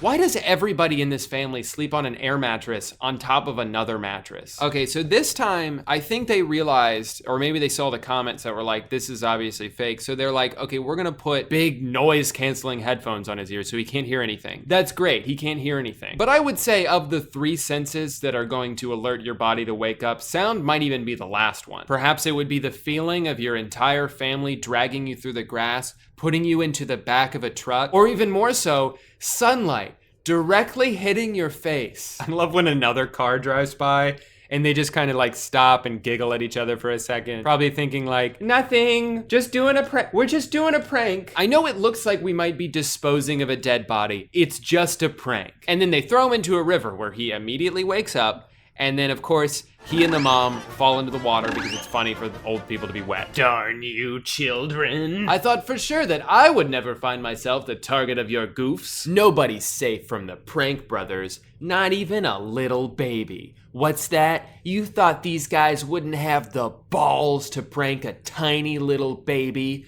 who's definitely not asleep right now? Think again. This prank is legendary. They go to a balloon store, they buy like 15 balloons, and then they strap them to an unsuspecting tiny little baby. Get wrecked, baby. And then, as you probably expected, they let go of him and he floats up into the sky where we can only assume he took on a brand new life among the birds. Just kidding, of course they don't actually let go of him, not because he'd float up into the sky like a cartoon, but because he and the 15 balloons strapped to him would instantly fall to the ground. So it's safe to say these guys are pretty savage. Sometimes though, the life of a pranky prankster starts to catch up with you, and before you know it, the pranker becomes the pranky. This is exactly what has happened to them multiple times now, where they've had to deal with some pretty messed up vandalism. First graffiti. Oh no. The Dober Army Sooks. Don't you know how to spell? How dare someone come and spray paint that filth on their garage door in front of a security camera using spray paint that washes out almost effortlessly. And as if that wasn't bad enough, a few weeks later, bam! Eggs. What the heck? Now, I'm not accusing them of faking these stunts. There's no way this is real. Obviously, they have zero credibility at this point, but these are pretty serious things to fake. It would almost be like, I don't know, faking a brutal injury for the sake of content. You just don't do stuff like that, you know? But what I will say about these 2 eerily similar videos posted about a month apart from each other is that the person vandalizing them looks like the exact same guy. He has pretty distinct and weird mannerisms that are very similar to the weird and distinct mannerisms exhibited by their friend who played Bigfoot in a video called Bigfoot Invaded Our Home. Why do you keep coming here and doing this? Again, I'm not accusing them of anything. All I'm saying is that if you needed a guy, hypothetically, to play a fake prankster for a video, this would probably be the guy they'd ask. Also, they mentioned so many times in this video that they have 24-hour security dedicated to their property. And we have security too. They have authority to do whatever is necessary to protect us. So this guy had to get past the security on foot while holding eggs. Those security guards must suck. Hi, I got a bunch of eggs. I'm here to see the Dobers. Oh, yeah? These aren't for throwing. I'm gonna eat them. Oh, okay, you're good to go. We can't clean this. How are we gonna clean, like, all this? He's right. I mean, what are 4 able-bodied adult men gonna do about a few eggs? They can't clean that up. They're not capable of cleaning that up. But I mean, this is the same guy who started this video by saying he doesn't know how to use the camera. Take the camera, bro. I don't know how to operate this thing. Just shows that money can't buy everything. Bye-bye. So that's the Dobre brothers, masters of prank and pretty much nothing else. Honestly though, if you guys want to know my real opinion on these guys, because they are like stupid popular right now, I think they're pretty harmless. As far as overly successful and rich YouTubers go, they could be a lot worse. I just find them entertaining, honestly. And they're not really doing anything wrong. I mean, obviously they fake their pranks, but like, am I outraged that they're faking their pranks? No, because everything on YouTube is fake at this point. I know I spent a long time talking about how fake their pranks are, but I just do that because I think it's funny how little effort people put into making things seem real anymore. The only thing that really bothers me, I guess, about the Dobre brothers is how business first their content is, especially now that they're going on tour. They never, ever miss a chance to plug their tour. They plug it at the beginning of the video. They plug it at the end of the video. Hell, sometimes they'll stop what they're doing to plug that shit right in the middle of the video. And their merch, holy shit. ShopDobre.com. We get it, guys. You have pants that have your name on the dick. We see you wearing them. You don't need to also mention it 5 times in every video. Call me crazy, but I think that's a few too many times to plug your merch. Thank you so much for watching this video, guys. If you liked it, remember to keep it to yourself because all my videos are secrets and I don't want anybody to know about them. So don't subscribe, don't follow me anywhere, and whatever you do, don't buy this merch at drewgoodenshop.com for $3. I'll be back tomorrow with another daily vlog. Thank you again so much for watching, and remember to go to jail. So, bye. Bye-bye. There's a rumor going around that Trevor Holt has the biggest you-know-what. Scare, YouTube, stop showing me this ad. I don't want to download Hooked. Anyway, now I can watch my video. What did they mean his you-know-what? I don't know what, and frankly, I don't appreciate the assumption that I would. Whatever. I'm not gonna let this ruin my day off. I'm having a great time, so I'm just gonna enjoy my video. I'm not gonna think about the weird app and their cryptic language. I don't need to figure it out. Oh, they were talking about his dick. Oh, okay. I get it now. Now, Hooked is very good at advertising. I've downloaded the Hooked app multiple times, and I always delete it because it's never what I was expecting. I have seen so many ads for Hooked and so many different types of ads. They're really trying everything. It started with the stories. I've seen them kind of do like FaceTime versions of that, but they're acted really poorly. Are you sure it was him? But this one's the first I've seen that has this level of production to it. It almost doesn't feel like the same app at all. It feels like I'm seeing an ad for like a new Netflix show, but one that's also porn. Like this is very much the beginning of a porn. And because of that, I think it pretty much goes without saying that I did download the app again because I had to see what the app is all about. So the first thing that happens when you download the Hooked app is they ask you if you want a scary story or a romantic story. Because those are the only 2 types of stories. So obviously I picked romantic because I'm invested in what's going on with Trevor. And if you do that, here is what happens. They immediately start playing the story they know that you came here for, which is great. But it cuts off right as it's panning down. They cut you off and say, no. If you want to see that, you gotta sign up. Well, that's fine. I'll just sign up to a membership. And look, I'm getting 7 days free.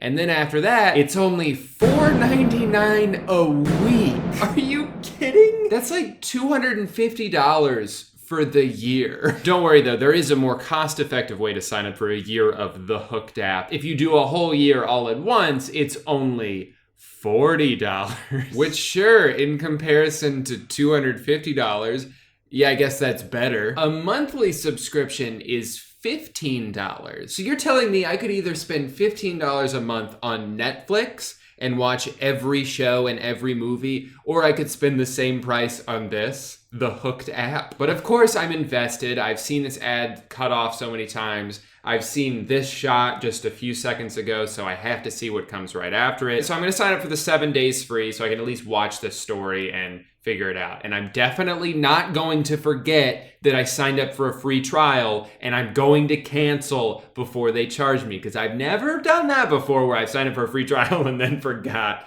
and then paid for HBO Now for 4 months. I've never done that before. Anyway, let's watch the rest of this story now. In school. And here he is, standing outside my dorm room, naked. Wait, it's the same as the ad that I've already seen?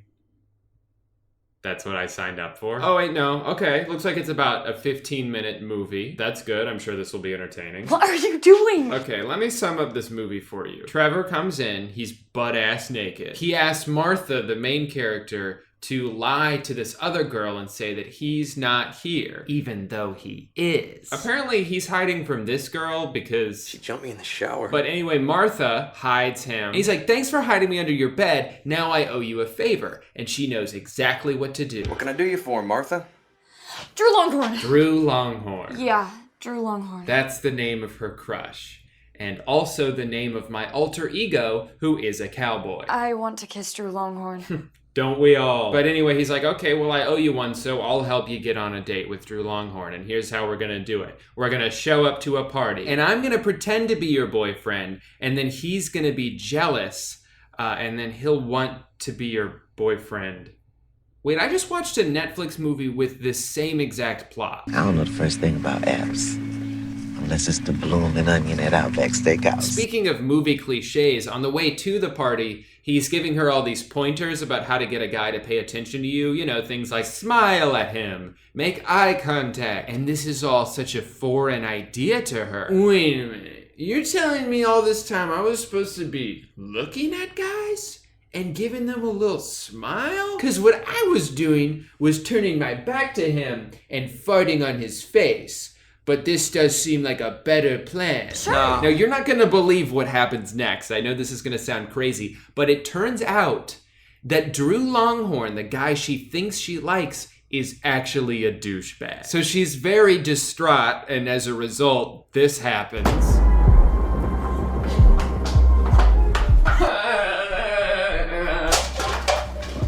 Wow, I'm surprised I didn't need to get a stunt double for that fall. That was intense. I'm sorry to spoil the ending for you, but what happens next is that she ends up with Trevor. The guy with the biggest, you know what. Isn't that crazy, guys, that they ended up together?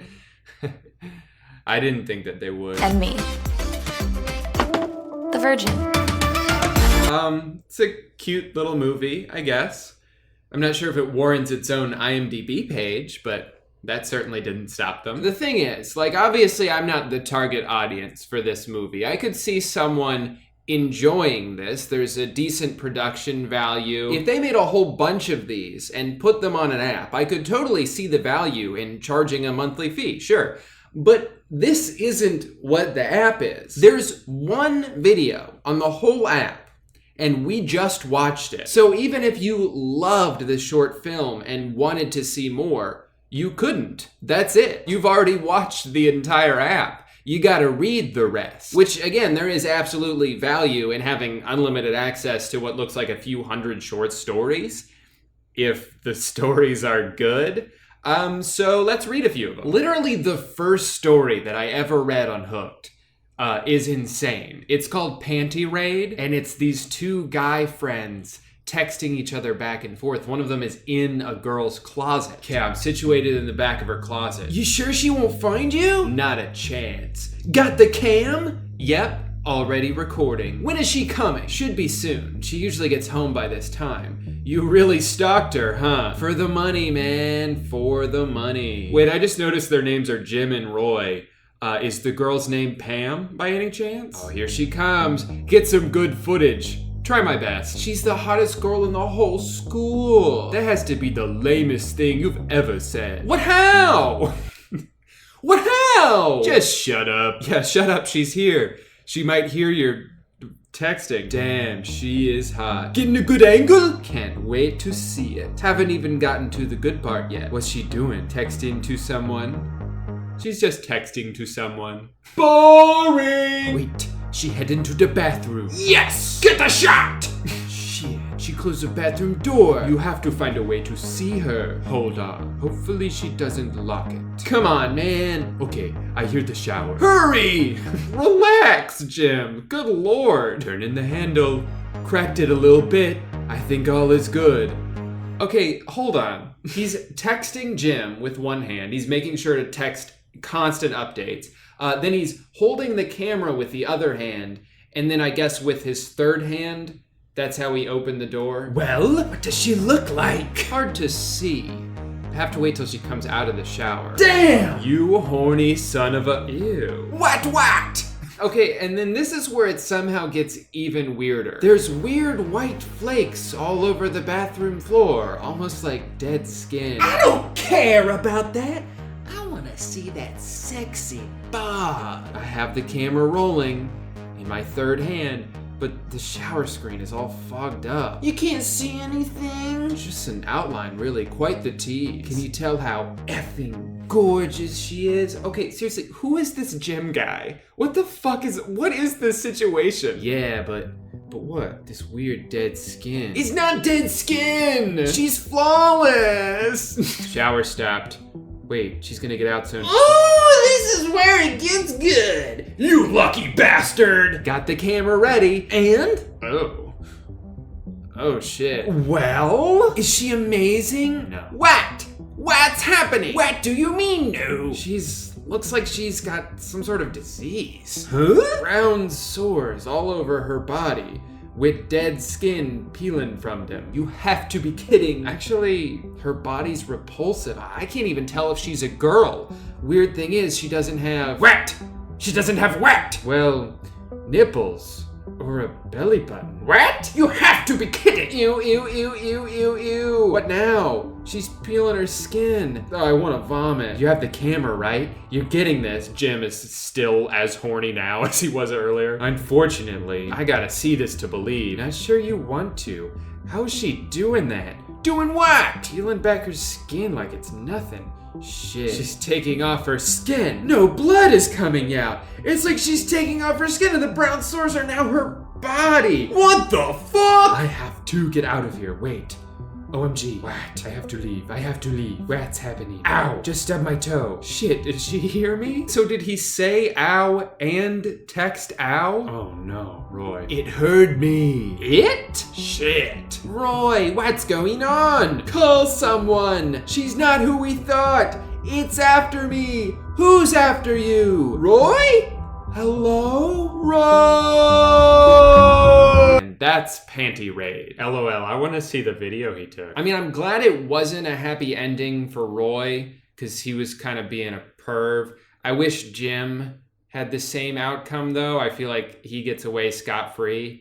So that's kind of a bummer. The next one I read is called Poison, and this one has some crazy plot twists. So in this one, Eve is texting her friend Bree, concerned, thinking that her boyfriend is poisoning her because she has all these symptoms, and it only happens whenever she sleeps over at his house and he cooks her dinner. Which, okay, let's just say he is poisoning her, right? He's using poison. He's putting poison in her food.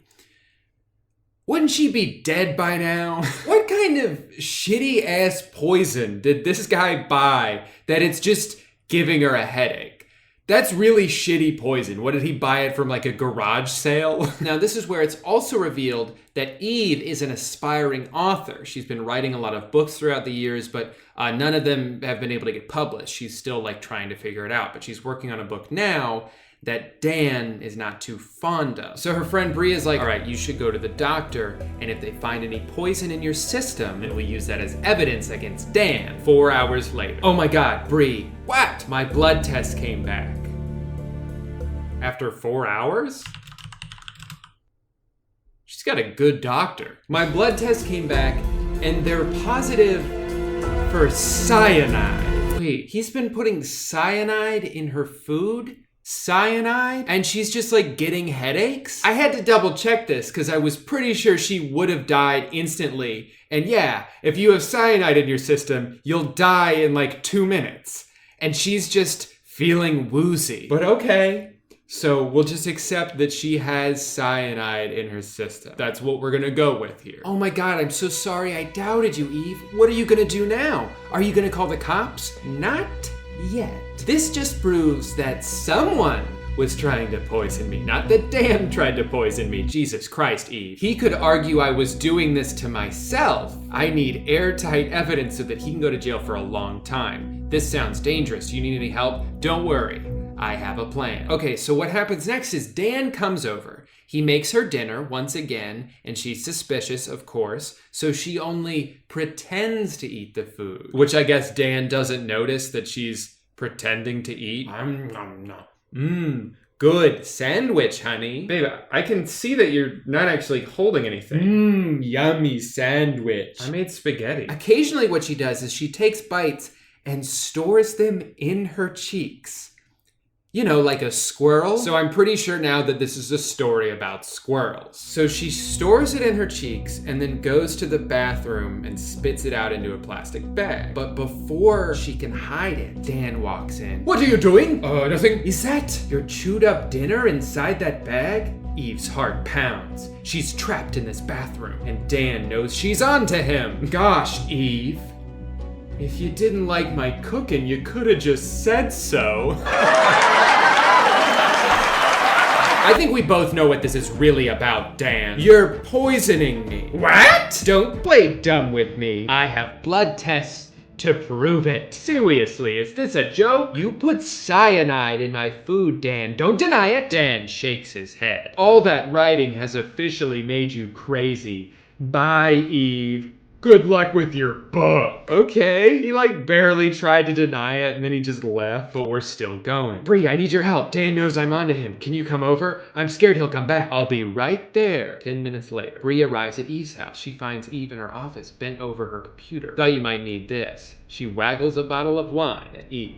You know me too well. Grab a seat. I'm bringing up the nanny cam footage. Why didn't you call the police? Because without this footage, it's just my word against his. He'll just say I'm poisoning myself, or that someone else did. So I need to find the moment he put the poison in. With that, my blood tests, and the tainted dinner he tried to feed me, I'll have enough evidence to convince any jury that Dan was poisoned. Wow, that's really smart, Eve. So they watched the videos. They watched the whole 2 hours of footage over the bottle of wine, but nothing happens.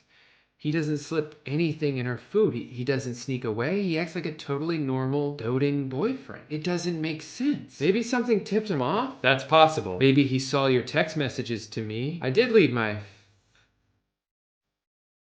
Eve's words trail off. She's suddenly very woozy. She can't seem to finish her sentence. Eve looks at her empty glass of wine, the wine that Bree brought for them to share. Except Bree's glass is still... Oh, did Bree even drink the wine?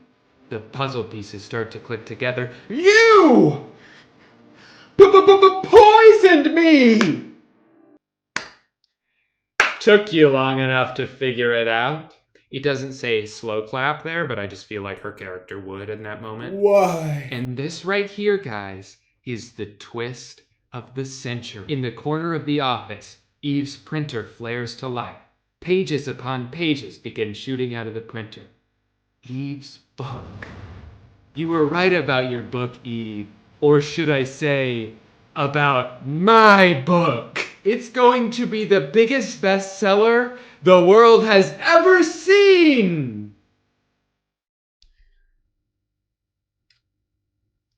She killed her friend to steal her book and take credit for it. Her friend, who is not an established author, who has never written a successful book in her entire career, she killed her so that she could say that she wrote the book and she's gonna become rich from the book. It's incredible. It's poetic. It's the perfect crime. Steal a book from someone who's never written a successful book and risk going to jail forever by doing so.